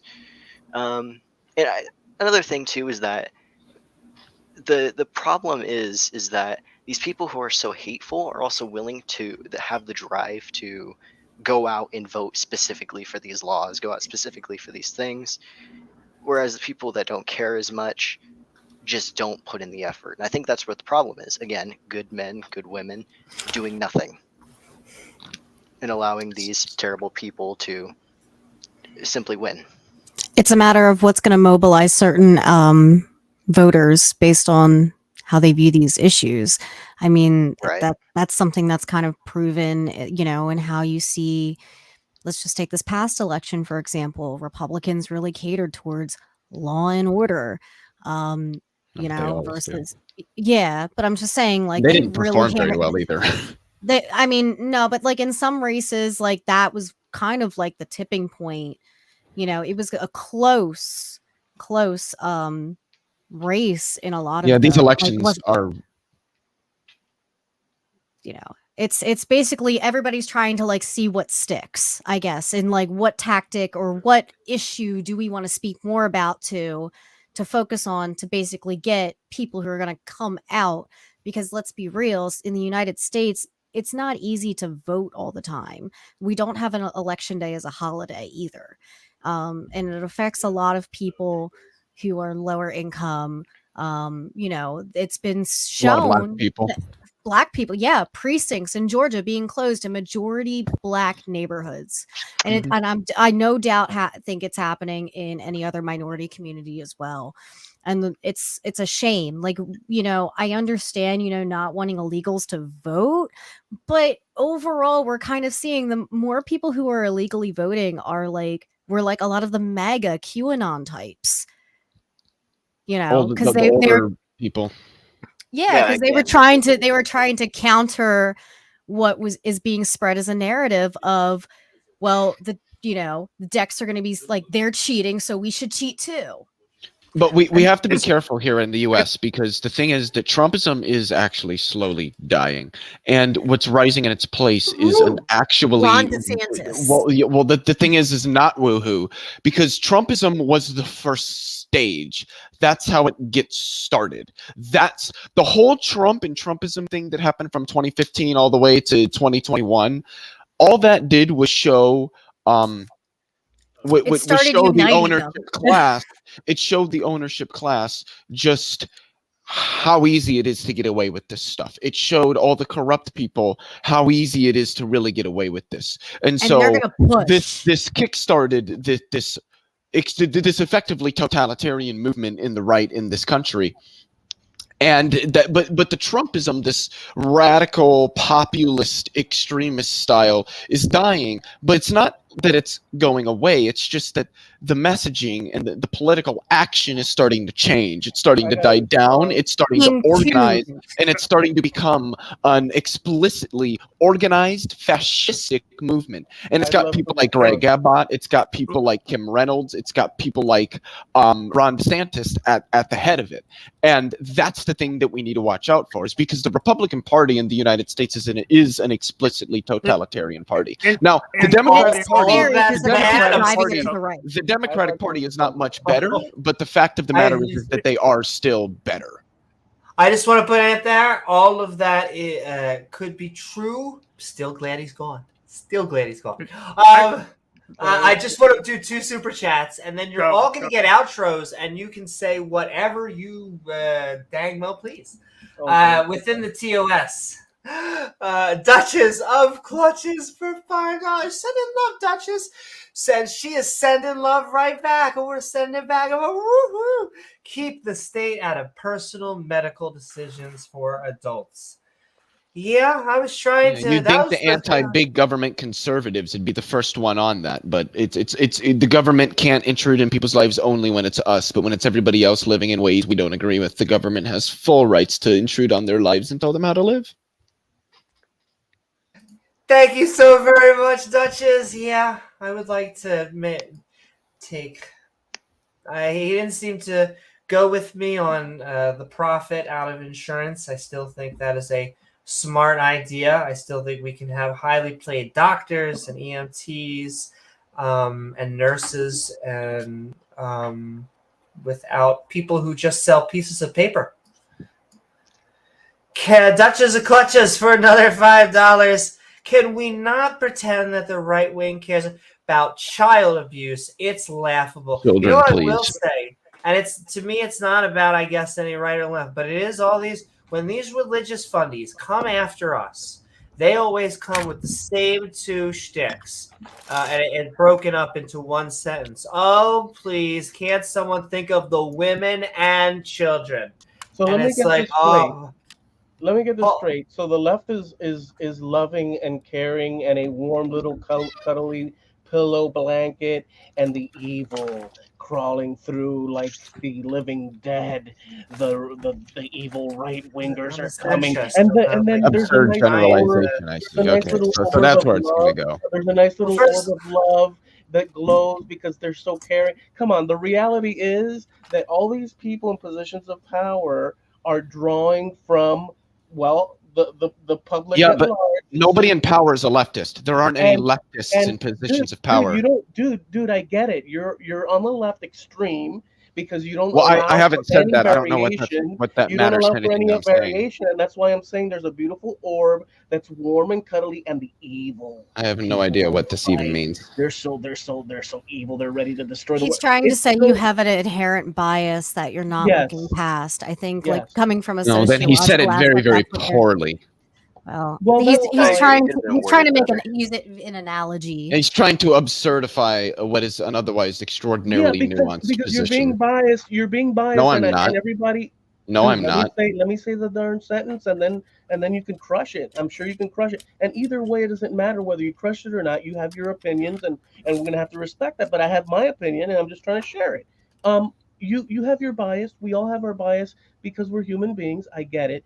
I just take the position that wherever you see goodness, there in human beings, it's accompanied by bad deeds as well as human beings in the political sphere. Wherever they land their job, it's possible that corruption is going to occur. But for me to pick and say, oh, the evil of over there and us, the good people, it's not sincere 100%. You may have your bias and you favor it.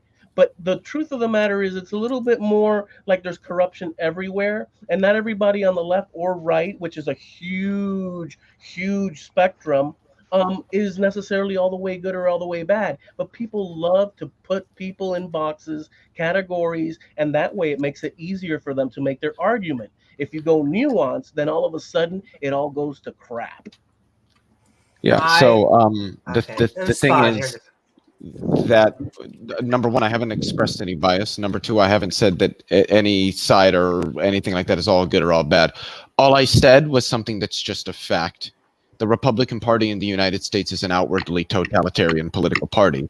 They are engaging in legislative action that seeks to erase entire demographics from existence in our societies. These are facts. Doesn't matter what I politically believe. Doesn't matter what I think. So no, I'm not expressing any biases here. I'm expressing facts of reality. I disagree. And Eloy, hold on, I'll give it. Leo clearly feels very passionately about how politics in the United States. So, and that's why he feels This isn't strongly about that he doesn't have passionate any behavior. This isn't about passionate behavior. It is an objectively, empirically demonstrable fact that the Republican Party in the United States of America is an outwardly totalitarian party engaged in the starting of the erasure of trans people from U.S. society. That has nothing to do with passion. That has nothing to do with left. That has nothing to do with right. It is a fact. And I know you're going to want to spot Eloy. I hate to jump in. Oh, you have to leave? Yeah, I hate to jump in, but I have to leave. Can I please do my outro? Yes, and you keep can. the comment on screen if you want. All right. Well, the comment we'll that's move. currently on screen. I'll respond because I'll remember it. It's going to be Peter and then myself and then everyone because I have to answer. I want to respond to that to Eloy. I think I have a thing. But we're going to go to outros with this on the screen. Peter is going to be starting us off. We have been Debating Me Brah, the Skeptic and Ranting outro after show edition. We are going into outros. It has been fun. We've been talking politics and religion, and Peter is going to start us off.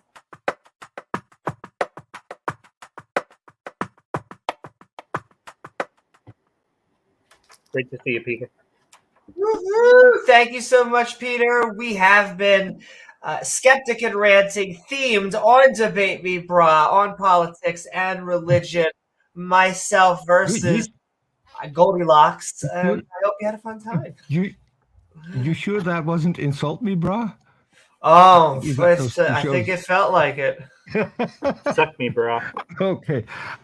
That's later. I want to say I loved being here, but I loved watching you do that quote unquote debate, air quotes debate, whatever it was.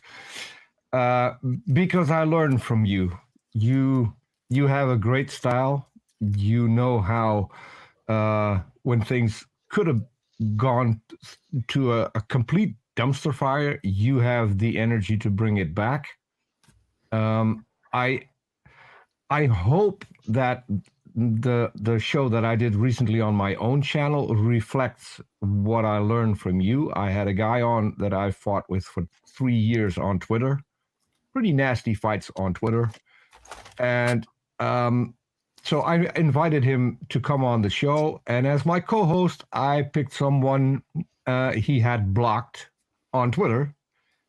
And I think the fact that he wants to come back and do another conversation pretty much sums up that I do pick up things from you. And I want to thank you for that.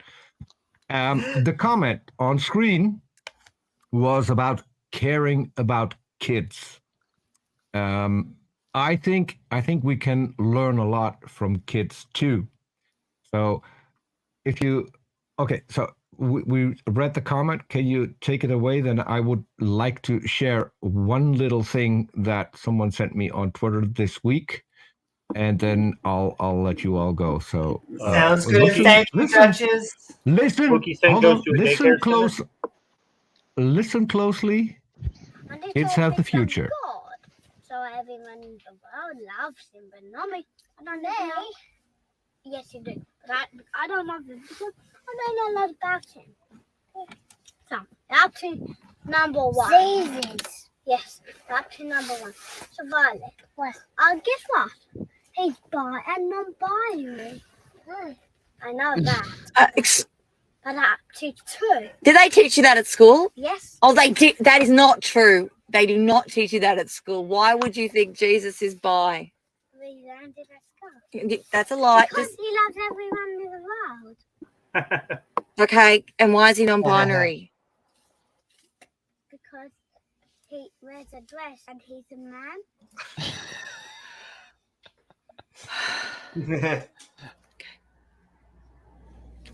Any other fun facts about Jesus? Yeah, he never existed. And I think this mother deserves Mother of the Year. Just that's my opinion. But yeah, thanks for having me, Amy. It's been a blast, and you as well, James. It's always fun to hop on one of your shows. Thank you so very much, Peter. Even when I know I need to go to bed because it's 7 a.m. here. But because of Randolph Richardson's stream, the lovely Randolph is sending love in chat. You now have your mind has been open to an entire new world of cooking. And so, yes, I guess I'll see you later, Peter. Amy, I said I was going to go to sleep. Please do not remind me of that particular part of the conversation. And yes, Randolph, you will get a copy of that. I thought you might like that. But yeah, well, it was great being here, Amy. Please keep doing what you do, and please keep talking to these abhorrent people and teaching them how to have a conversation and how not to have a conversation. Thank you. Thank you so very much, Peter. It was lovely having you on, as always, both in Randolph's stream and tonight. And go check out. Gonna go for it. Woo-hoo. And all right, I guess I said I was going to cut in because I said there was two things. One, I want to double thank Duchess and everyone. There was a bunch of super chats. I hope I was trying to read some of them as they came in during the debate. I really want to thank you all. You really did. You sent in a whole bunch of love tonight, and I really can't help but send that love back. We want to make even more debates, even more fun content, and so you got to fight against fascism wherever it rises, even when it rises in places like the United States. Well, and I always say, they joke, I'll get my spicy before I get to my point for Eloy, and then we'll all do our other outros, is I am an anti-fascist. It took me a little while to accept that position, and the way that I normally get every time I say that is they say, well, anti-fascism equals fascism. And when I hear that, I cannot help but reconvert A equals not A. They're going A equals not A. A equals not A. And then it becomes Orwellian for me because I hear the thing. They're like, but you're the real the cancel and the but that whole anti-fascist is fascist. You could not have a better war is peace statement. Like war is peace. War is peace. War is...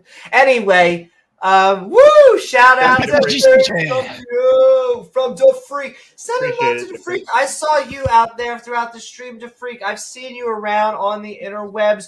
You are immense yourself. I think we have actually known you long enough to say that myself. Yeah. So sending love out there, the Freak. A reasonable conservative.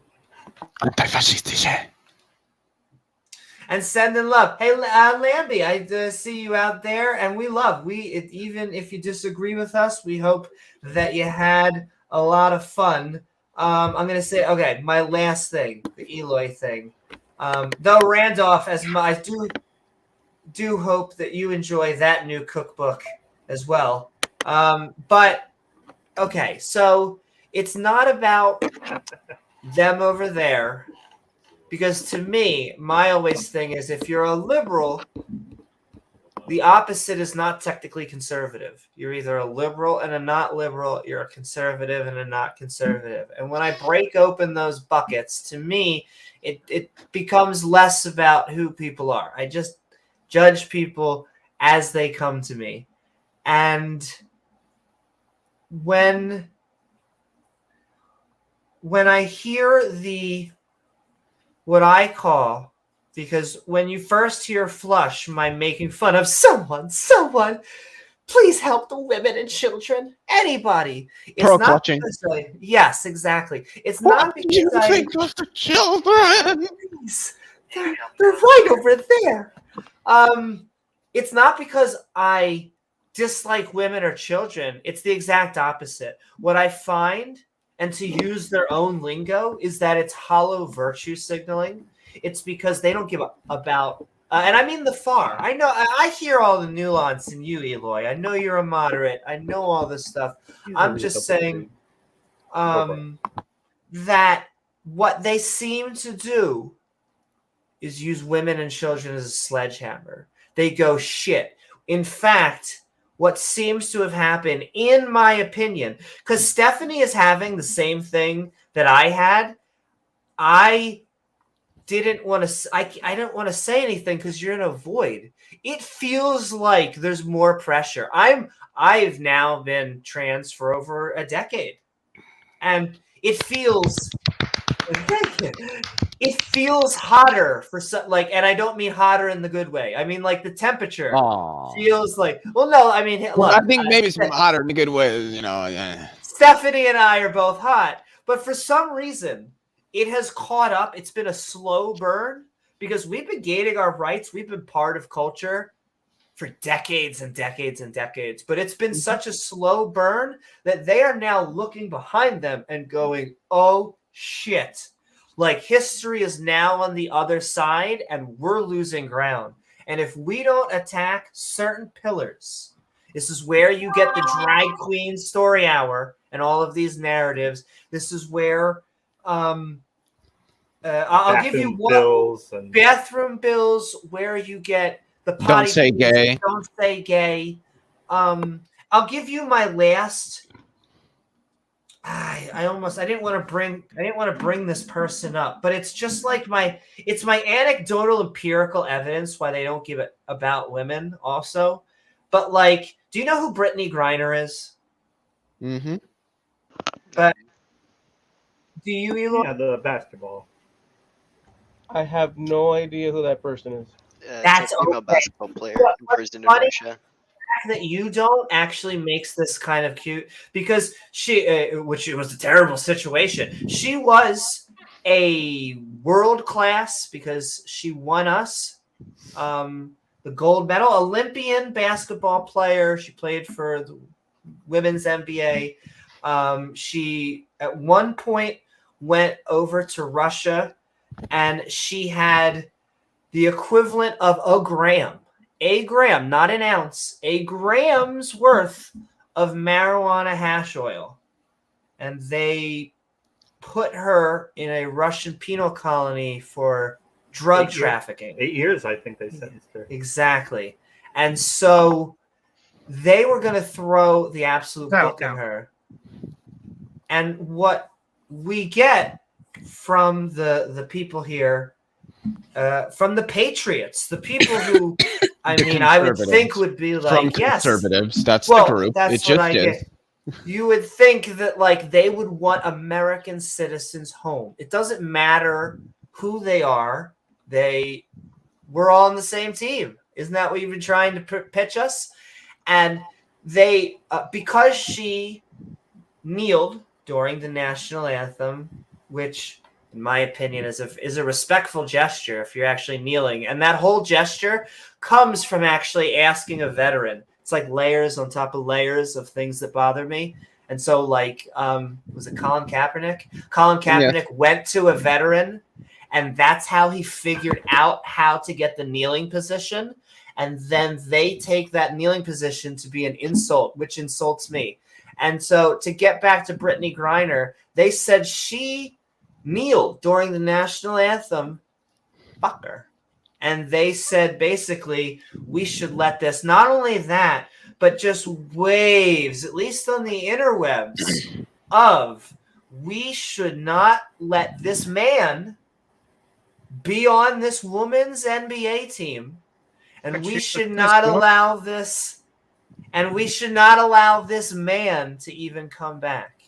And the amount of hate calling her a man, calling her all sorts of stuff. Because she's not transgender, is she? She is not transgender. I was gonna say, I didn't think a so. biological. She is the masculine woman they're pretending they're protecting. Mm-hmm. That they tell us that they're protecting.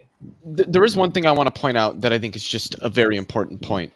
And that's that the America First Patriots were the first ones to scream about how an American citizen, a gold medal Olympian winning athlete from the United States of America, who has done their part to represent our country in sports very well, should be held by a hostile, foreign, totalitarian state because she exercised her freedom, the thing this country's supposedly all about, to not just kneel at the flag, but smoke a little pot. And the America First Patriots were the ones that said she ought to stay in a hostile, foreign, totalitarian state as a gold medal winning American athlete. But tell me more about how you love America. And I'm you want not to put exaggerating. American first. This is about how much a gram of weed is. If you want to put someone in jail for 9 years of a drug that never killed him, and I guess what I'm trying to do, Eloy, because you have nothing to do with this, what I'm trying to tie it together is she got waves of hate because people think she's transgender. But as people have been going, they're like, isn't she just a bio lesbian? Yes, because what I get, she looks very masculine. And so what I get are arguments like this. This is the craziness that I get. You get arguments that go, we need to protect women. We need to protect women's basketball from Brittany Griner. It's these type of masculine-looking men that they think they're women, and they just want to invade our safe spaces. Even though, once again, this is the masculine woman they're trying to protect. I guess that's my long workaround. Is I want them to want to protect women and children. I want them to do more than just virtue signal it. Because when conservatives say it to me, I'm like, yeah, you should care about family and community and tradition. But she's our family. But Amy, so you do. So the way I see it is that these figures, these public figures, are these icons that are placed out there for whatever it's worth, and the public, these are things that they, like the menu at McDonald's, I want a number 1 and number 2, and people basically they embody ideologies, but there's nothing under the surface other than this symbolic thing that people can sort of like gather around, pitchforks and torches, like I mentioned earlier. And so you have all this broad, you have all this political stuff occurring in a broad way. But the nuance of it is that most of Americans, I don't know if you could do the same thing in any. When you say look, I just have like a thing, like you go in like this. Look. I wasn't pointing, but I'm just teasing you. Well, whatever. Look, my point is that I hear what you're saying. I just see it as actors, movie stars, politicians, famous and people. They get home from work or this or that, and they say, "Oh, look, this is what's happening. Yeah, I side with this. Yes," and they're just it's all shallow surface stuff. It has consequences, but it's all shallow. So they're not looking at the person as a person. They're looking at them representing some sort of ideology and this and that, and that happens across the spectrum. And I will say, Eloy, sending love from Duchess of Clutches with a super chat. Eloy, thank you for the respect during our last conversation.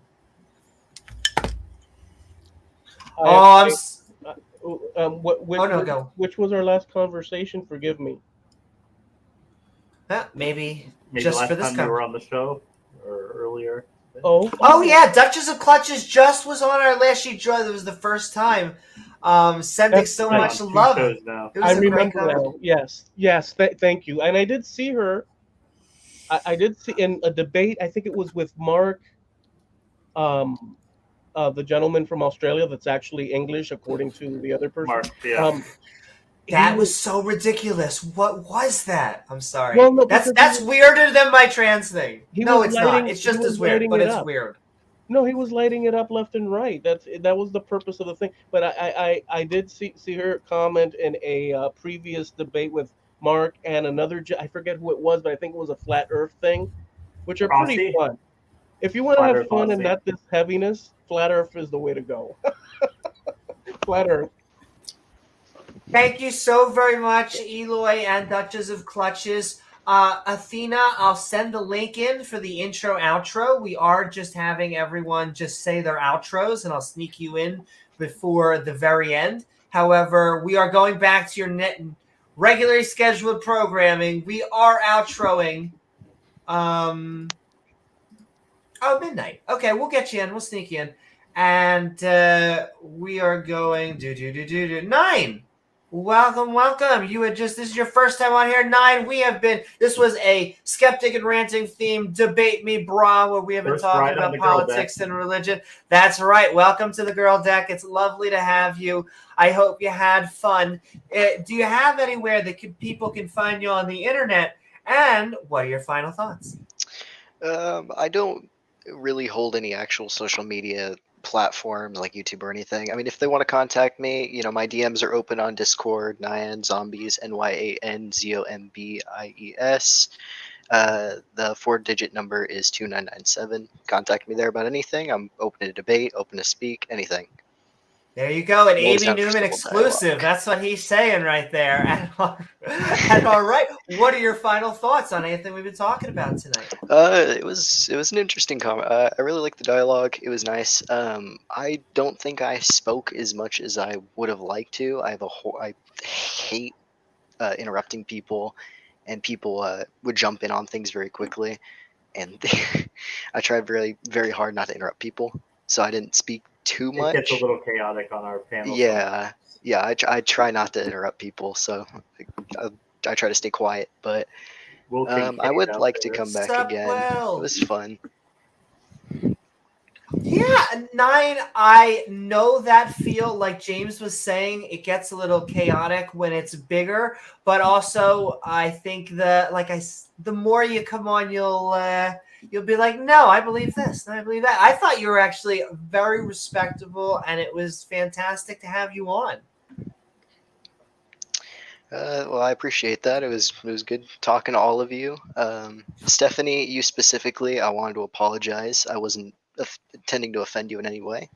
Oh, it's I not respect a problem. your life, everything about it's not a problem. It's just one of the lifestyle thing always kind of grinds my gears a little bit, just because it just is it's like, huh?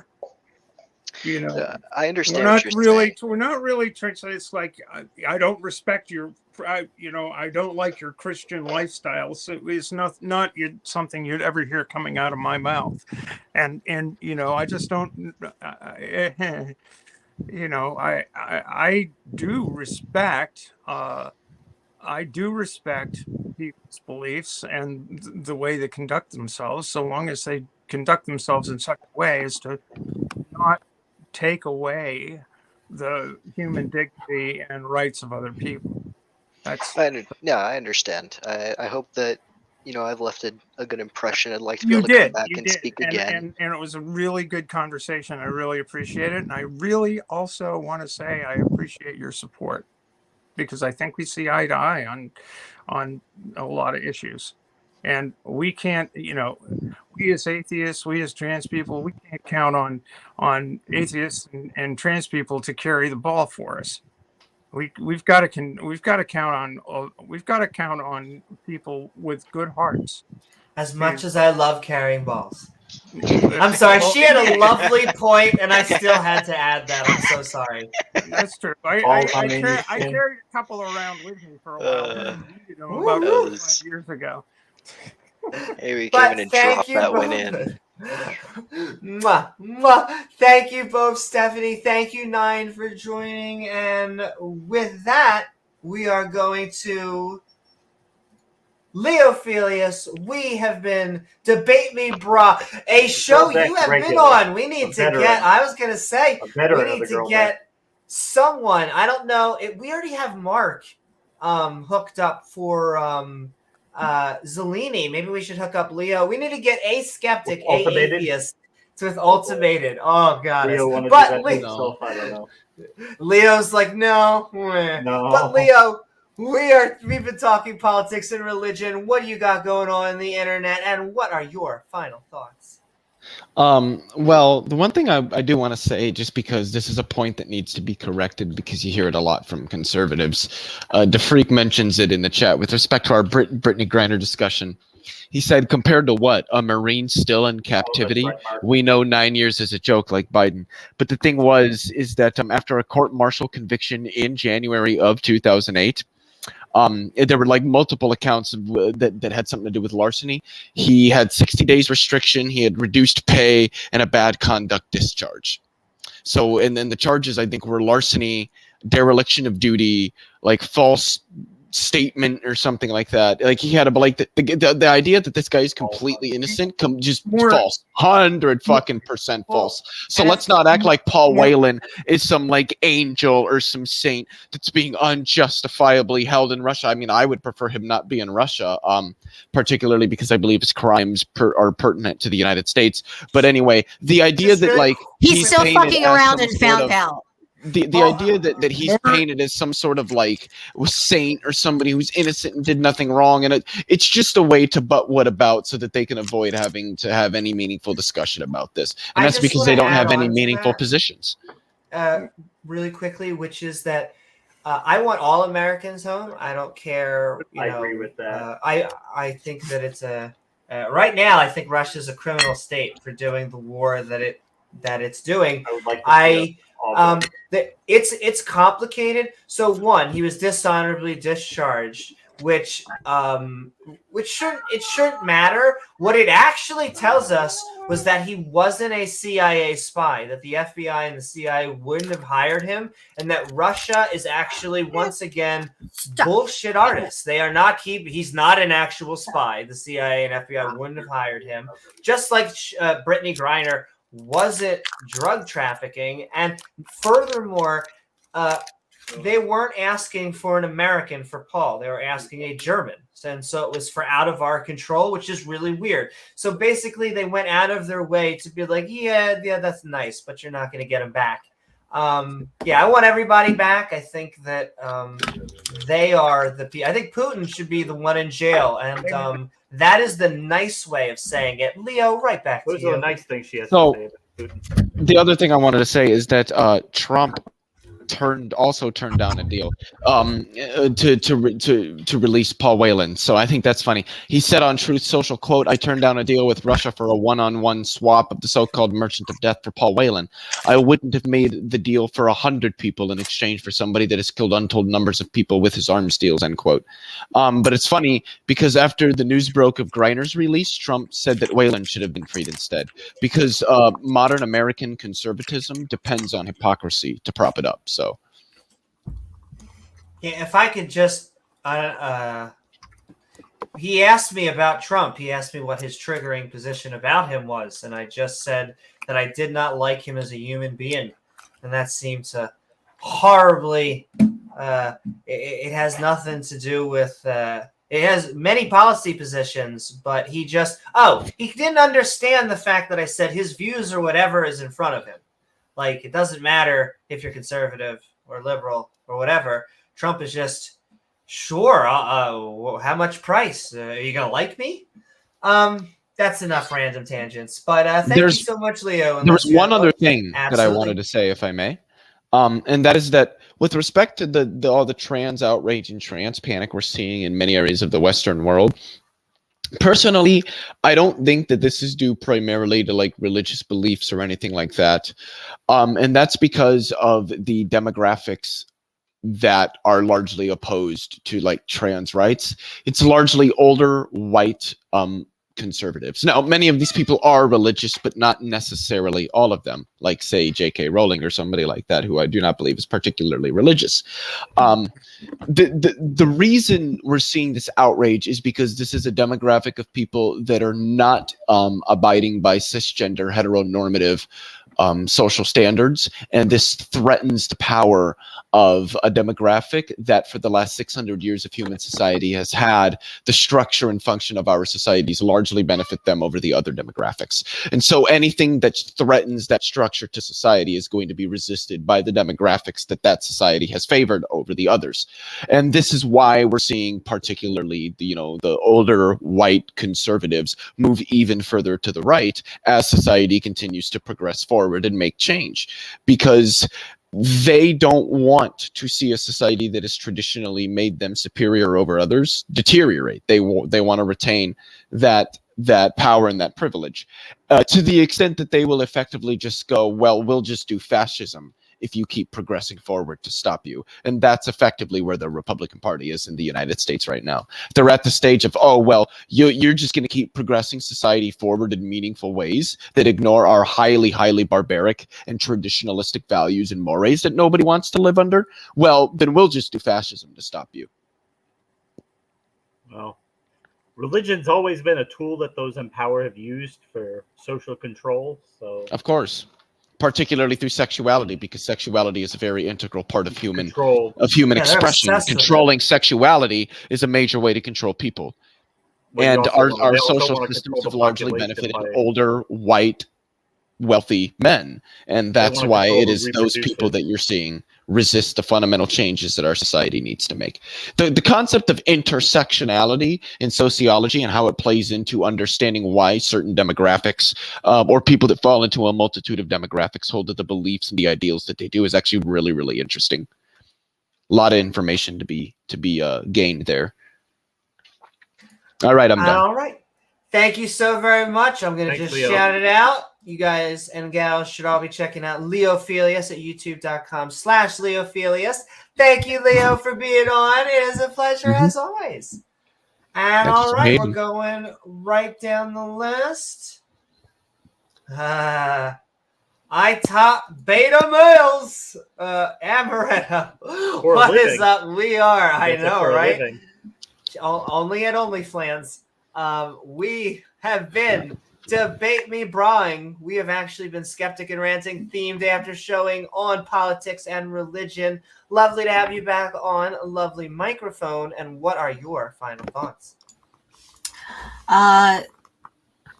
If assholes are saying you're being too much of an asshole, then you need to chill the fuck out. Like, there's punching up and punching across is fun, but if you have to punch down at people to feel better about yourself, then that's not okay. And I truly feel sad that we're seeing people of the likes of like Andrew Tate influencing young men to be assholes. That's what I think of when I think of the PNR server now. Unfortunately, that was my first experience with it. I will never. I've already left it. I will not be back. That is insane. I just think that life is already hard for people who just don't want to. They want to take out their pain on other people, per se, that it boggles the mind in a sense that it's just kind of, it's sad, it's pathetic. We should be better. People should not suck this much. It's a shame. They should suck more. Oh my.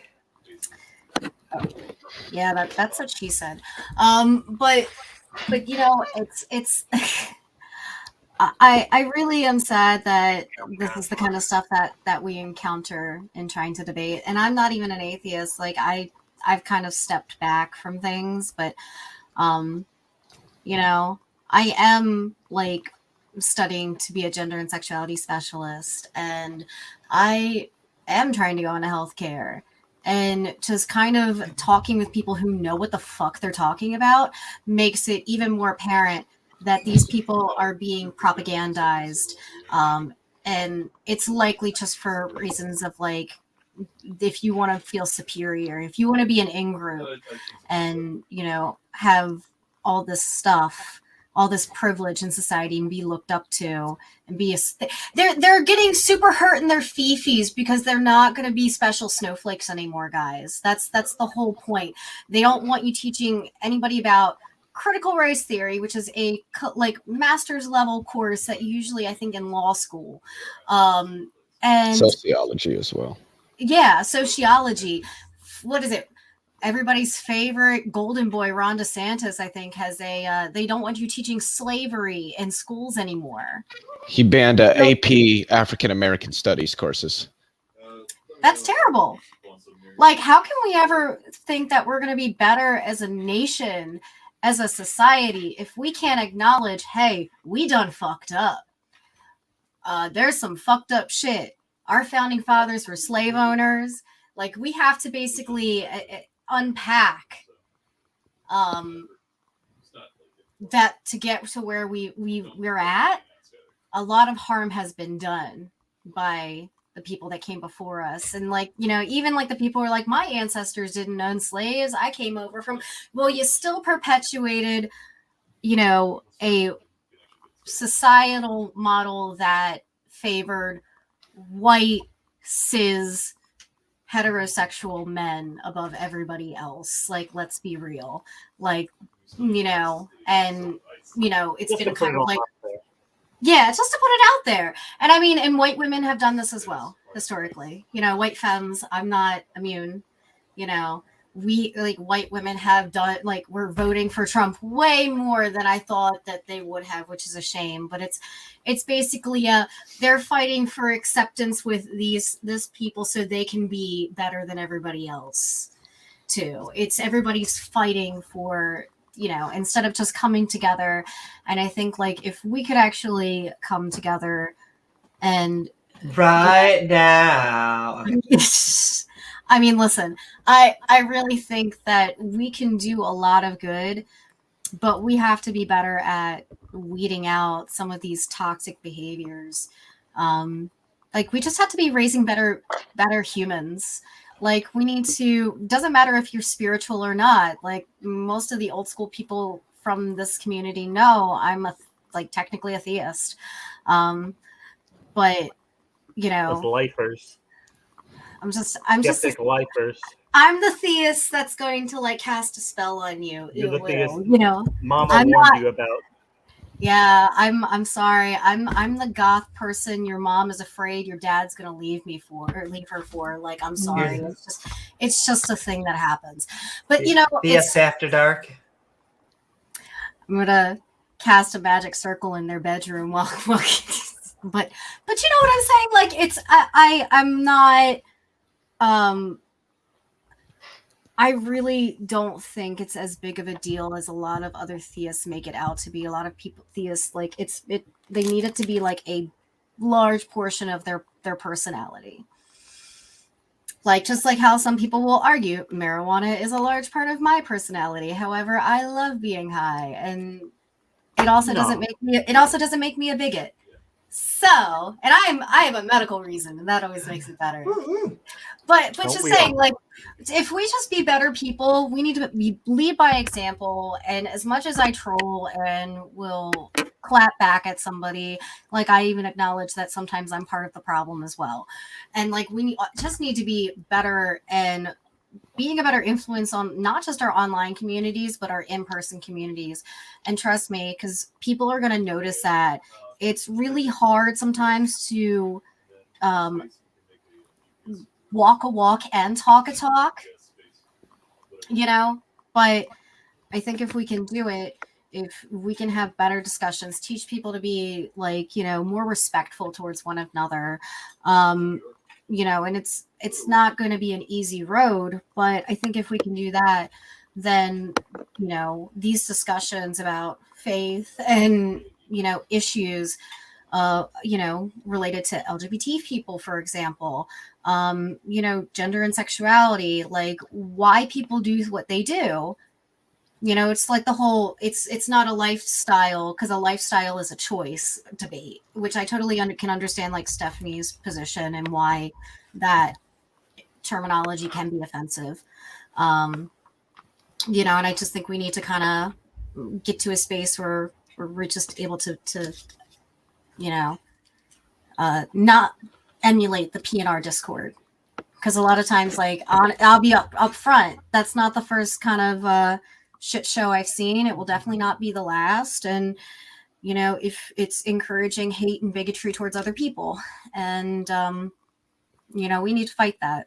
That's how we're going to get better. And, you know, that's kind of like my thoughts on it. I'm really sorry that in this year, 2023, you know, we're seeing such a regression. And that's part of why I'm like doing my whole Ireland paper and study abroad on LGBT issues in Ireland. Because like I said, we're not seeing what we just saw in the PNR Discord happening like in Ireland. They have gone in the past, like, gosh, decade to one of the most friendly LGBTQ countries in the world. And they're a predominantly Catholic country. Also, you have to say hi to kittens behind us. Just really quickly, this will be a really quick point. With respect to what Amaretto just said there, enter historical materialism and the concepts of material interests and class consciousness. But unfortunately, we don't have enough time to get into that right now. So I know we'll have to do some sociology, social justice. That's justice warrior. We missed our our channel's warrior. Our social justice rogue. Yeah, I was waiting for her to correct me. But yeah, I hope everybody stays well. I have to get ready to go try and play some Borderlands on stream. So, because I mostly do like Stone Gaming on Twitch. Let's be real. So, well, do you have a stream URL? If you do, send it. Twitch URL. Yep. Well, yeah, it's Amaretto Raw, like twitch.tv / Amaretto Raw. So, RAWR. RAWR, yeah. So, that's where I kind of just hang out and make really bad jokes and just be like a general like sexy gremlin. That's the vibe. While being high. So yeah, that works. All right, have a good night, everybody. Be well, be safe. Good night, Much Amaretto. love. Be good humans. Take care, Amaretto. Bye, Amaretto. I was trying to find it, but twitch.tv / Amaretto Rar. Like the drink, but then there we go. Regos, this is why you are the man with the plan. Thank you so very much. Right down there. We will chill out for, it doesn't matter if you are an atheist or a theist, as long as you are a decent human. I forgot, you should also go to the GoFundMe. What's that? On atheist, liberal, or conservative. Atheist, theist, liberal, or conservative. Come as you are. And all right, let's head over to Eloy, Stephanie. Oh, I think Midnight dropped off. I'm sorry, Midnight. Sending love out to you. It's been a late night, and let me tell you, it's been a long day. The embers are just, oh my god! I have been streaming since 11 o'clock. I went and I streamed from like 11 till sometime. It was a 4 or 5 hour stream, and then I fell asleep while I was trying to do opposition research and trying to do all this shit, and then woke up just to do this. And then I've been here. The day of streaming. And all right. But I like being with you all. This is my family, my community.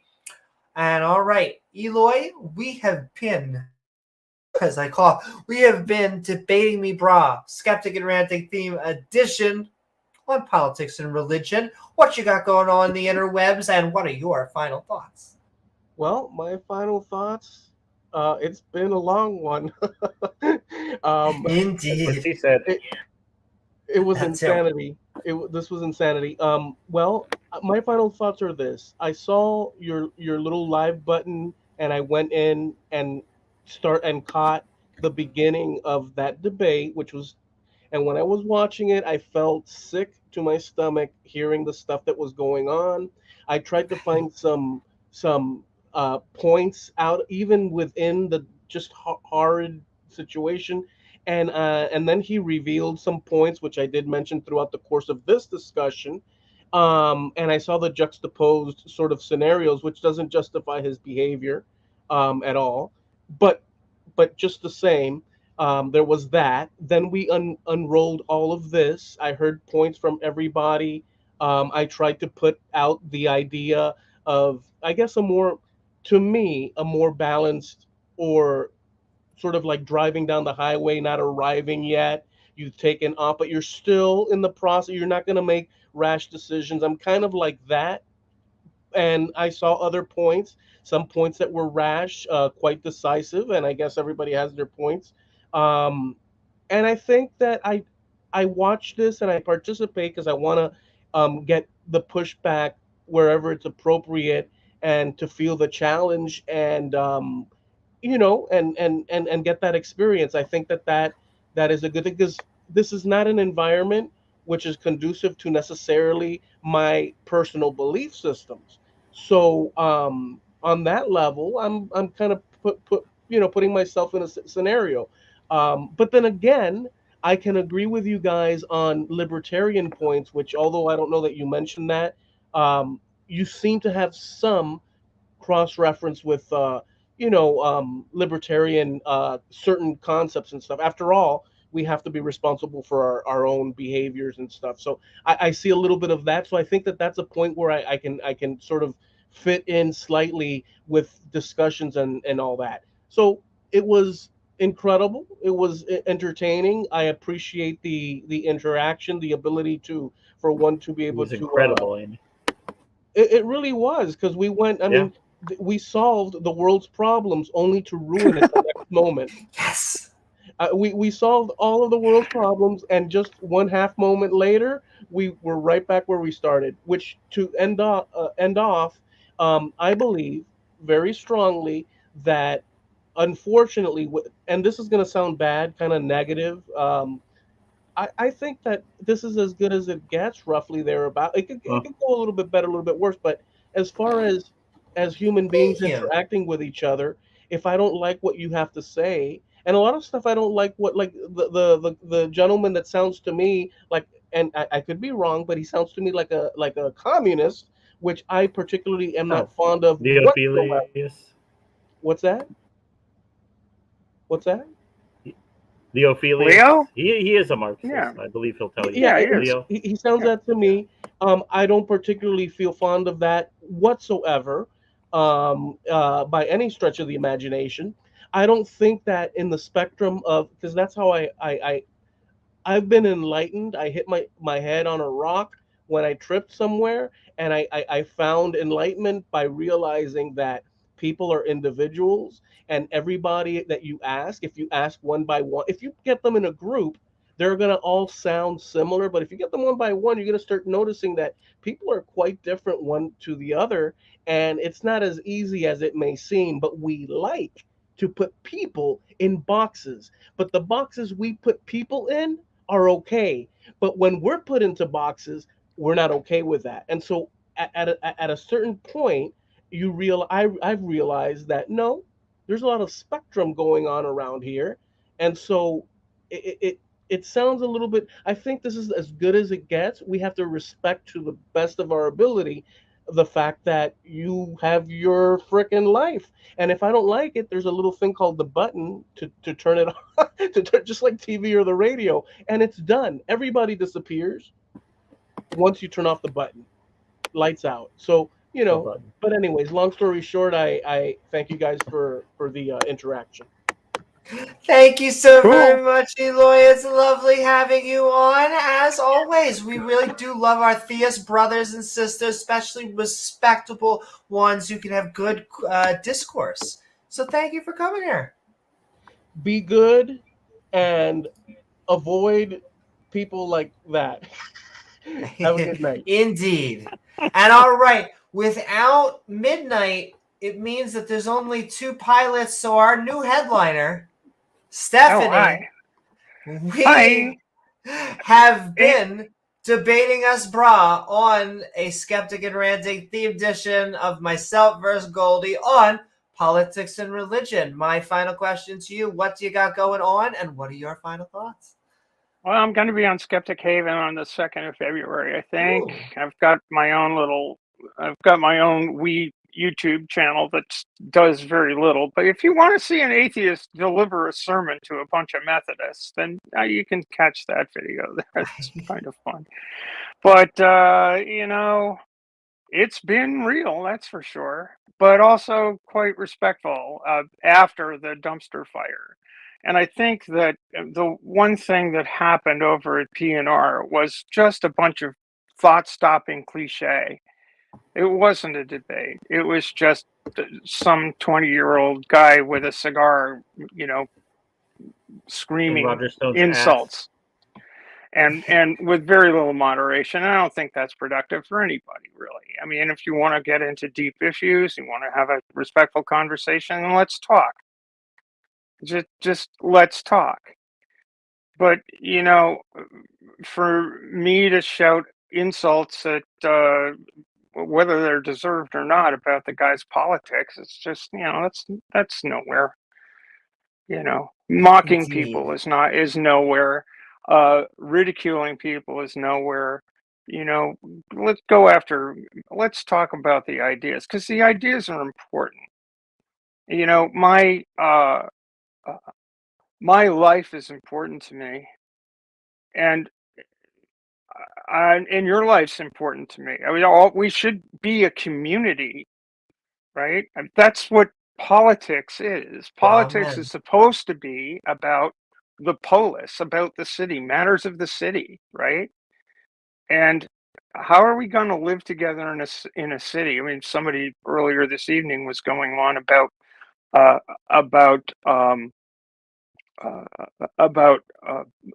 urban violence, for example. And if we get to the point where we can't sort things out through discussion, that's the result. I mean, it's the last thing. When people get desperate, that's what you're going to see. If people's rights are trampled on, you're going to see them push back. Even if it's a hopeless fight, they will be pushing back. And it's not pretty. If the only answer to people's grievance is political violence against them, and whether that political violence is cops beating the crap out of them, or state legislators taking away their health care, I mean, comes a point when systems break down, when conversations stop. And it's good to have these conversations. And Amy, James, thank you so much for providing a place for people to have civil conversations where we can make our voices heard. Absolutely. It was an honor having you on, Thank you. Stephanie. And all right, and I'll say, Regos is giving you a shout out. He's saying your sermon's pretty good. So go check that out. Let your light shine before men. Oh, and then there was men. Gay men. James. Oh boy. It was about as probably what I don't know. You know what I was going to say was that what I expected. I actually think, as much as I love PNR, I'm glad I had it. I'm glad it went on, and I'd do it again if asked. It was about what do you think? What we were talking about. Yeah. Before, but you did very well in that debate. The way you present yourself and handle yourself and deal with the bullshit, the criticism, the ad hominem personal attacks. You just deal with it with such class and grace, and you don't let it derail your point, because that's what they're trying to do with that. They're trying to derail where we're going, because they don't like where we're going, because they really can't defend their religion. They really don't have a whole lot to say about that. But so they throw these other things at us, and it just bounces off, and you stick like a laser beam on where we're going. And so you did very well with that. It was what a great stream. We had over 50 people on. It's one of our busiest streams that we've had in a long time. Great support from our viewers, subscribers, our community. So thank you guys so much. It really does provide us the energy, the fuel to keep going. And just for the people who come in and watch and comment and everything, we appreciate that. So thank you guys. And we'll be back later in the week with some more content. So have a good night, guys. Love you. Woo-hoo. Thank you so very much, James. That's all right. We love you all. I really do want to thank you all. I don't think I could have made it as easily if it wasn't for you all kind of keeping me sane, either in chat or through this after show. It is sometimes it feels like you wear armor and you can feel the chinks. It's not, you don't ignore them or you don't, it feels outwardly like you ignore it. But what you're doing is you're taking that hit because, like James says, what they want to do is they want to get you on topic. And it always feels like the harder that I am pressing on something that they don't want to believe in or conform to the evidence in front of their face, the nastier they get. And so in this weird way, it's like the canary in the coal mine is when they are insulting you. It shouldn't be that way. Good discussion. It should be, a back and forth. But I enjoyed it. I'll keep on doing it. And I hope you all had a fun time on this episode of Debate Me Brah, because we're getting a lot more. This is our debate community. Sending love to all of the many debate communities on the bigger YouTube because we want to support each other. I may be moderating a debate on Modern Day Debate Thursday for a small a Muslim, I think, and then a small YouTube atheist. I'll be moderating, I believe, the Matt Dillahunty debate, which will be interesting. Though in the back of my head, it will be. At the same point, I was asking myself, does this mean that it's going to have more pressure? I'm like, not yes and no, because yes, it has like this increased thing. But while I'm running it, I already have this like burning pressure, like, oh my God, everything must be going right anyway. And so it'll be the exact same amount probably. Sometimes you can't cross 100. I'm looking forward to it. I want to thank the Politics and Religion server. I am basically a community member on the Politics server, the Politics and Religion server, Modern Day Debate. I think what I'm trying to figure out or trying to tell people, James, I think we like debates. I think we do. That might be. James just recently did a debate on standing for truths with praise. I am. Yes, I almost did it backwards. I'm sure we've got more coming up too. Exactly. I may end up on standing for truth, debating Kent Hovind. And then we definitely have 2 more Debate May Brahs among a whole bunch of other stuff. I'm still trying to get my Avatar, which is now my Avatar and Avatar 2 Mythic Structure podcast thing going on. I want to make more creative stuff out there. Oh, I know what I want to send out. This is my new thing. We have effigy of James Cameron. Yes, James, I don't know if you know this, but James Cameron doesn't do what James Cameron does for James Cameron. Why does he do it then? James Cameron does what James Cameron does because James Cameron is James Cameron. Anyway, we have multiple ways you could share out your information, expertise with the community. One of which is that if you're a member or a channel member or a Patreon, you get access to our Talk Skeptic to Me show. We will produce you for free. However, if you want to be produced, if you want your larger show channel, if you would like to virtually take over the world, I'm chaotic good. I can't let you actually take it over. But if you want to help your podcast or media empire become a reality, you can get someone with relations to Jewish space lasers to help you.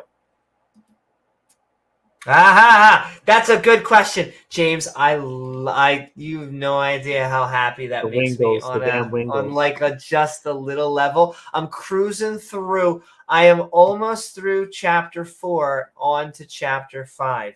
Chapter 4 was harder than some of the others because there were scenes that when I was doing I'm learning that like what happens is. And this is a tip for how you write a book, ladies and gentlemen. And I only know because it's working for me. You write the outline, and then you write, as you're writing the story, if you run across some sort of block, it's because you were very vague in your outline. And I've had to go back, and I'm like, oh, yeah, I said the crew goes out into space. Loops and you it's have like, to well, what does that close mean? up and... Yes, you have to be very specific. A lot of people's names I like just like put person and stuff like that, vendor. And so but it's just great. Some of the weakest parts of my story have become my strongest because I spent more time with them. I'll give you one example. Spoilers for my own book that isn't even out. But like there is a main bad guy who's like this forest fungi guy. He's all corrupt. He's like an evil father nature. And then there is this gentleman who can command fire out of his fingertips. And the fungus gentleman convinces the fire gentleman to kill this woman because they have 2 prisoners with them that they're tracking. They're all convicts and running the law. But they kill this one lady, and it bothered me that like I don't like killing people in my story unless it really, really matters. Like my go-to in writing is actually there's worse things to you than death, and I play with that in a lot of fun ways. You know, there's some of my story characters are like, you know, they get mind controlled by my fungus guy and then they lose their consciousness into somewhere else. This woman who dies in this one chapter because my main bad guy just views her as a fucking pawn. She's one of the main reasons by my 3rd book for why he has this major downfall, because he kills this one woman. And it's weird how it paints itself beautifully, because I wish I could say I tried to do that, but it's almost like you're cooking and you just mix all this stuff together. And so, yeah, you hear about this case because the aunt of my main character is a lawyer, and she's working on the Jones case.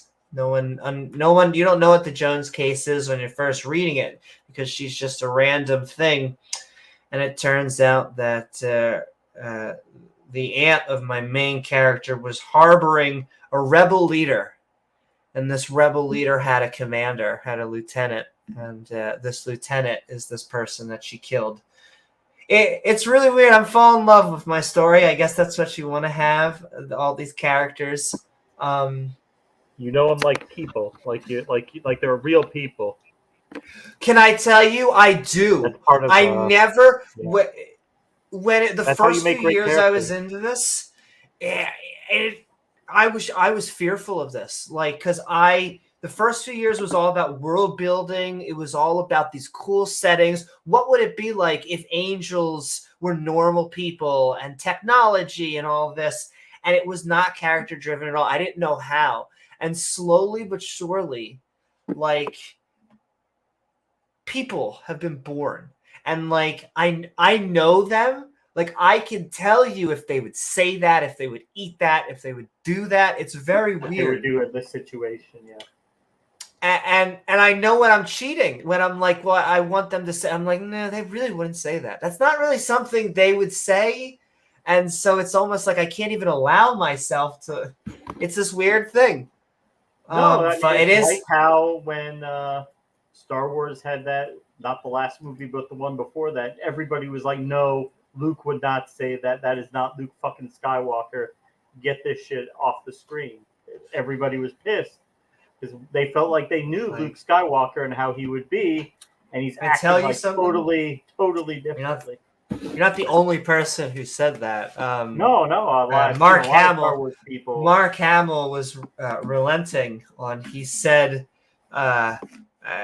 he's like, I'm reading the script, and he says, "This is how the Jedi ends." That's not what a Jedi says. A Jedi is full of hope. A Jedi is full of now. I go back and forth because I understand on the George's side and all this. I think that's J.J. Abrams, not George. Well, it's both. Because I guess you're right. Also on, I was hoping for Darth Jar Jar, but that's a whole nother story. And all right, enough of my thingy. Yes, I can produce you. You can go check that out. And then that's about it. I think that's our last thing. Just lots of more content to come. Yes, chapter 4 out of 12, almost done though. I'll tell you, I'm on 5. Getting there, and it's getting better each day. I love this book. All right, enough of my blabby. I hope you all had a fantastic episode. In fact, on this episode of Debate Me, Brah, Amy Newman versus Goldie. That name. As we went onto the politics and religion Discord server to have a debate about politics and religion. Who would have thunk? Though, it was interesting to say the least. For a definite fun time, I do want to thank my co-host James W. along with all of our guests. Boo-doo-doo-doo-doo-doo-doo-doo-doo. Hold on, I'm jazz handing. Bree, who you should check out. Many of these atheists, non-believers, believers, they're content creators. Go check them out. Go check out Bree. She's amazing. Beamsy, Stephanie, her servants, Eloy, Pieter. He does so many he produces. Awesome. He's on Randolph streams. Amaretto, woo! At twitch.tv/Amaretto Roar. Leophilius, youtube.com/Leophilius. Mark, youtube.com/Mark Reid. Atheism 9. Amy Newman exclusive. I think, is that everyone? There's supposed to be midnight, I think. But I think that's everyone. Okay. If I missed you, I'm sorry and I love you. Thank you so very much, Randolph. But with that,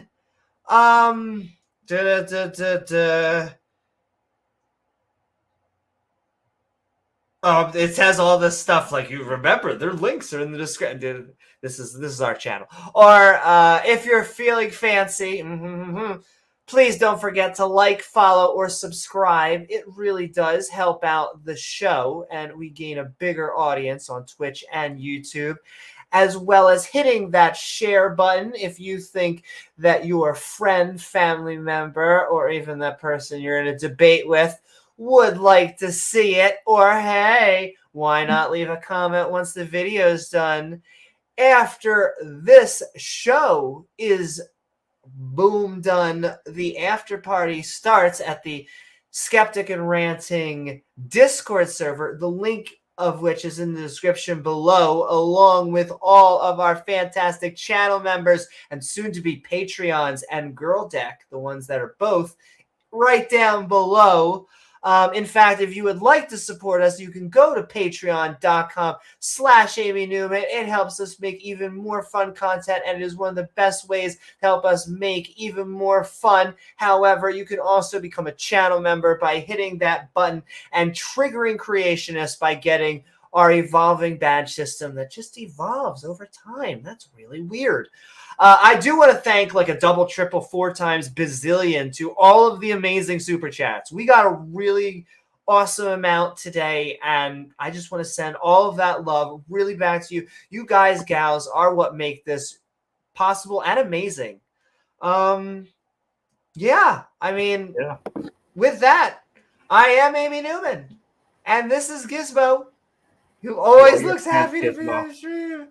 Yay! And with that, we will see you all on the next episode of Skeptic Good night, Ball everybody. Z. Good night. Mwah.